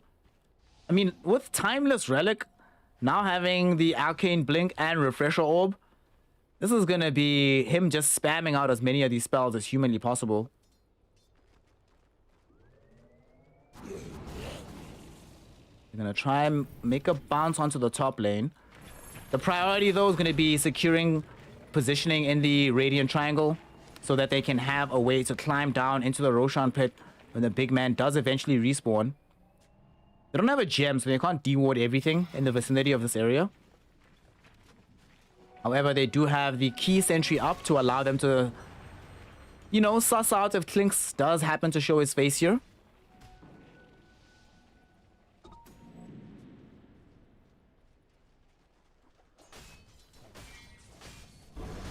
$23K gold lead for Vici, but still hangs in the balance. It's a tight affair. Vici, you've already seen what can happen with this damage from the side of Team Asta. You've already seen what happens when you take a very bad fight. Hell, they were probably watching the previous series, so could witness just how rough things can be. SF? Lol? Lol? Lennon was actually right next to him. That was hilarious. Skies. No. You still get quite a lot out of the magic damage, Shadow Fiend. Like, a lot.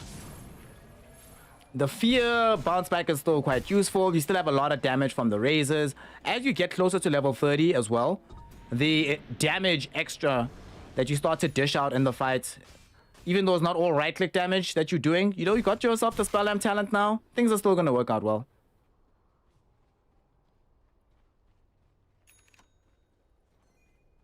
Ooh, Poyo Yo. Now does have the Superman Stormhammer building into the Moonshard. So we're gonna have a fully maxed out Sven in this game. Are we gonna have a maxed out Clinks at any given point in time?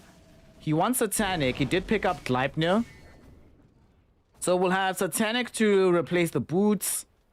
After that, we get Aghanim Scepter. After that, we get Moonshard. And then we're finished on Clinks.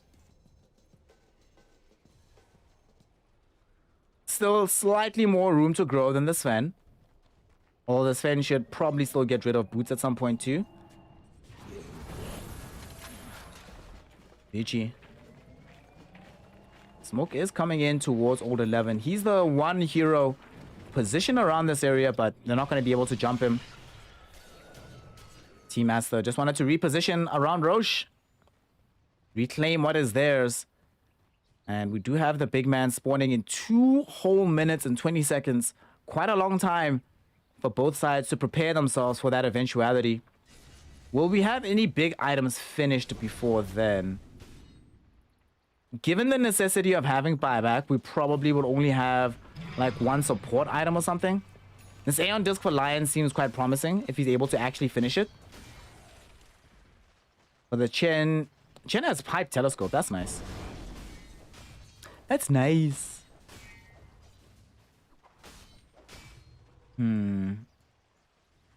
How's our Bloodseeker doing? XXX also wants to build into having an Aeon Disc as well. Reckoning that that's going to be a way to ensure that he can use his spells in the fight. The longer this game goes on, Team Asta do start to become a lot more dangerous. They have Pango as their 4, so the scalability of that hero is extremely scary.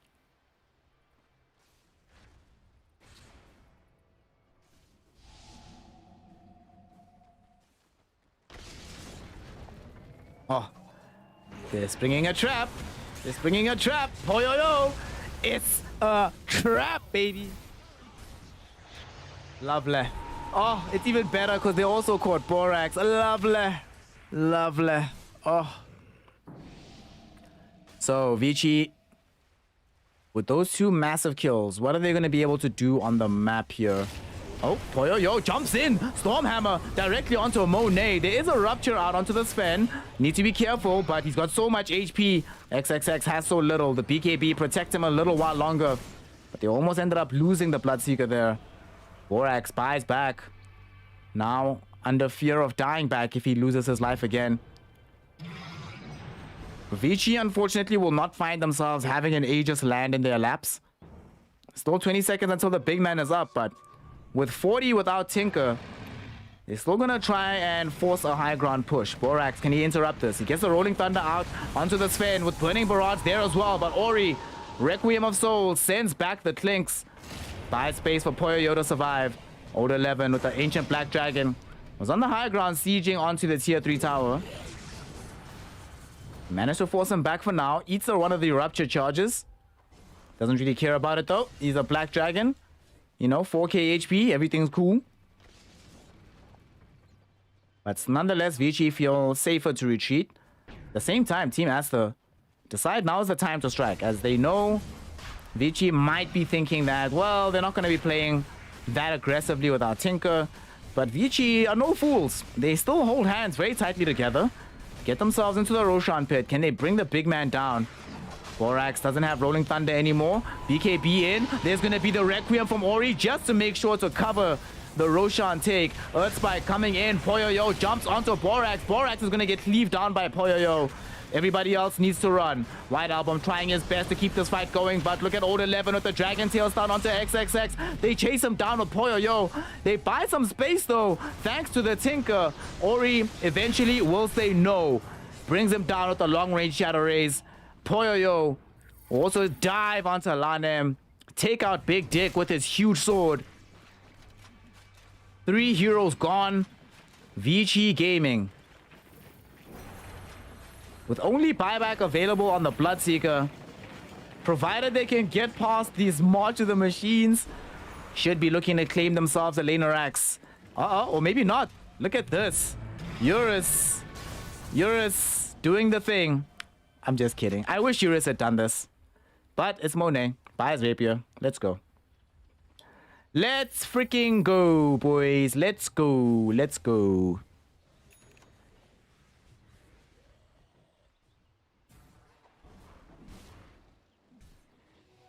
Gosh, SF.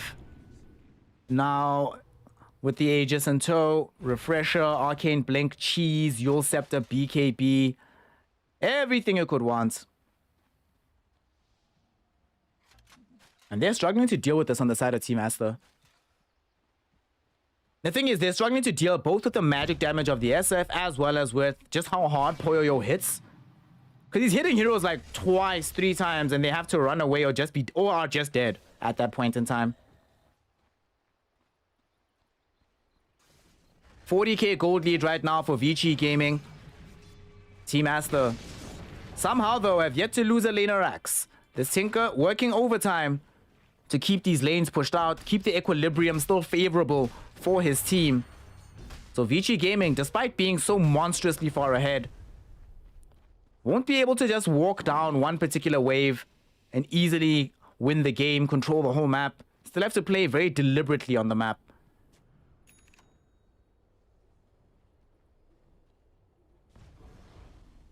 Gem now grabbed up by this Pango. So Vici, we'll see if Team Aster are able to claim back a lot of the map control they lost through the Vici dewarding campaigns, but it's gonna be a while before they get to answer that question, because now they have to deal with the high ground push.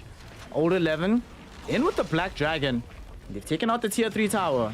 Looking for these range racks. March of the Machine's already down. Monet throws in the Burning Barrage. Not enough to really threaten this DK. They dodge the Blood Rite. These missiles are literally tickling him with status resistance, purification. Eventually, they do secure the bottom melee racks. Mid lane already have a big wave coming in. The Siege Wagon as well, so they might be looking for the double racks here.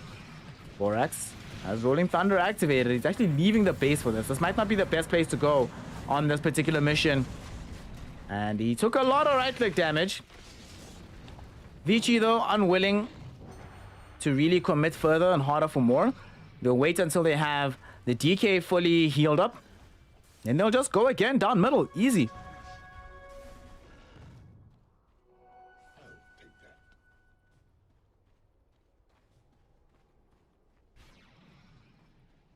Of course, DK had a leveler while that was happening. Of course he did. Of course he did.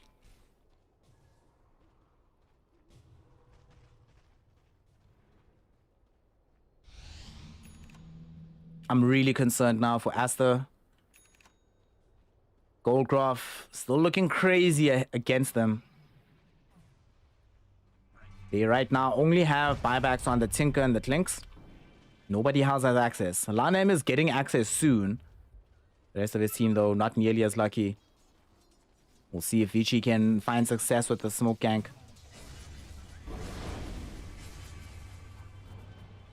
They're looking to come up onto the high ground here.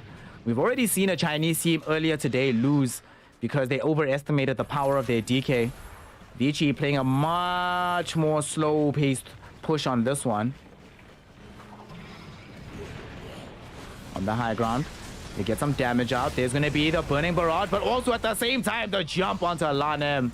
There's buyback on this Chen. Yule Scepter, though. Lanem has to watch as White Album gets eviscerated by the Shadow Fiend of Ori. At the same time, though, they will claim the life back from this DK. And this happens whilst we have the Aegis being reclaimed. So this is actually not a good time for Vici Gaming. They're going to have to back. There was a buyback on White Album. They lost their DK. The gem was dropped down on the deck, so the only hero that can carry it is like the Omni Knight right now. And he's not going to be able to really close the gap on Clinks. So because of this, the secret and this state of affairs, they'll actually back off. And they don't get much more than they already had beforehand. They'd already taken the Rax bottom. They almost brought down this mid lane, but nothing doing. Vici still have to do the hard work. What are these net worth numbers, though? As much as it doesn't matter. Like, come on. 50,000 net worth? Really, dude? Holy smokes. Properly 7 slotted here.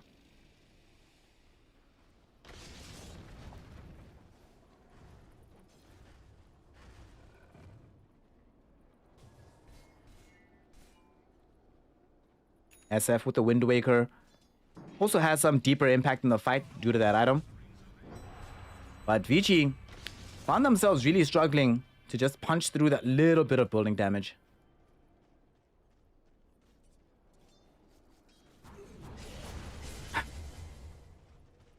Divine Rapier on this Monet Clinks.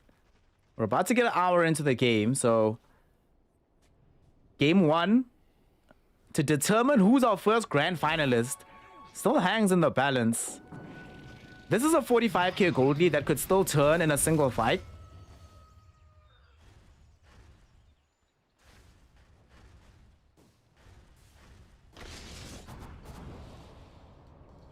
Both teams gonna wait around for the next Roshan, maybe. 1 minute before we know how long it's gonna take before the big man's up.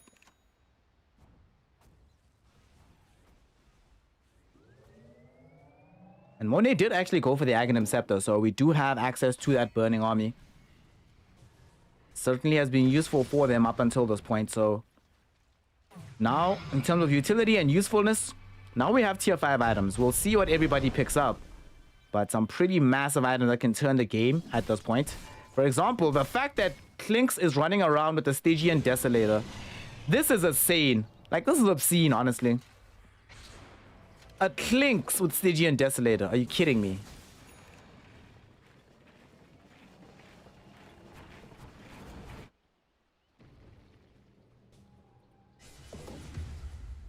Poyoyo wants to build into an MKB, so that'll be his 8th item. And And then he'll put that one in. Have it for the fight. If need be, bring out the refresher. Is there evasion on the other side, actually? I mean, there is the mischance from the laser. And, I mean, we're at a 6-second BKB, so that part does make sense.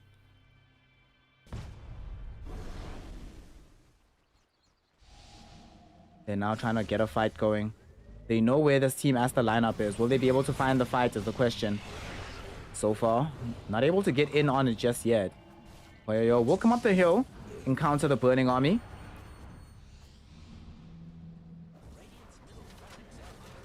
At the same time, Vici, they send all 11 inside the base to just start pushing and putting pressure on the tower.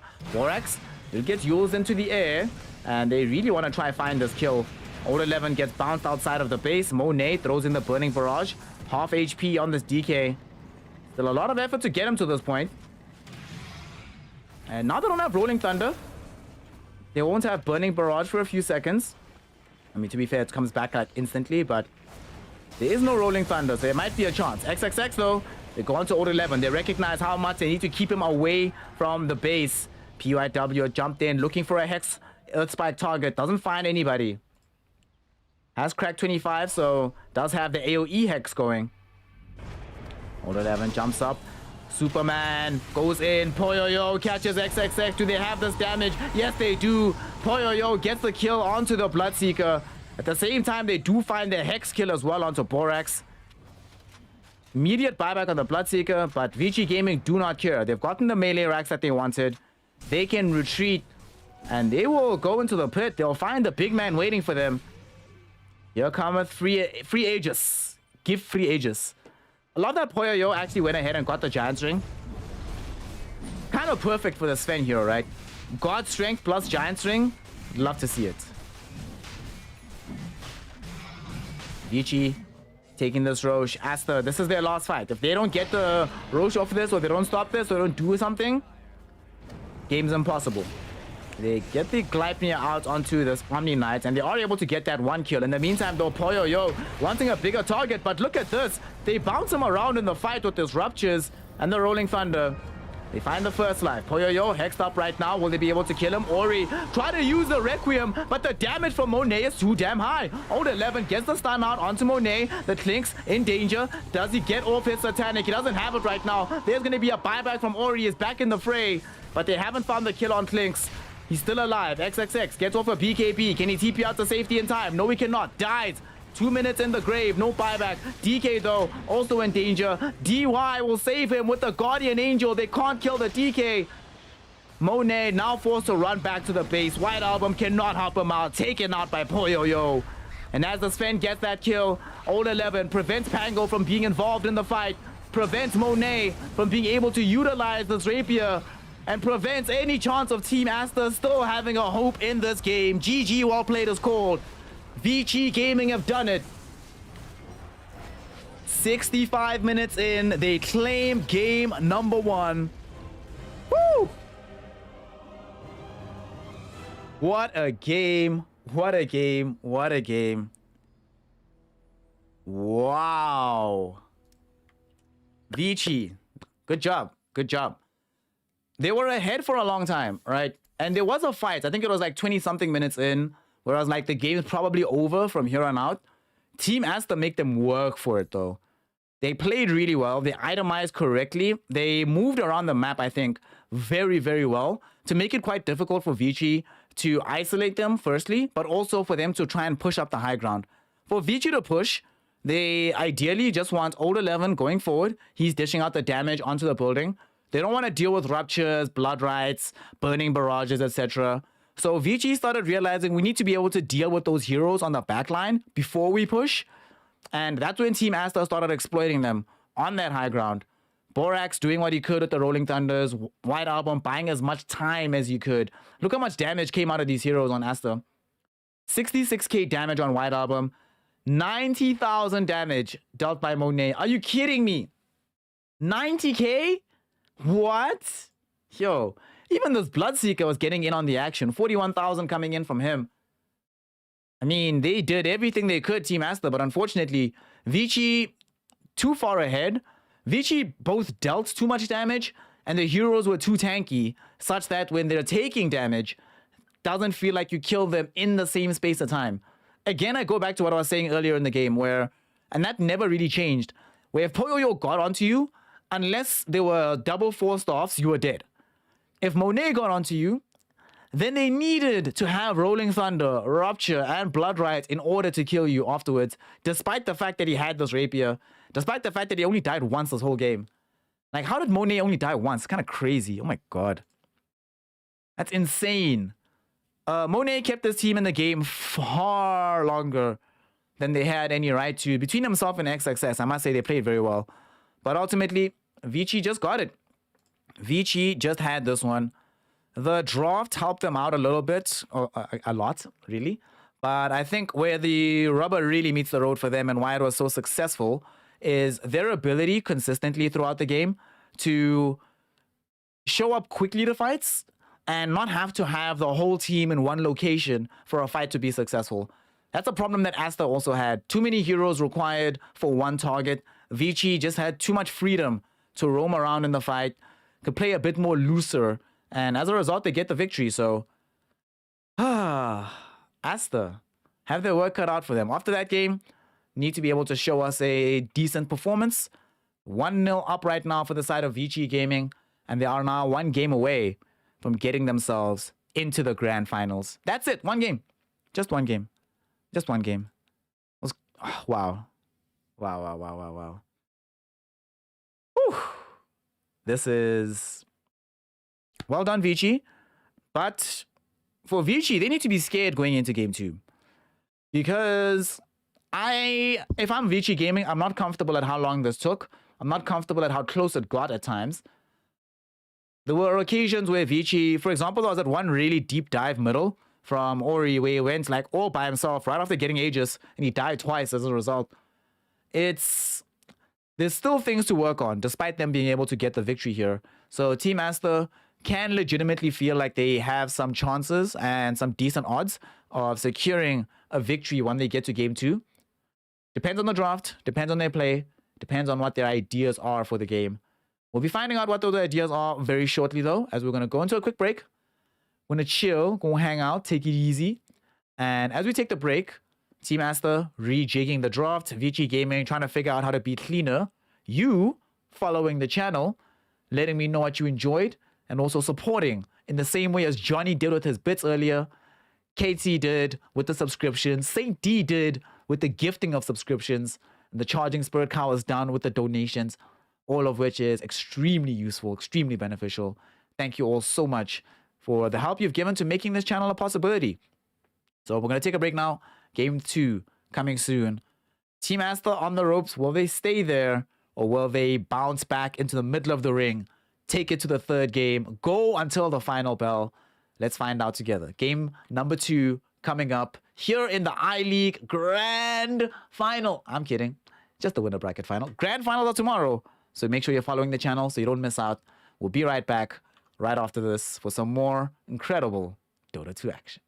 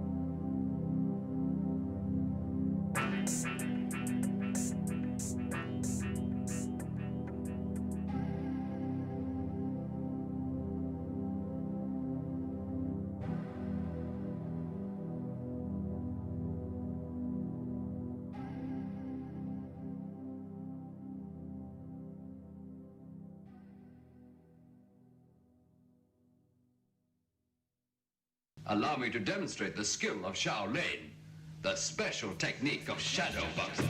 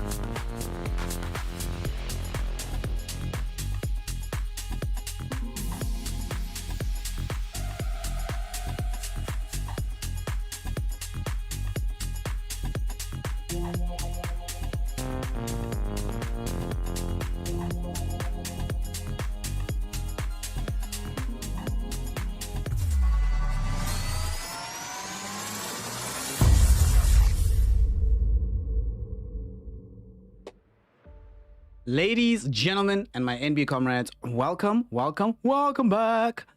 Game 2. We finally have it. Team Aster taking on the side of Vici Gaming in what is promising to be one of the most exciting series here in the I-League. What else should we expect from the winner bracket final? And right now, it's Vici Gaming with the game in hand, the series points, and are poised to find themselves as the first team to enter the grand finals from the winner side, of course. Team Aster, it's not elimination for them just yet. Losing here would drop you down to play against IG tomorrow.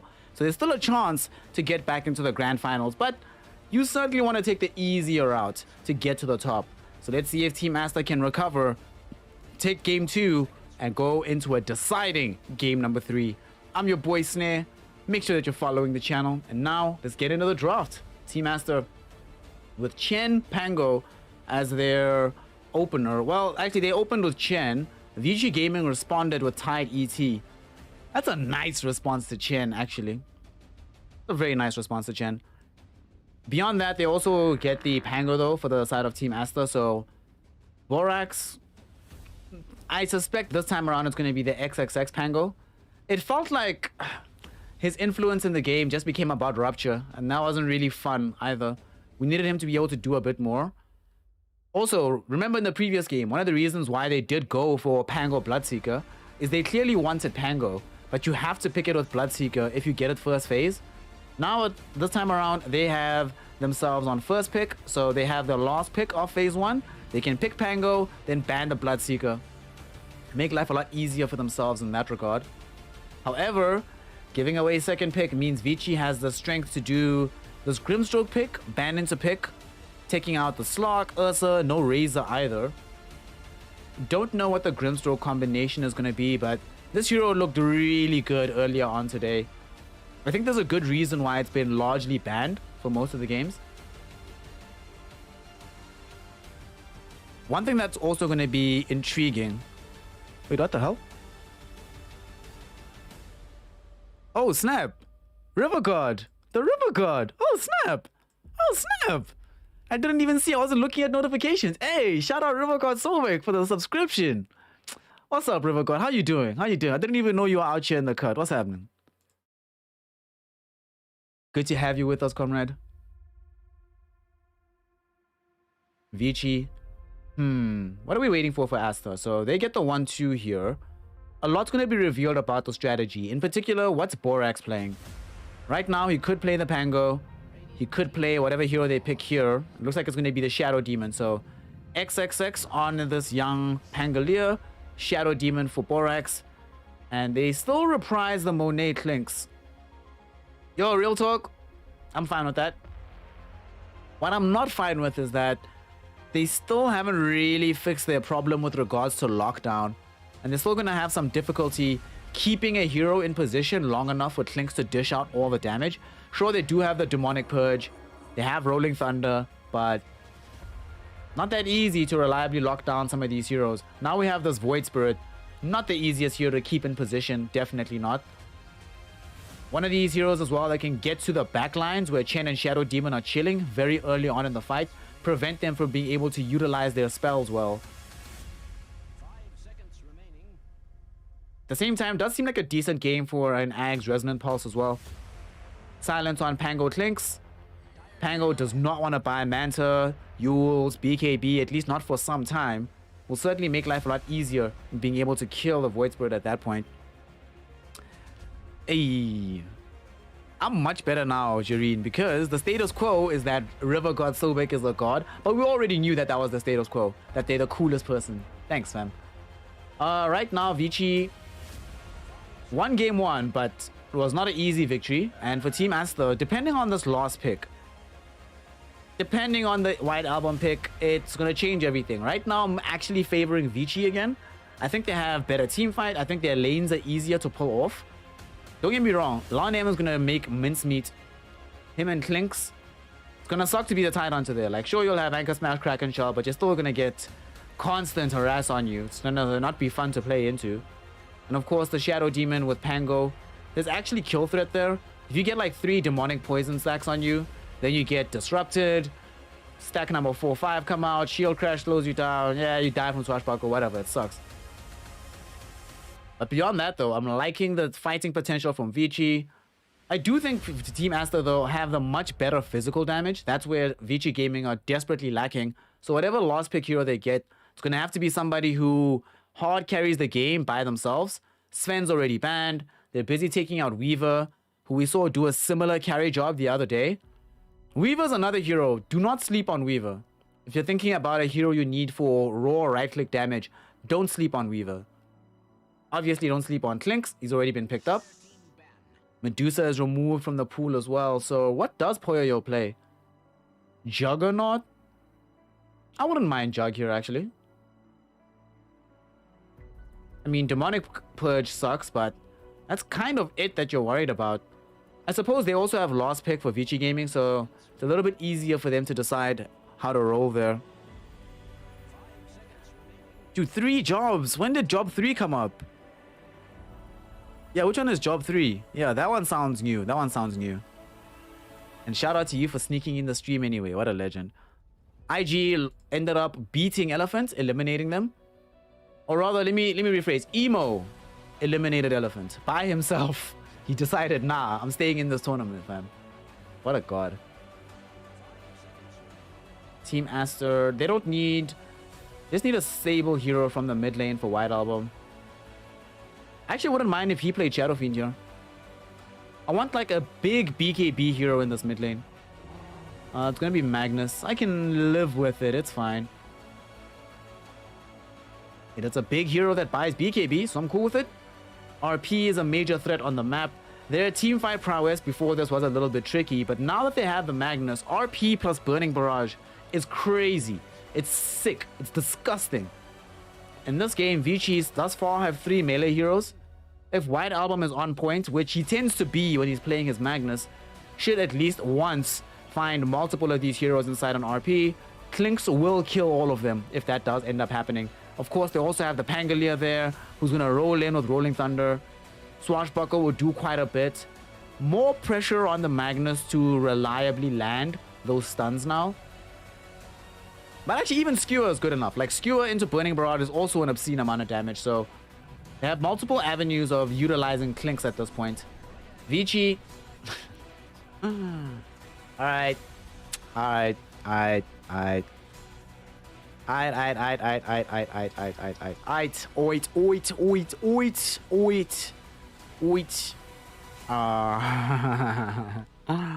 Poyoyo Faceless Void. Yo, listen.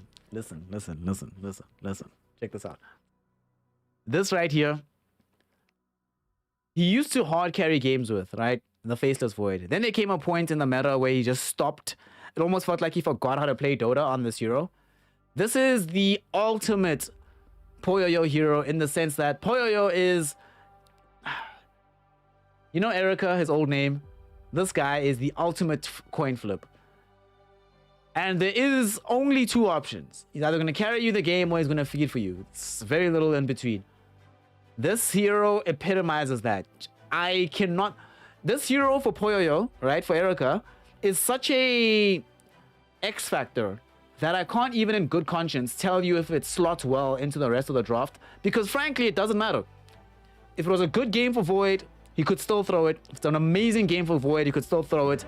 If it's a game where it's 5 counter picks against Void, he could still carry it. Literally does not matter. The only thing that matters about this game, it's not the drafts, it's not the lanes, it's Poyoyo. If Poyoyo does well, Vici wins. If he doesn't, Vici loses. That's it. Easiest analysis ever. You make my life so much easier. That being said, it's not easy for him to do well here. I'm very surprised that he did this. Like, earlier on in the draft, I thought maybe they want this hero because whenever I've seen them go for ET, they like being able to combo that with a hero like Void. Keep you in position. It's often been Mars in the past. Obviously not this game because of Tidehunter. But it keeps you in position. ET Splitter, ET Stomp connects every time.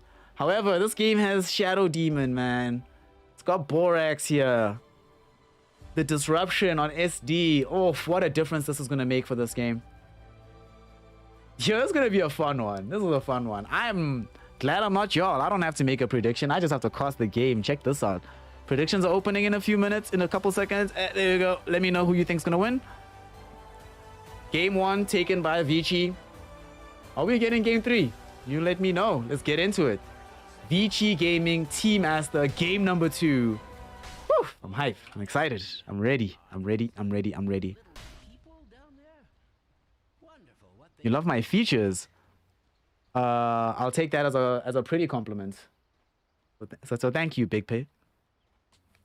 Big Pippy. Shout out to you. This mid matchup is an entertaining one. It should be one that's won by the Magnus in the grand scheme of things. Magnuses generally win the mid lane matchups. It's quite hard to lose, honestly, as the Mag.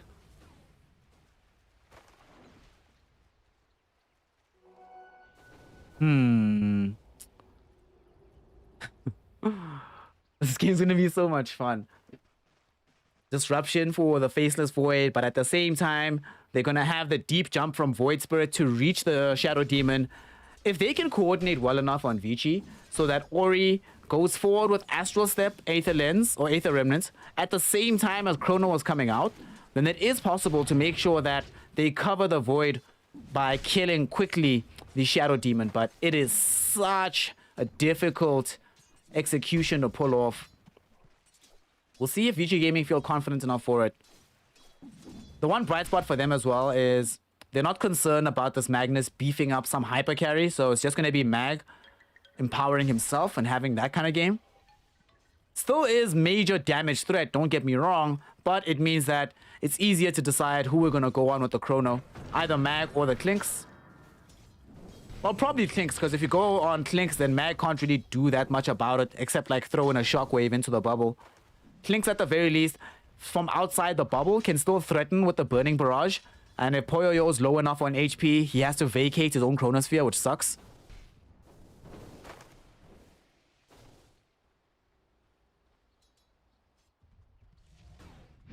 Radiant's courier has been slain. This is also going to be one of these games where, I mean, I know I was memeing a little bit about it doesn't matter with the laning phase. This laning phase is so important. XXX wants a good lane. If he's able to find it versus Poyoyo, leads into a much better start, but they're going to play very carefully on the side of VG Gaming. As mentioned earlier, there is some kill threat with the Pango Shadow Demon, so they're making sure not to overextend themselves. Does mean playing further back and allowing XXX to farm the lane, but what can you do? Better than dying. Mid lane right now, first 3 levels, very favorable for the Void Spirit, but White Album will get there. White Album will get there. But even when he does, just going to be trading farm that lane. Not expecting much action to come out from that side.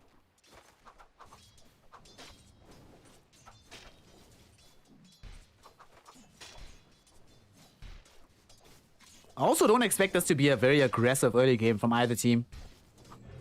They all want farm. They all want levels. Like, everyone's got huge ultimates as well for on both teams, like that they want to use for the fights. So it's kind of hard to reliably kill heroes when those ultimates are wasted or used in a bad way.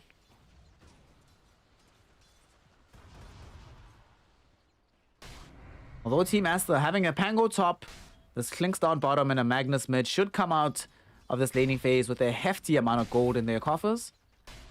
Also, Monet playing Clinks. Playing against DK, DK has a much easier time of the matchup than the Tidehunter. You know, he can rely on his own Dragon's Blood. That gives him the sustain to stick in the lane basically forever. Eventually, these Searing Chains become a little bit intolerable. There's a reason why Old 11 had to rush this Ring of Health.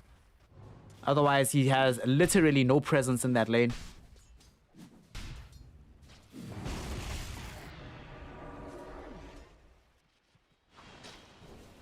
Top lane, Poyoyo. It's gonna throw out a time dilation, say, get back off me, y'all. But because he has the assistance of the Grimstroke top, rather than, say, the Elder Titan, ET could maybe run forward, run more interesting interference, but Grimstroke sort of necessitates that everyone, unless you have kill threat in that lane, you play a little bit more safely. It's gonna end up impacting the overall farm rate of this Poyoyo Faceless Void.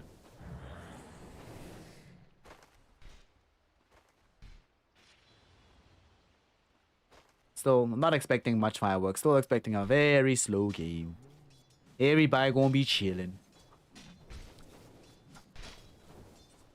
I wonder what the weather like is right now in China. Maybe it's like a calm, beautiful, sunny afternoon like it is here in South Africa. So they're all like, man, do we really want to ruin this kind of environment with violence? Nah, fam. Let's take it easy. Let's take it easy. You know, we'll say hello to each other with some right clicks, but violence? Nah, we're good.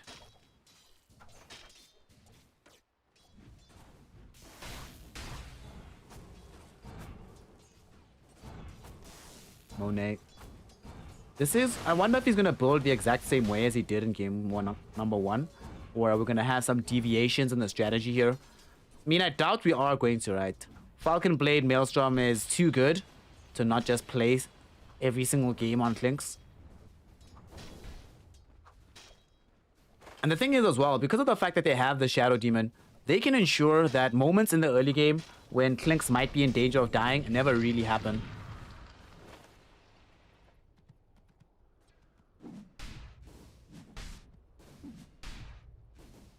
White Album playing around with PYW, saying, what's up, OG? They do have the level 6 on this Magnus. Ori's done a really good job in this lane. Not only has he been able to get more overall net worth in CS in the mag, but he's also forced them out of lane sooner without having to compromise his own resources in the lane.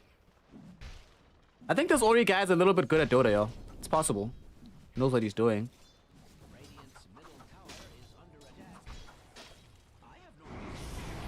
And speaking of Ori, finds himself now playing around Borax. He did get disrupted. Oh, White Album was stutter stepping with the RP. Not gonna use it just yet though. Finally, oh, it gets dodged.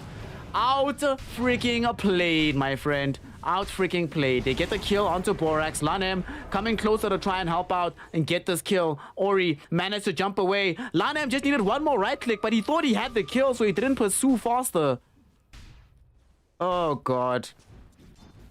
Rotation wasted, so Monet is now alone bottom. Old 11 does not care anymore about one target, one hero against them, so back to having a grand old time. 3 points, Kraken Shell. Mid lane, Borax came here as well, so there's less pressure being applied top. More farm for Poyoyo. And they end up using the RP. So if White Album wanted to make a rotation, he can't really do so anymore at this point. Well and truly marvelous play all across the map here from Vici, or rather from middle, which draws attention, focus, and advantage all across the map for Vici. Alright, I think this Ori guy knows how to press a few buttons. I think he knows what's up. He's okay at this game, you know. He's decent.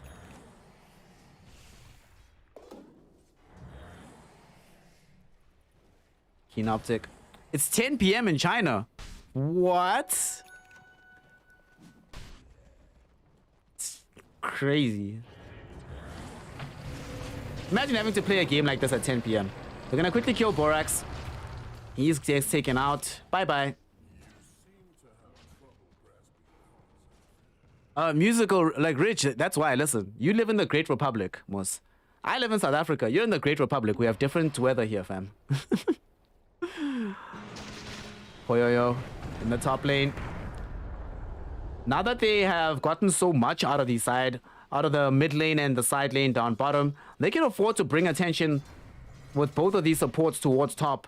Not just to keep Poyoyo in a good farming stead, but now it increases the amount of time you can keep this tier 1 tower alive without having to sacrifice it. DY almost actually got a kill onto Borax. Borax, will he be able to save anybody else? Doesn't need to. Bottom lane though, we do have a Ravage. They want Monet. Rotation from Ori. He's on a killing spree. And White Album showed up to try and help out, but he just ate a Ravage to the face for his troubles. And Lanem might also end up getting brought down here. Ori throws in the Aether Remnant. It drags White Album back. So before the skewer can connect, the Magnus winds up with his spell being wasted. Can't go forward for an RP. And because this is Magnus, right? Without the skewer, that's one of his mobility spells as well. The Void Spirit can get back to middle so much faster than you. Get back to farming. He's had now another success on the map. This time, not escaping a rotation, but making it happen himself. And that's a kill onto Monet. Dude, Vici. Vici. Oh, let me not say Vici. Ori. What kind of start to the game is this, my G? And look now, they are coming back, dude. They see White Album. They immediately return with the smoke. They don't have Ravage anymore. But they really want to try and find this kill. There is an Observer Ward, though, on this high ground. PYW didn't have a smoke to his name. So they're unable to make that move under the cover of darkness. This will incentivize Monet and Lanem to make a similar move towards top. Well, Monet is not interested. He wants to farm. And they need to find this move because they need to press this tower. Instead, Ori gets here first. Borax is going to end up getting brought down. XXX in with the Rolling Thunder. They have reinforcements here. Lanem, he missed with the Centaur Conqueror War Stomp. So now suddenly there's danger of a Chrono going up against them. And here it goes. Two heroes caught inside of it. Aether Remnant's going to be there. Doesn't actually connect onto XXX. Got messed up a little bit by Ori. So it ends up just being a wasted Chrono. All right, Poyoyo doing his part to allow Asta to remain in this game. And because the Chrono was such a disaster, they're forced to vacate their top lane. And it seems like Asta still will be able to claim the tier 1 tower before Vici Gaming gets it. Maybe Borax dies though. Gush will be there. He's just buying time. He knows what's happening. He's actually bought more than enough time. Look at this. He's zoning them back away from the tower. Borax! What a player. Old 11 has managed to dodge all of these additional Shadow Poison stacks. But nonetheless, the delays given by Borax might not keep the tower alive, but it keeps it alive much longer than it has any right to be. XXX, Rolling Thunder. He's already seen the Echo Stomp being used, and now they're putting pressure onto Poyoyo. Can they chase on him? Poyoyo, 3 Shadow Poison stacks out. XXX ends the Rolling Thunder early for the Swashbuckle, and that's going to make him susceptible to the Ravage. Gets taken out by Ori. Ends up being a dominating streak. When did Ori show up? Psych! If you're dying, Ori's always there. Vici Gaming, 6-0 up on the kills right now. They end up losing the top tier 1. Trying to siege the bottom tower to get this one for themselves too. However, somehow, Team Asta still has the overall net worth advantage.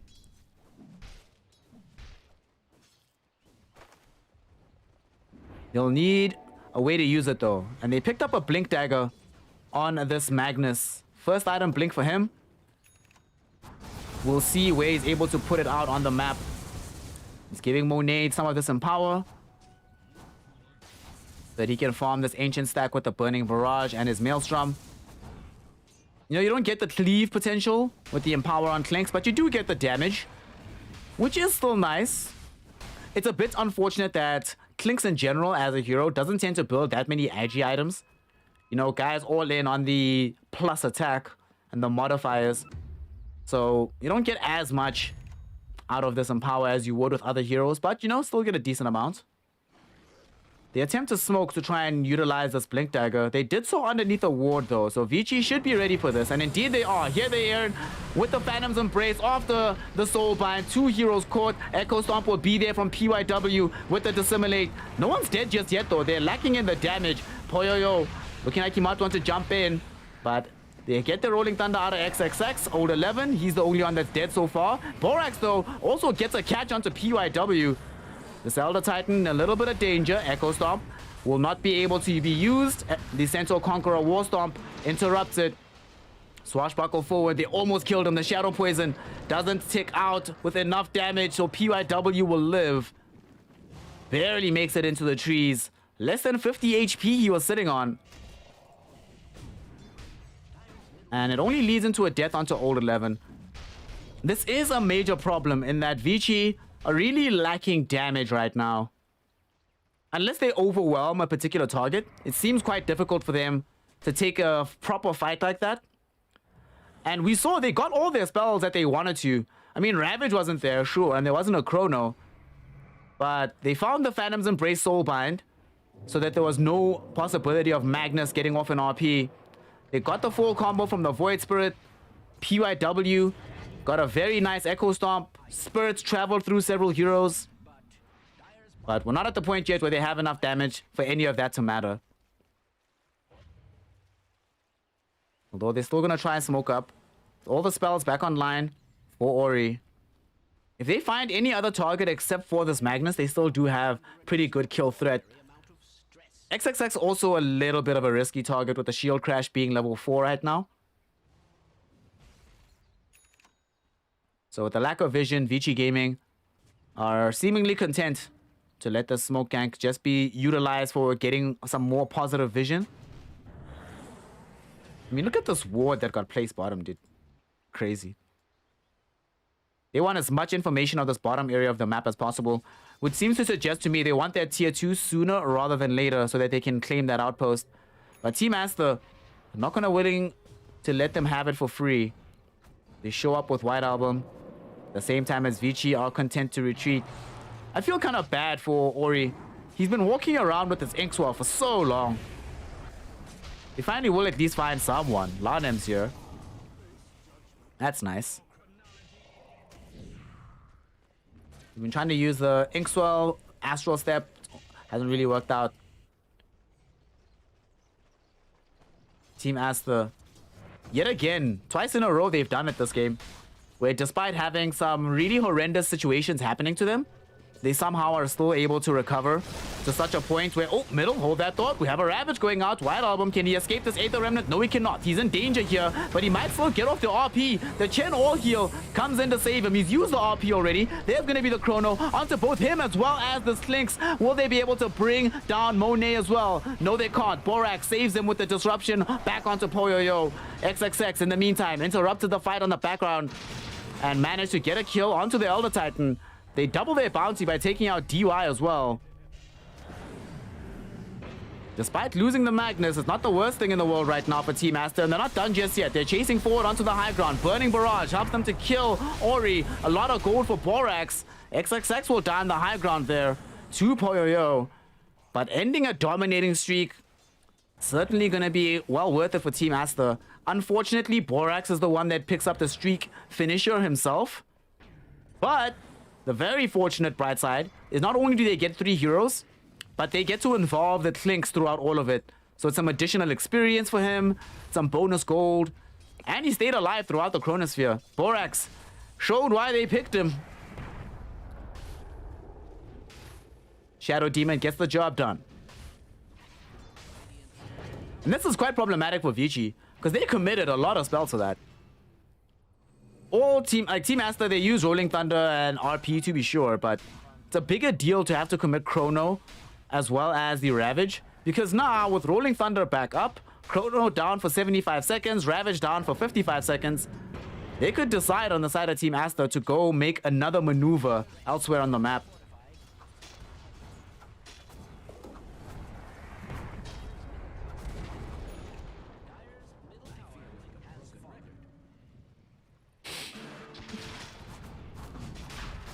Roshan now being opened up.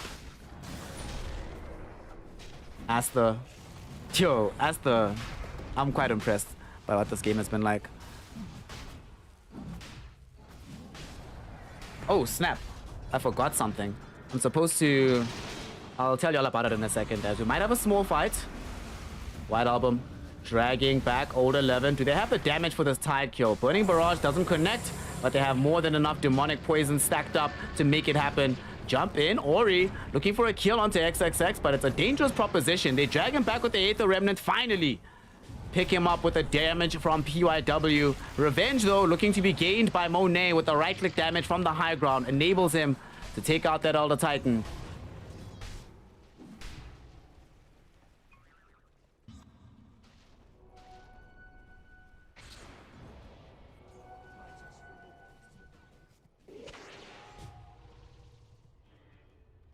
Played.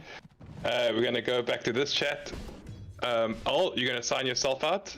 Thank you so much for watching. It's been me and me. Yeah. Okay, bye. And then we're gonna pull back to you, Sam, where you'll actually close out the full event.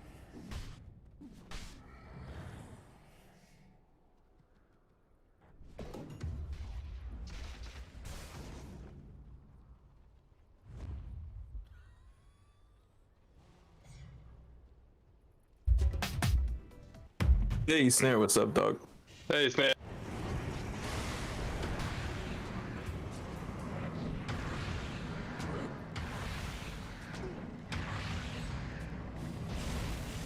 As y'all could probably hear, there's people looking for me on the side. So I had to dodge a game. My bad, my bad, my bad. We're back in this one right now. Poyoyo gonna end up with a chrono down onto the Magnus. This is a bit dangerous. They get the kill, but there's still a lot of pressure coming back from Asta as Monet hasn't really been dealt with here. He's doing out damage from the backside of the fight. Soulblind goes back. They try to drag him back in with the XXX. He gets saved by Borax yet again. White Album buys back. Blink RP on the 2. They find the Elder Titan as well as the Faceless Void. Poyoyo is gone. DY, can he get away from this fight? Does not seem like it. He's also going to get right-clicked down. Also going to get dragged back by the Shockwave. Will be a double kill for this Magnus. 4 heroes have fallen. Roshan now right open for the side of Team Asta to run in and claim. Woof. Woof. Woof. Yeah, I know y'all can hear that. My bad, Rich. My bad, my bad, my bad. Asta, though. Can Asta hear y'all support? Because, my God, White Album...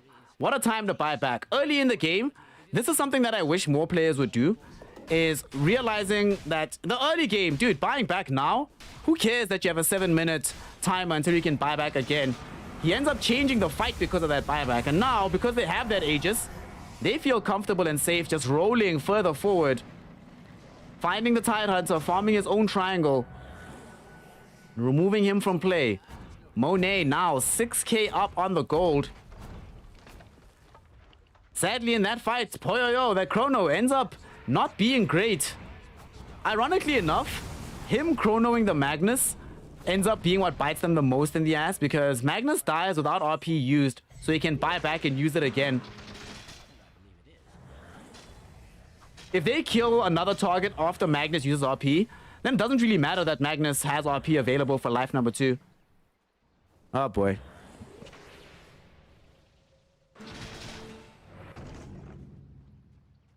Lanem.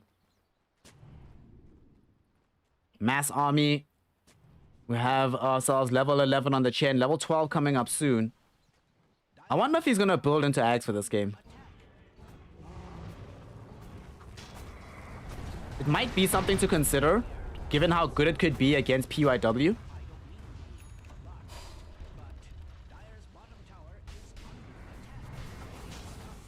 Vici though, Vici have major problems. They have 2 really big issues right now.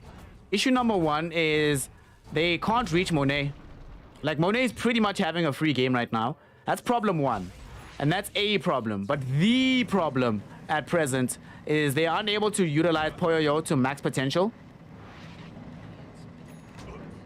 Not very easy for them to get damage into the bubble. So even if he does chrono a target, it's largely incumbent upon him to lay out the necessary damage to kill that target.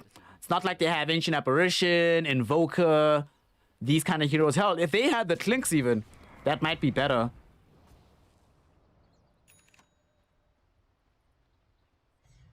The Poyoyo just having some damage issues largely.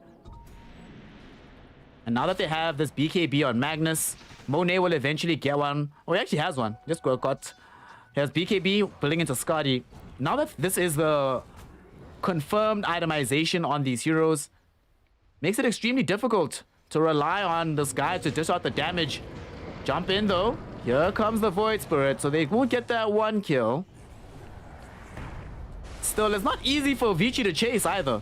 That's also another major frustration. Generally speaking, you're playing Void. You're playing the Void Spirit too. You want to be able to kill one target, move quickly on to the next one. But if you don't have vision of Magnus, you can't do it. Gotta stay back.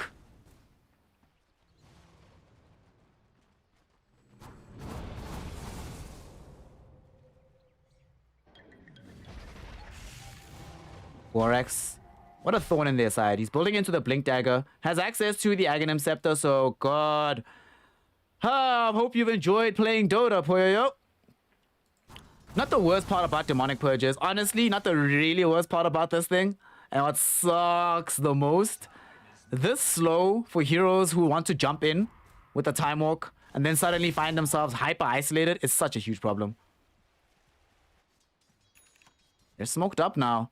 Team Asta, they want to reveal this Aghanim Scepter. They want to show it off to the world.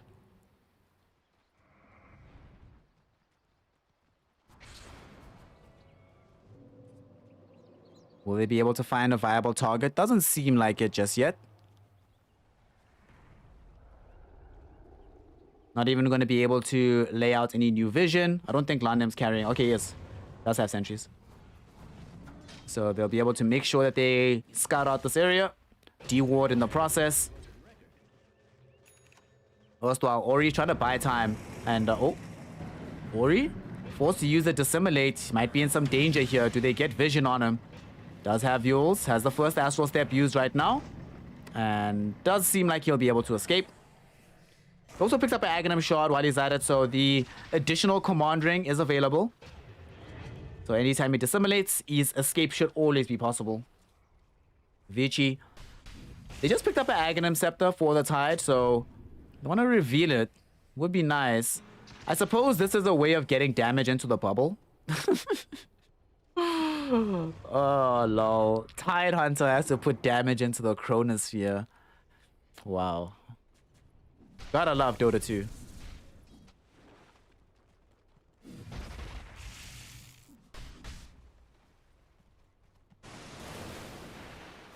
White Album.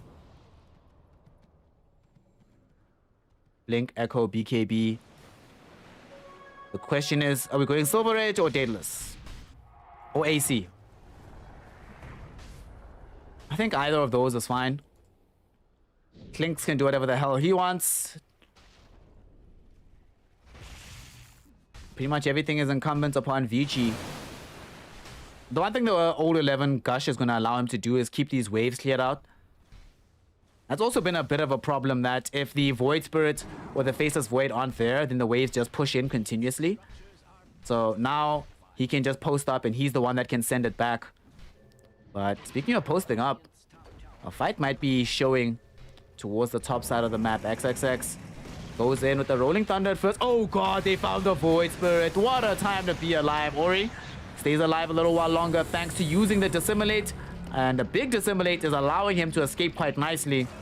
Was bought a lot of time by the Faceless Void. Not Faceless Void, excuse me, the Grimstroke dropping in that Phantom's Embrace with the Soul Bind. Helped him escape by preventing White Album from being able to either skewer or RP. So you get the tower for free. They draw a lot of attention towards themselves in the top lane. And they all escape.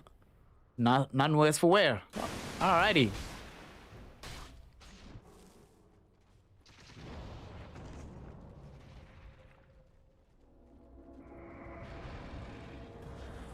Asta still enjoying this 2k gold lead. Lanem has now picked up the level 12 halfway, not halfway, but beginning the progress towards Aghanim Scepter.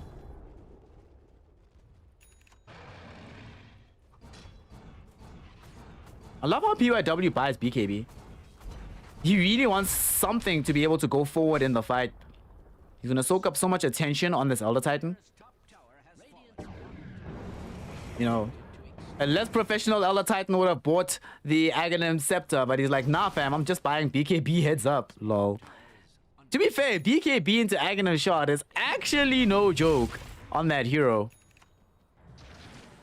The only problem though for Team Aster is now that they do have BKB on Faceless Void, BKB out on this Elder Titan, there is a modicum of protection against the Rolling Thunder, but RP is still an issue, Burning Barrage still an issue.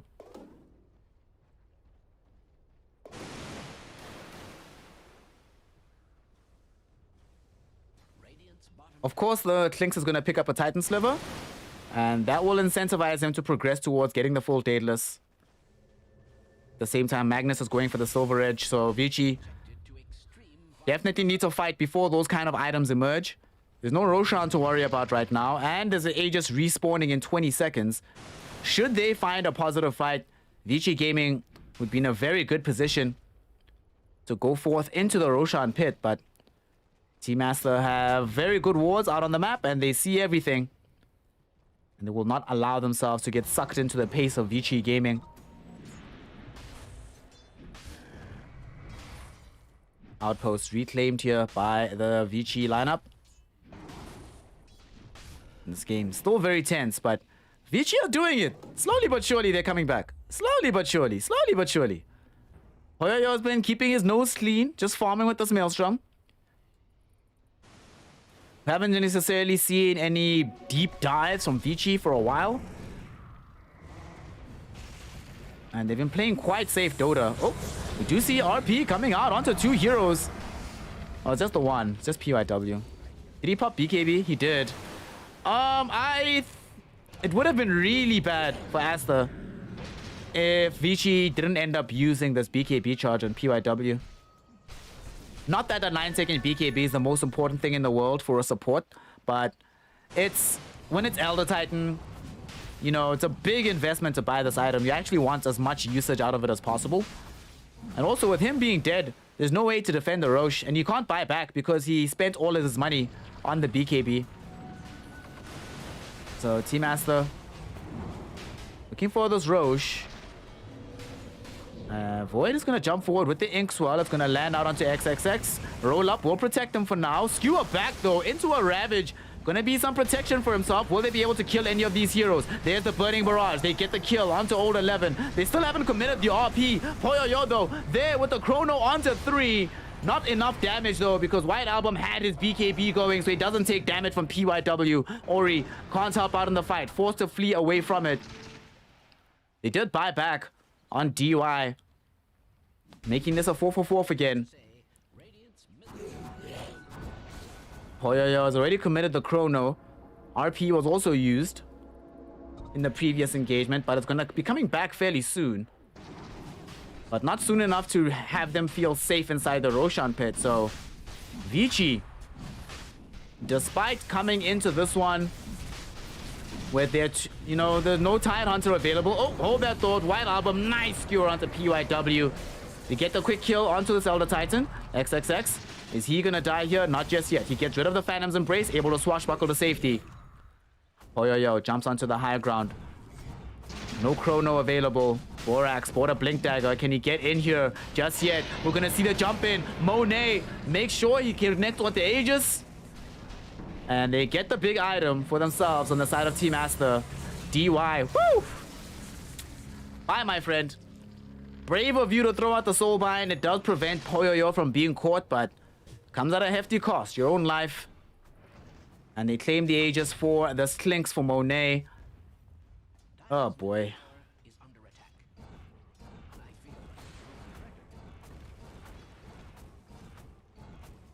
Vici Gaming really are struggling at this point. Not just with being able to dish out the damage, but they're so much squishier than Team Asta.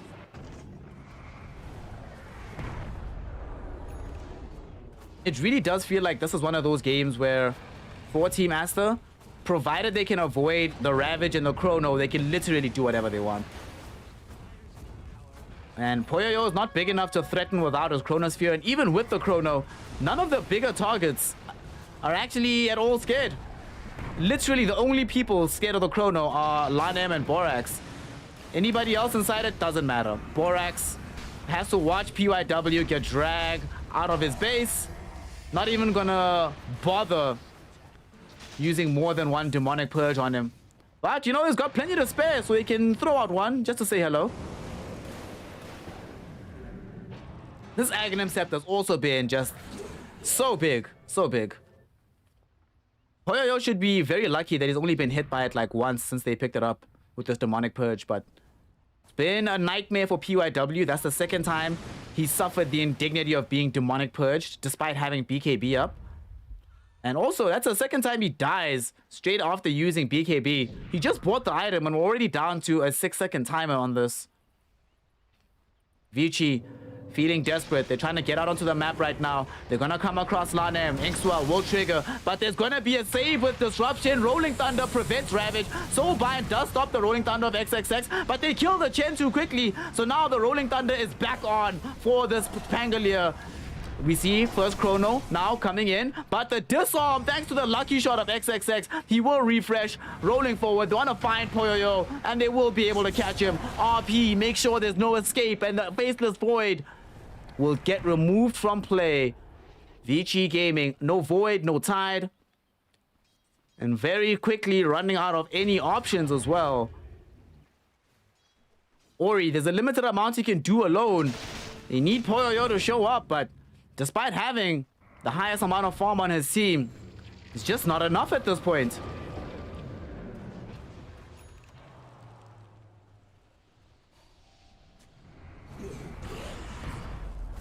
With the tier 3 tower already being gone through the mid lane, they will return to finish up the laner Rax.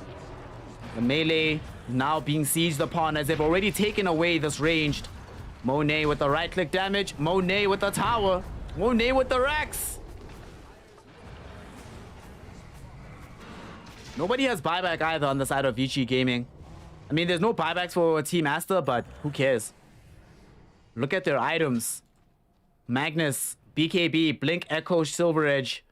Borax has the full Aghanim's Blink. This Rolling Thunder Refresher for the support XX. I thought that was like a shard or something, but I was like, wait, it can't be shard yet. It's only been... The Roshan is not at that point, so we bought the full Refresher, and my oh my was it effective. And while we're speaking, Aghanim Scepter up for the Chen. Suddenly, even this big Ravage, if you don't catch Lana first, not gonna really mean anything.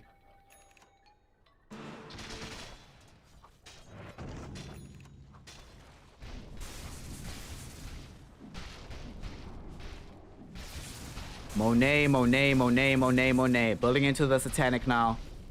Yeah. This Klinks has had a free game.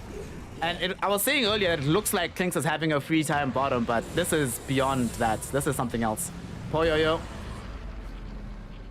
Now, they have the option of maybe trying to lead a kill onto Monet. They don't have a chrono for this, but they jump forward with Inkswell. Borax doesn't get caught inside it. Monet throws in some damage onto Poyoyo. He sticks around to kill Borax, but hashtag not worth. Look at Monet go. That's just with the Aghanim Shard and the 2 additional Skellies. Jump up, White Album, looking for Old 11. Not going to be able to find him. There's a Ravage, though. It catches White Album. So there's no Magnus available anymore. But who cares? Monet's still here, standing strong. Full Aegis of the Immortal, which does expire now. However, with no Faceless Void and no Ravage. Oh, there's a Ravage. They go for it. It just got refreshed. Monet, can they kill him? No, they cannot. BKB activated by the Klinks. Way too much damage onto Old 11 with the Burning Barrage. 3 heroes dead on Vici, none of whom have a useful buyback. Tide can buy back, but why? He'll just buy back and do nothing. Second lane of Rax will fall. Vici Gaming now at the point where the team is discussing very deeply game number 3. Poyoyo did not do enough. More importantly, Monet did freaking everything. Listen. I would allow if they decide to first ban this Klinks. I would allow it. It's fine.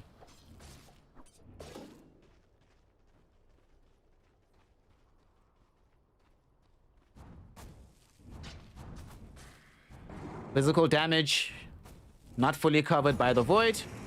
And it ends up not being... Oh my god. Oh man. Monet's right now sliding inside the Void Spirit's DMs and says, hey man, don't you wish you had a carry player who could do this much damage for you, right? Klinks, what a hero. What a hero. Sandy, here's the thing. Even with Sven Omni, they almost lost the last game to Monet Klinks. A guy, I'm thinking this is the problem here. This Klinks is the problem.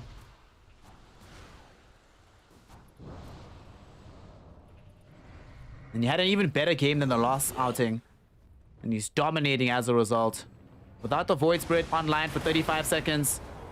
Vici Gaming, can they defend their final lane of Rax? Poyoyo jumps forward.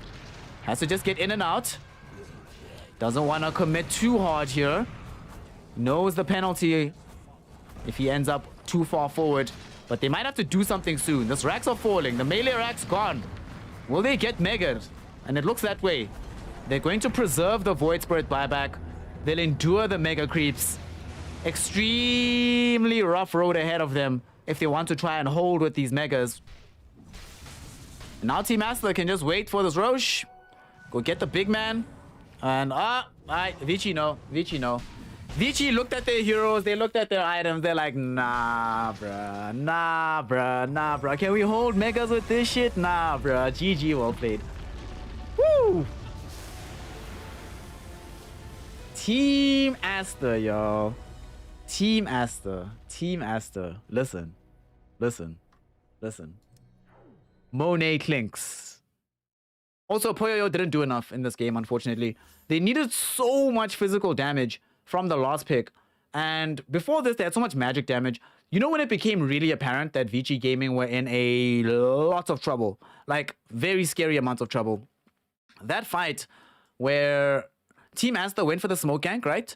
They move. Team Aster move into, right? They go by themselves. They're like, look, we are looking for these Vici heroes. They go up the hill. Vici sees them coming. They're like, cool, we know y'all are coming. We're going to set a trap. And the trap gets sprung. A lot of spells get used. But the only hero who died was Tidehunter. And it's like, oh. And that fight wasn't even an RP used by Team Aster. And it was like, oh, y'all are in a lot of trouble. You're in a lot of trouble. Unfortunately, the trouble ends up being too much to bear for the side of Vici Gaming. And they end up going down. So we get a 1-1 here. This is pretty exciting. So that means that we are going to have a decider.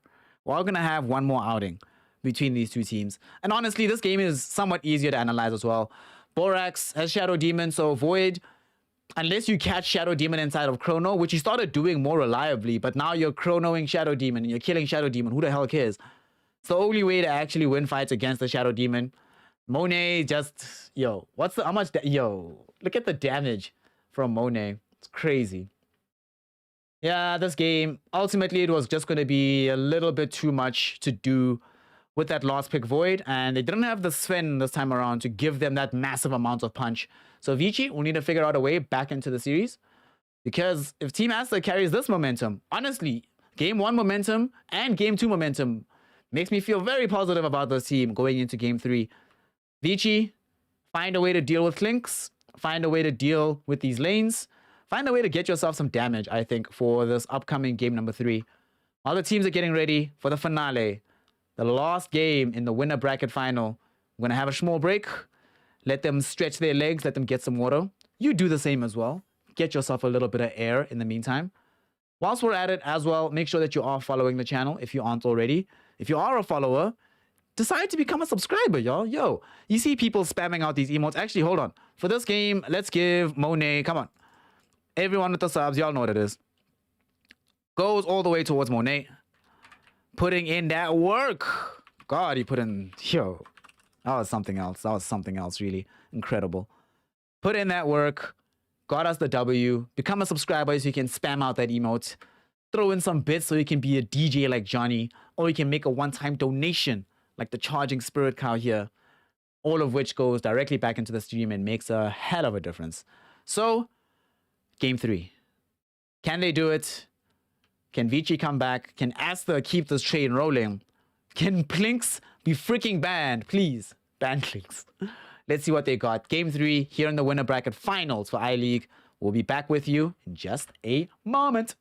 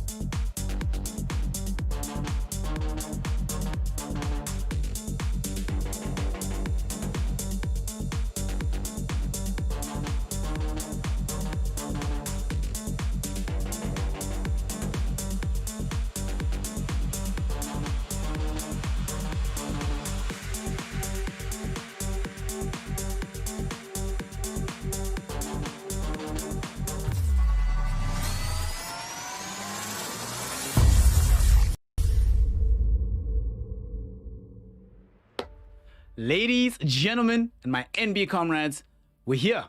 We're here. The final game. Game 3. Team Master, Vici Gaming, winner bracket final. It's I-League. Let's go. Don't need any introduction for this one. Especially because this is going to be hype.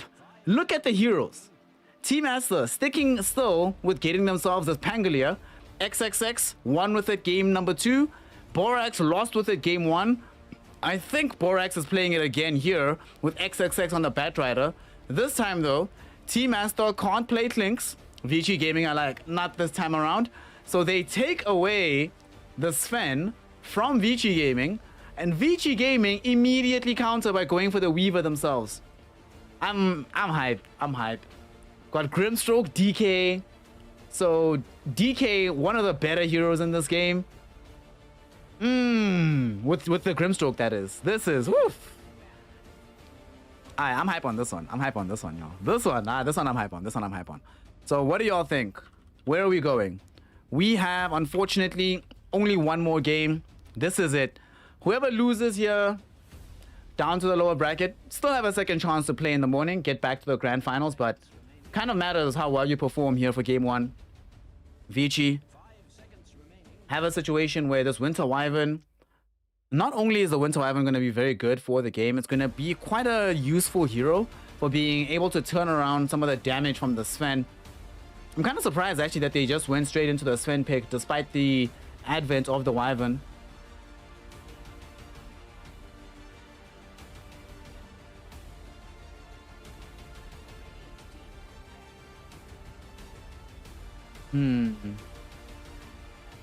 I wonder what do we have for our mid laners though? I doubt this Batrider goes mid for White Album. I think he'll probably feel he wants a hero that has better capability of carrying the game. The dual cores that we've seen today have seemed to be when things are most successful for these teams. Not necessarily having like a pure tempo controller from the mid lane. It sort of worked out for Elephant earlier today. But sadly, it's one of these things where you still want the dual core more than anything else. Quap band, Magnus band.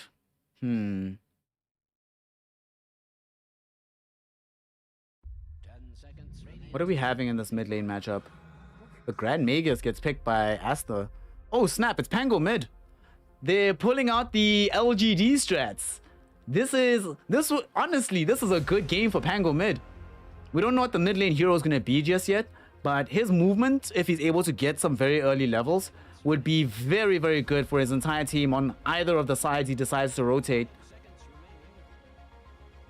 Getting a fast-paced Pango as well is, generally speaking, one of the better ways to play against Wyvern. You just create so much chaos elsewhere in the fight. And even if you get cursed, cool. Now we know what to avoid, the area of the map not to play into. And Vici go Nox Stalker last pick. So Ori is actually playing this DK in the mid lane. Okay. Jireen, you are right. Vici banned the Clinks. They did not ban Pango. So Asta got it first phase. And with the Rubik being picked, it does mean that they are actually going to play the Batrider middle. And they're going to play it into DK. Yo, this is a Night Stalker pick. I actually like this Night Stalker pick. I like it a lot. Night Stalker with Grimstroke, one of my favorite combinations. After you get that Blink Dagger, you're not only initiating with the silence, you're also giving your team a stun so everybody else can catch up and dish out the damage. One of the better heroes, I think, as well, for kiting around a Sven in the midst of a fight. Well, pre-BKB, that is. Afterwards, yeah.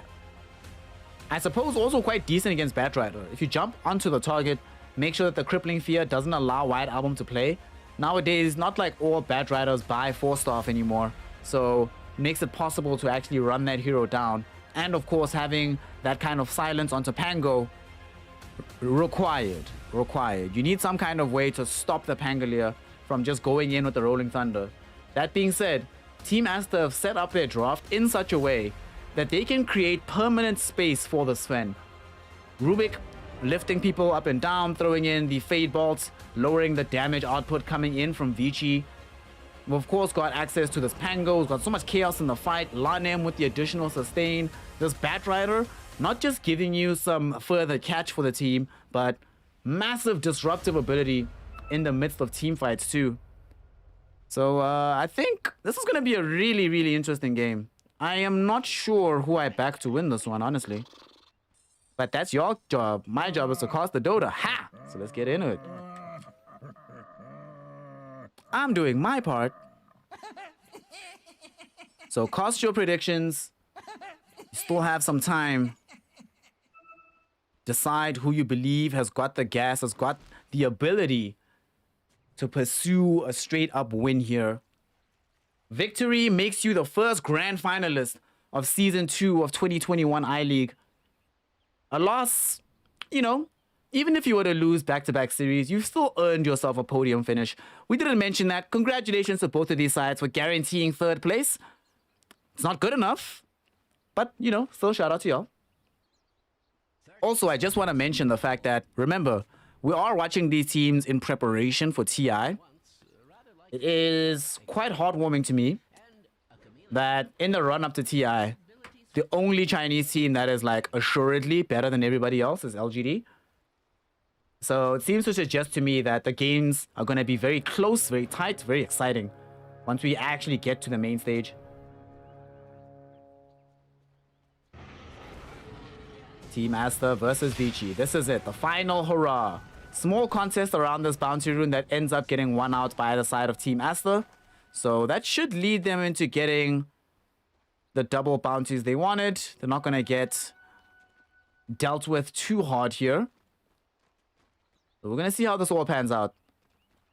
Ori playing from the mid lane here with the DK. Haven't seen the core DK in a bit. Earlier today, when it was Old 11 playing the DK, I chastised them for wanting to buy Silver Edge at some point. In this game, you're playing from mid. That has to be very high on the option stack of getting yourself that Silver Edge. Unfortunately, though, you don't necessarily have a great lane versus White Album. So you might find yourself a little bit sorted and slowed in your pursuit of such big items. If you play carefully, you shouldn't die, but it's not the easiest lane by any stretch of imagination. No, the stream isn't lagging. For some reason, KH24, whenever we get into the game, like at the very beginning of it, for some reason, there's just a little bit of lag. Like today, I don't know what's happening, but it seems to settle down after a few minutes. While that was happening, though, and things were lagging out, we did have our first blood being drawn on Old 11 as Monet. That's not good news for Avicii Gaming. If you're a Avicii fan right now, you're not happy to see Monet being the one to start the killing. Especially because he intends to be the one that ends the killing as well.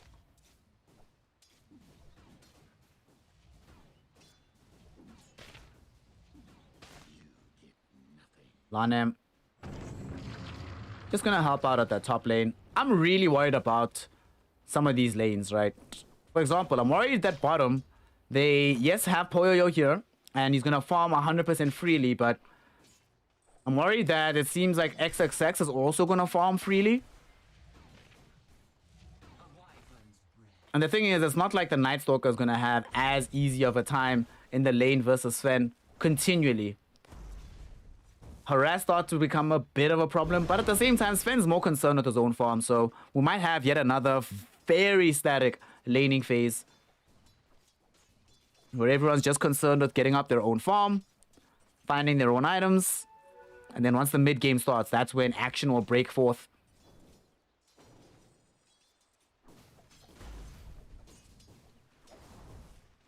I feel like Asta in this game, it's interesting about the hero matchups, right? We don't necessarily have out-and-out cores from the mid lane for either lineup. DK can sometimes moonlight as one, depending on if the game is going well enough. But it's not like you're not like a Shadow Fiend or something that's playing from the mid.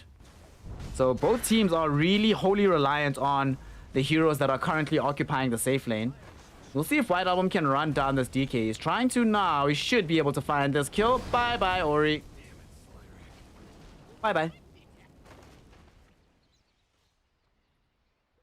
If we had Dota 2 awards, White Album is certainly one of the most improved players over the last few years. That guy's gotten really good. Like, really, really good. Taking out Ori, getting himself ahead through this mid lane. Sven still farming well. These side lanes, there's no real kill threat from the side of Vici Gaming. I mean, bottom, you can consider maybe Inkswell on Weaver as he runs onto Borax, but highly doubt that Poyoyo wants to take those kind of risks. Meantime, out in the top lane, DY eats a Stormhammer to the face, but it is what it is. These things happen. He pulls back. Just trying to deal with Lanem. A little bit of a harass war, but neither of these supports can do all that much to the heroes that occupy the lane at present. Although the Sven did give up a substantial amount of CS to try and pursue that Winter Wyvern. Ultimately didn't end up getting him anything useful. So Night Stalker got an uninterrupted wave.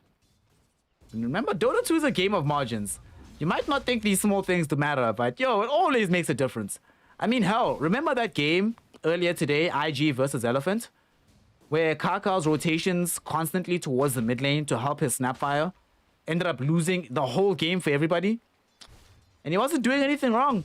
He was helping a struggling mid laner. Then they end up losing the game.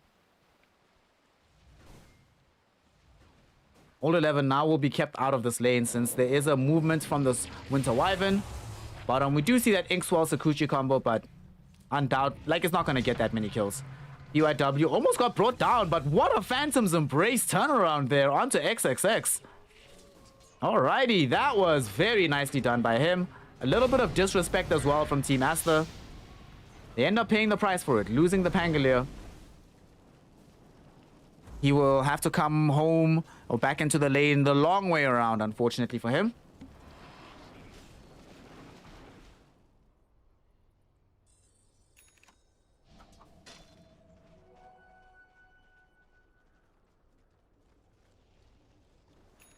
It's interesting to me that this game, well, I guess he is playing against Batrider, but Weaver is deciding that things aren't going to go well enough for him that he can afford to skip boots. Once those early stats with the power treads, then we can start turning our attention towards the Maelstrom. So I doubt we'll see a Falcon Blade coming in from him. And top lane, since he's still alone, Old 11 gonna have a tough time progressing, but now middle, they want to get a kill onto White Album. Ori has assistance from DY and PYW. They're going to be able to find themselves a very big kill. White Album picked up. The goal does go the way of DY, but... oh, PYW, excuse me. But I'm fine with it. It's still cool. Jireen, the reason you have that association is because FY Rubik is one of the most beautiful things to have ever graced the Dota 2 scene.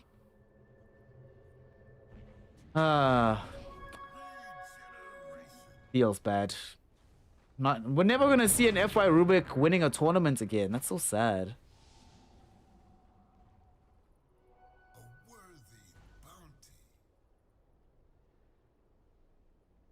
Asta in a position now where Borax just wants to try and stack as many of these camps as possible. DY, can he interrupt the stack? Can he get there in time? Got him. Haha, got him. When you're playing against the Sven, you absolutely have to prioritize dealing with these ancient stacks. Don't allow the opponent to get them for free. And, oh, DY. Looks like he committed his life for this one. And they're going to de-ward it almost instantly, but still doing the right support thing. Not every move is going to be optimal for yourself, unfortunately. Sometimes you're just playing those margins. And the more you can delay and depress the farm of the Sven, the further ahead his own Weaver can get. And Poyoyo, at present, has the full power treads. He wants someone to help him get a kill here. If they Inkswell, yep. XXX, Phantom's Embrace will not be able to jump himself away. And with 3 heroes surrounding him, should be enough to kill. Sakuchi forward again. Poyoyo did get caught with the shield crash. So it took a significant amount of damage. But ultimately it ends up not being enough damage to actually kill him. And he tried to also interrupt the camp being stacked at the same time. Instead, he's just going to run straight towards White Album. Mutipi's out in front of his face. Lanem, no option available for him as he just gets taken down. Vici Gaming now trying to increase the pace. All three of their cores situated around this mid lane. And the first big usage of the Dragon Knight form, they don't want to just bring down the tower to half HP. They want to kill it altogether.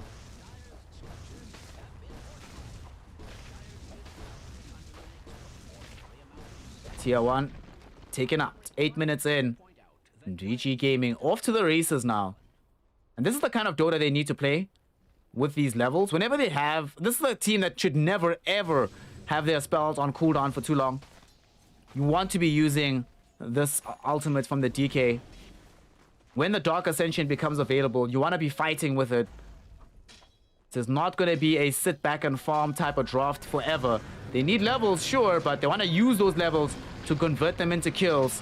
Not able to get the Inkswell stun off here. White Album pushes back the Night Stalker. An old 11 gets dragged into the last suit. Going to be a kill in favor of Team Master.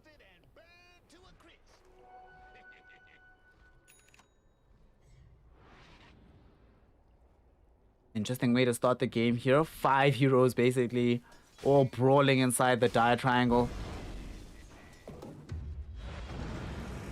XXX. Ooh, hoping to try and bring down PYW. Cold Embrace, or the Phantom's Embrace, really has been a thorn in the side of XXX. He's gonna try chase PYW. Not gonna find him. Nice hiding place here for the Grimstroke. And now allies are streaming in. Will they be able to help? Old 11, Dark Ascension triggered with the Inkswell. He's trying to find a viable target. Doesn't get anybody with the Inkswell because of the lift from Borax. Swashbuckle also disarms him, so they can't kill XXX just yet. Borax does manage to TP out. XXX, though, not so lucky. Removed from play by Old 11. Sent back to the fountain in a body bag. And they were really struggling to get the kill easily. And though he does die, PYW makes it worthwhile for his team, granting Old 11 the kill onto XXX. Also the first usage of Dark Ascension, and you're very happy when you use Dark Ascension the first time and it gets you something successful. Not just killing the Pango, but also defending the tier 1 tower in the bottom lane.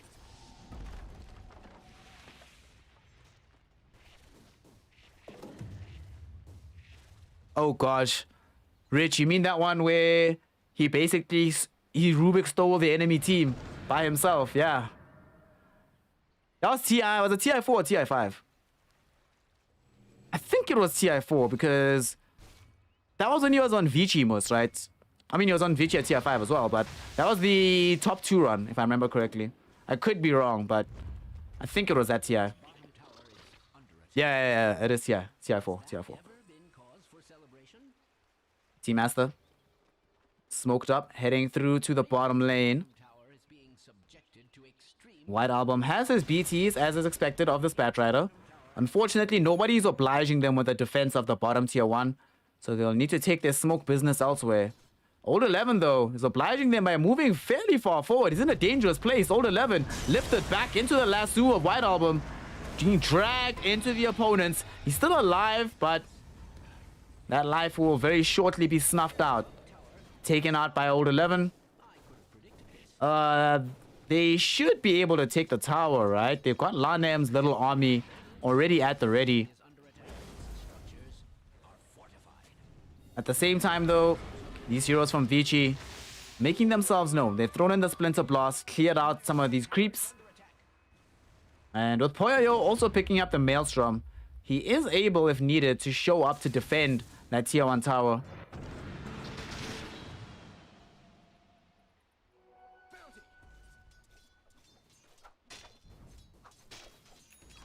Tier 5. Alright. Tier 5 versus Cloud9. Yes. C9 against freaking C9. Yeah.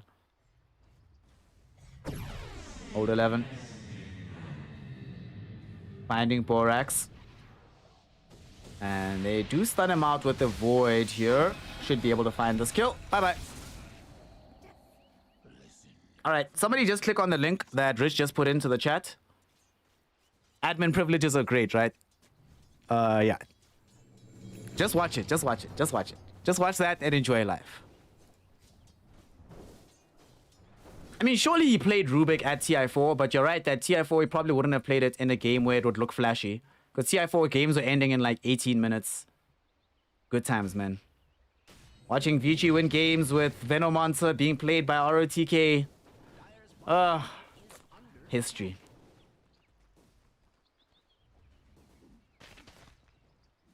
Right now, this game still quite even. Monet not as far ahead of this Weaver as he would like to be. Will participate with his team though to want to push and force through the tier 1 tower middle. They're all smoked up, coming in onto DY. Swashbuckle doesn't connect. DY, will he die early on here? He will have Winter's Curse if needed. He throws it back onto the Rubik, isolating XXX as they go in with the Crippling Fear. Soulbind thrown in onto 2, but with their God Strength and the Warcry pop, they will not have enough damage to deal with the Sven, so they have to run away from him. They've already committed the Winter's Curse. Poyoyo doesn't actually have that many items right now, so the big man on campus is Monet, and he turns up with his strength. They take out the tower. And Team Aster.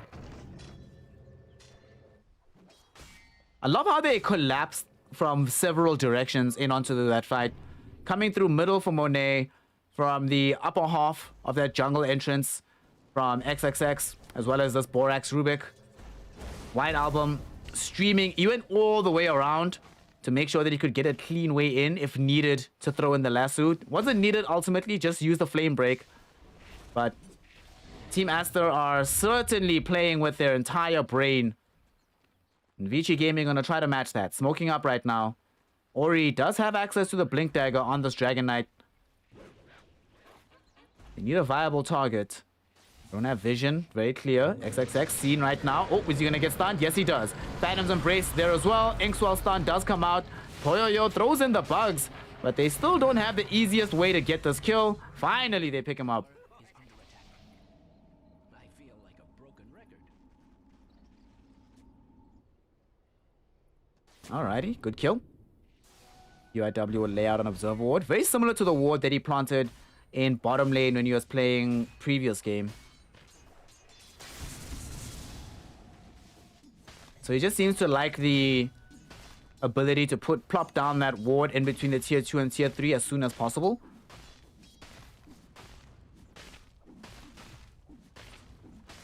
Hey, Baladic, listen, yeah, for us, like, by the time grand finals arrive for TI, it's like always 2, 3, 4, 5 in the morning. I'll tell you a story about real dedication just now, as Poyoyo gonna find himself getting taken out, getting a kill, excuse me, onto Landem. Bonus gold for this Weaver. So, Musical Rich, right? Me and him worked an event during TI 8. There was an event we were working, and our call time every morning was around 9 a.m. And we both stayed up to watch TI 5, or TI 8 Grand Finals till the last game. I think we both rocked up with less than an hour of sleep that day. Dedicated to working, but more dedicated to watching TI. Dyer's middle tower is under attack. I feel like a broken record. Hold 11. Wants this BKB as soon as possible so that he can start transitioning into getting himself a Blink Dagger. If you don't get that Blink this game, and you know for a fact that they're going to get BKB first before you get Blink, it really upsets your timing as a Night Stalker. He's already going to have a pretty rough game here. And as soon as those BKBs emerge, it gets worse. Poyoyo. Poyoyo, do they have the catch? Weaver, is he going to live? No, he will not. Gets dragged in with the telekinesis into the lasso. Borax steals the Sakuchi for good measure. Oh, boy. And Monet, look where he is already. God Strength onto the tier 2 tower, bringing in a creep wave. Oof, he has the full BKB with Echo Saber again. Oh my god. It's only a 3k gold lead, but they feel so far ahead from Team Aster. They're gonna try and hunt down Borax behind the trees here. Crippling Fear not gonna connect because Borax already in using the Sakuchi. So no real danger for the Rubik, and they didn't have reveal of these supports. PYW might be the one that gets revealed actually, because he's walking underneath this ward right now. Can Borax get the range for the left? Of course he can. He's got Sakuchi. Closes the range, telekinesis, throws him back, but Monet gets blocked by a creep wave, so he can't get the range for a Stormhammer. What are the odds of that happening? And now potential turnaround as here comes the rest of Vici. They force Monet to pop the early BKB. That'll be good enough to dissuade them from chasing, but that's still a victory for Vici. keeping PYW alive and forcing out the BKB charge. Man, life is nice. Man, life is nice.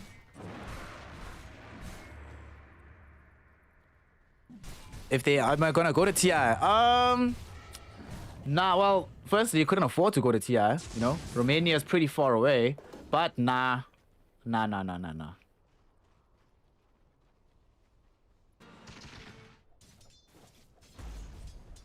I haven't been to TI, but I sort of promised myself, to be fair, this was many years ago, around TI 7, I think.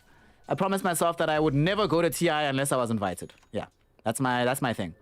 I will go to TI. It won't be this one because obviously I'm not invited, but the day will come and I'm invited as talent, and that's the TI I'll go to.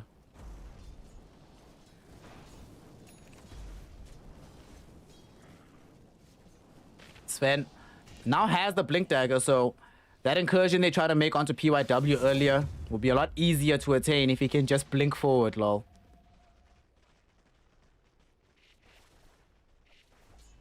I love the fact that Poyo is buying this Lincoln Sphere. There are times you just have to go back into the annals of builds. You see a Bat Rider, you see a Sven, you see a Rubik. You buy Lincoln Sphere, and then afterwards you maybe buy BKB. I think you still buy BKB, actually. And then afterwards you can go Scotty, Daedalus. Yeah, seems about right to me. Seems fair.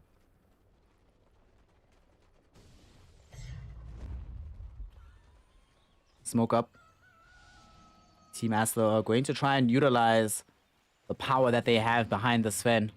Ideally, right now, if you can take a fight quickly with the BKB, Echo Saber, Blink, Mask of Madness, then you easily turn that into a Roshan push as well. But they really don't want to go into the pit without having that assurance. They'll try for it now, though. They'll take this risk. The scan did trigger over the area. But wow, this is going really fast. And doesn't seem like they'll be able to respond in time from Vici. Despite having a ward plopped down in the river here, they are going to be caught flat-footed. And this Roshan attempt is going to go through. Literally no response anywhere on the map from Vici. So a straight-up free Aegis. You don't get those as much anymore with the full team smoke. You can still find them like from time to time with one or two heroes, say an Ursa or a Death Prophet rolling into the pit. But the whole team missing on the map for that long, and the Roche still gets taken for free. That was, Vici got caught slipping a bit there.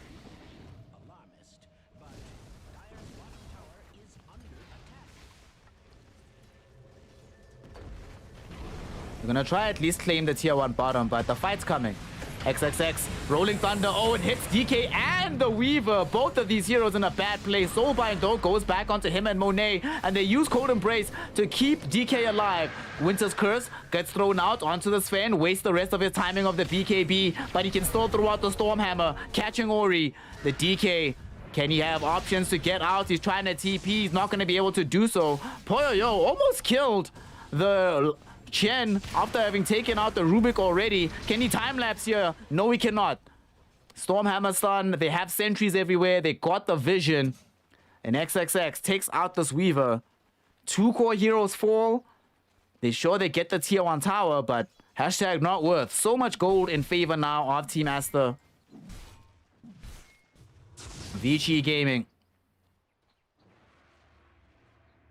It sort of felt like they were not on the same page at all in that fight about who they wanted to focus. XXX did create a lot of chaos initially. The Rolling Thunder bouncing onto both DK and Weaver not only robs them of the damage from the Weaver, but they needed Ori's presence with his BKB in a dangerous place, not just using his BKB to try and run away.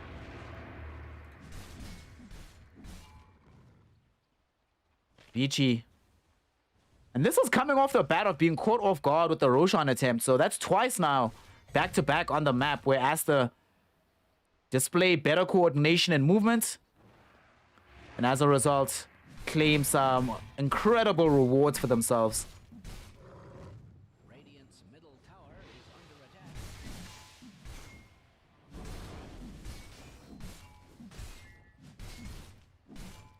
Yo, I don't know how anybody has already decided to plan for the trip. Yeah. I mean, I suppose you can all just Hang with your homies at Romania. Lol. Bottom lane. Poyoyo. Some trouble here. Can he time lapse? Nope. No Lincoln, so he's dead. And the scary thing is the Lincoln is actually finished. It's just back in the base. That's a feels bad death. That's a feels bad death. He really thought he'd have enough time to get out to safety there. Monet. Okay, rare mistake coming out from the super carry. Doesn't manage to get the correct initiation. Otherwise, Grimstroke would be dead right now. But they can turn their attention towards the tier 2 tower in the mid lane. And this is certainly gonna fall. Man, this is just Monet by himself. No one else has touched this tower. Just the power of God strength. Jeez. Well, this is why Asta took the Sven away from them. They're like, Sven, good hero, man. We're trying to play this. I love how spoiled for choice Monet is. Give me Tlinks, give me Sven. Everything's nice.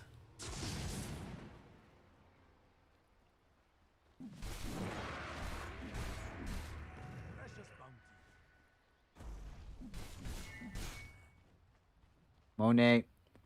We now have enough gold for the Chrysalis, so not too far away from the full silver edge. And we have a similar problem and a similar conundrum as what we saw in that previous Sven game, where Sven is so far ahead of the opposing carry player that they just don't really present a threat to him. However, remember that in that game 1, although Poyoyo was a similar distance ahead of the Tlinks, that the Monet Tlinks did catch up. Poyoyo can still catch up. Does have Lincoln Sphere now. He's feeling a little bit under pressure, and his team is like, dude, we don't have damage. You can't go BKB. You need to go Mjolnir Daedalus, man. It is what it is. He's like, fine. He might still get the BKB first, but his team is probably saying, man, want some punch first before you go for more protection. Especially because we're not getting any punch really from this DK. Ori has more farm than the Night Stalker, but both of them are sort of occupying a similar helping out role. Monet, God, two-shotting almost this Grimstroke. Stroke of Fate will get that kill. Monet through the BKB. Look how much damage he's dealing to this DK. Also, XXX finds 2 targets with the Rolling Thunder. Old 11 holding back White Album as well as Lan M. And he might die, though, for this. He prevents them from being able to chase down Poyoyo. But it does come at the cost of his own life. Erstwhile, DY was removed from play by XXX. And that fight could not possibly have gone worse for the side of Vici Gaming. Especially because they were the aggressors in that situation.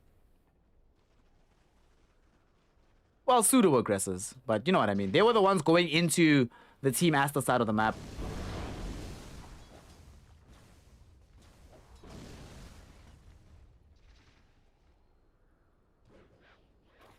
This DK pick has not worked out at all. Now they're like, damn, we should have had something else, man. Honestly, this DK game, there's a lot of DK games which is like, yeah, reminders of why this hero's an offlaner. This is one of them. All the pressure now onto Poyoyo. And Night Stalker doesn't even have Blink Dagger yet. Like, Night Stalker, we need you, fam. We need you. I mean, sure, you might claim I've got half the team's kills. Why are you mad? But the reason the team can't get any more kills is because they need the cover of that crippling fear. Or rather, they needed the cover of crippling fear. Somewhat of a moot point throughout the double BKBs.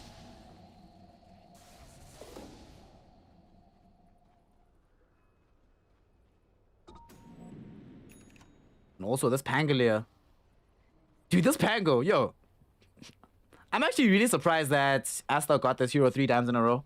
Even though they lost game 1, it's not like Borax didn't do quite a bit on this hero. In fact, he did more than the Bloodseeker in the offlane, to the degree where they were like, okay, cool, Bloodseeker was alright, but we'd rather have Pango, it's cool. We'll get any other hero, we'll just ban Bloodseeker and pick Pango. Because Pango's amazing.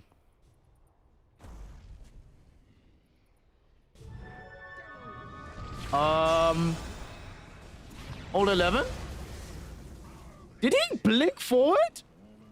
What? Why? Old 11? Okay. That happened. That's a tier 2 loss. That did not need to happen, but okay, cool. I can understand if he blinks away from the rune, but blinking for it. Oh,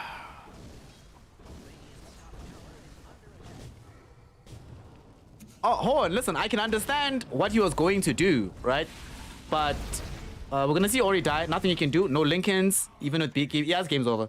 I can understand why he sees a double damage rune and he's scared of Sven getting double damage, right? But he has to know that if he blinks forward, if he doesn't BKB immediately on that blink and he gets caught with a spell, he's going to die. And he did. That was a very peculiar move from Old 11.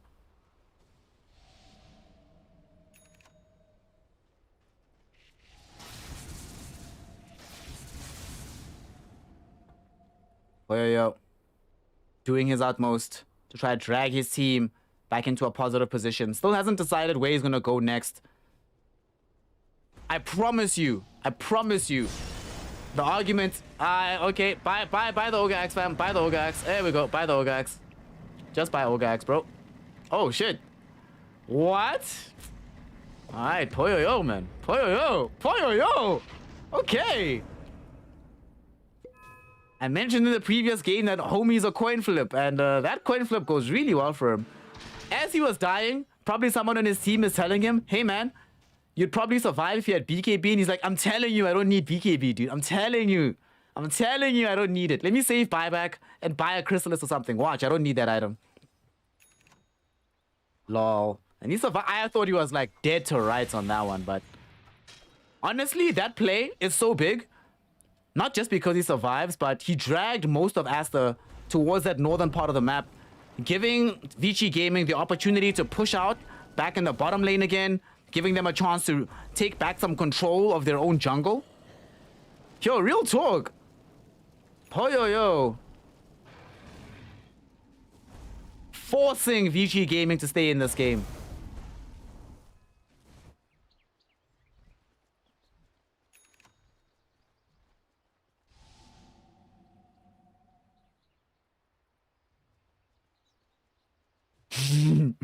David, 11 wants to old. Listen, the old 11 is there because he gets sleepy sometimes. That's why he throws games. Not because he's a bad player, just because he's old, man. He gets sleepy, gets tired. Smoke on smoke action now. Vici versus Asta.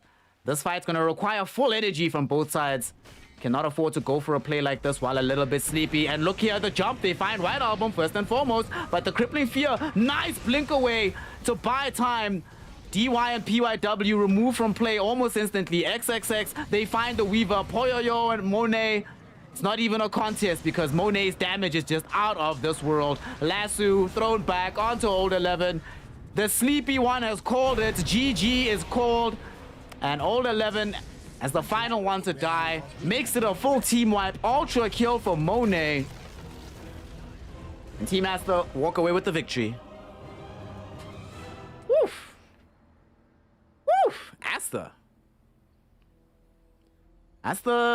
Asta looking hot today. Asta out here, yo. Asta out here with the heat.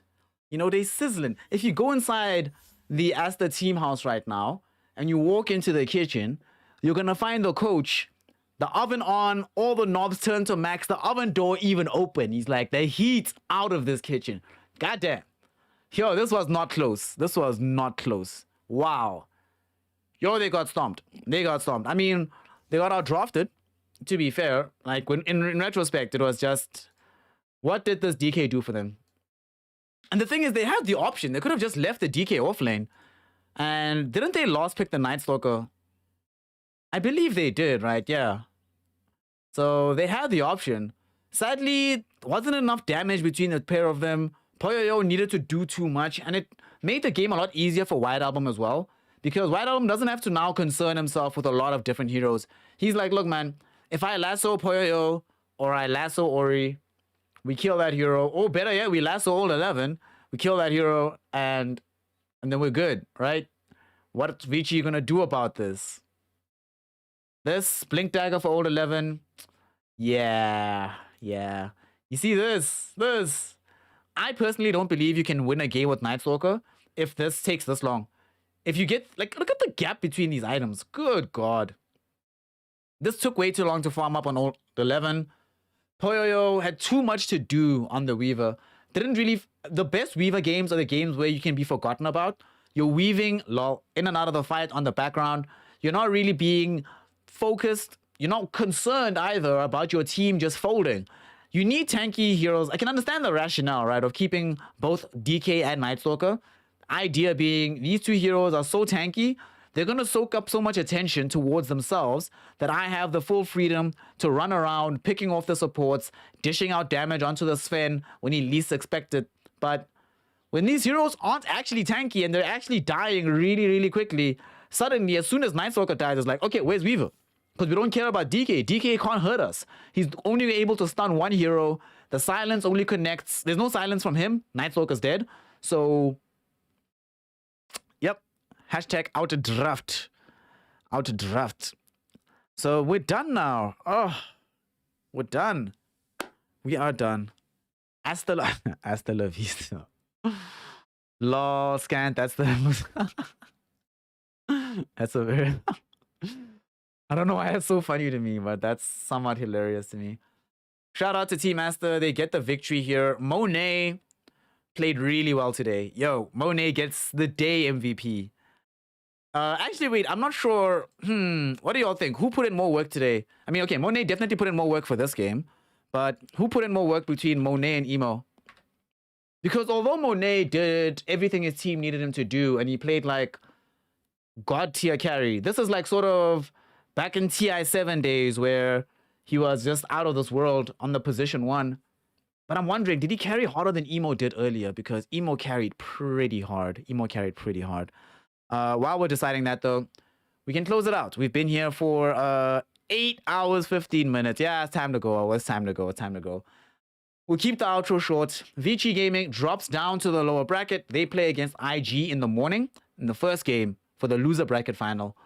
And the winner of that goes to play against Team Aster in the grand final for an opportunity to be I-League champion in 2021. For an opportunity more than that, to get some silverware under your belt before TI. Good practice. Get into a winning mentality. Get into a winning mode. Unfortunately, the competitive state of TI is pretty high. So these two teams will need to bring their A game tomorrow and bring their A game next month as well to make sure that they can have a chance of, you know, not walking away, getting knocked out in the bottom portion of the competing teams, which honestly, y'all know I'm a China fanboy, right? And normally I would be like, easy, all 5 Chinese teams should end up in the top 8, but it's a rough year. Let's just put it that way. So we'll see what these two teams have to bring to us tomorrow. We might have a rematch of these two, but that all depends on what happens between Vici Gaming and IG, which you should make sure you're following the channel so that you are aware as soon as we go live and the game commences. Thank you for joining me, everybody. Has been a blast. Some really fun games throughout the day. So now I'm going to go take a break. We're finished. The teams are going to go take a break. And we are going to close things out. Thanks for hanging out with me for the last 8 hours of the day. Jesus Christ. For those of you who followed for the first time, thank you so much. I really do appreciate it. For those of you who haven't, I would implore you to do so. If nothing else, you can tell me that I'm trash. No, I'm kidding. Just tell me how to get better. Tell me what you think I could improve upon. Actually, since we've got some good minds in here, all of y'all obligated to go to the Discord and drop a review, basically, of your time spent here today. I would also implore you, if you had enough of a good time, to consider supporting the channel. You can cheers with some bits. You can become a subscriber. You can spam out these emotes, as I'm sure you've seen in the chat. You can become a donator through PayPal. Get your name here on the big board. Or you can do the biggest thing for me. Not the biggest thing you can possibly do. The biggest possibly thing you can possibly do. Go tell your friends. Like the weekend says, go tell your friends about it, lol. One day I'm going to earn myself a Reddit thread. Thanks, everybody, for the time, for the follows, for the bits, for the subscription. Oh my God, Baladek, Jesus Christ. Yes, thank you for the bits. Be like Baladek. You see the homie, Baladek? That guy? That person's awesome. I don't know if Baladek's a guy, but you know you're awesome. So shout out to you. Thank you so much. Johnny's not going to be happy because it means his name is now removed from the latest bits cheerer. But your name will be proudly displayed. Thank you so much, fam. I really do appreciate it. For those of you who subscribed today, gifted out some subs, lurked for hours and hours on end, hollered at your homies, followed me on Twitter, whatever you did, I appreciate it. And it helps. It helps. Every little bit helps. Rich is not lying. This is, the difference is made through increments rather than through leaps. So we're done for today. One more day of I-League action. Finals day. You do not want to miss it. Make sure that you're here, back, ready to see the Dota go bright and early in the morning as we close out I-League, finish the day's action. Oh, wait, I forgot to give you all your prediction points before we go out. Hold up. Team Ashter, hey, there we go. Team Ashter betters, hey, celebrate good times. Enjoy life. And everybody else, if you didn't bet Team Ashter, I hope you just enjoyed yourself. Hope to see you tomorrow. And I hope that you do me one last favor. Do me one last favor. The most important thing you can do, actually, right, is go to the bathroom, look yourself in the mirror, right, and remind yourself that you're worth making happy, and you're worth trying for, and you're worth engaging with. And life might not be great, but you're still alive, and things are still possible. As long as you're alive, as long as you're still here, things are possible for you, and things are worth it for you. So bye. See you tomorrow. Love y'all. And we're out.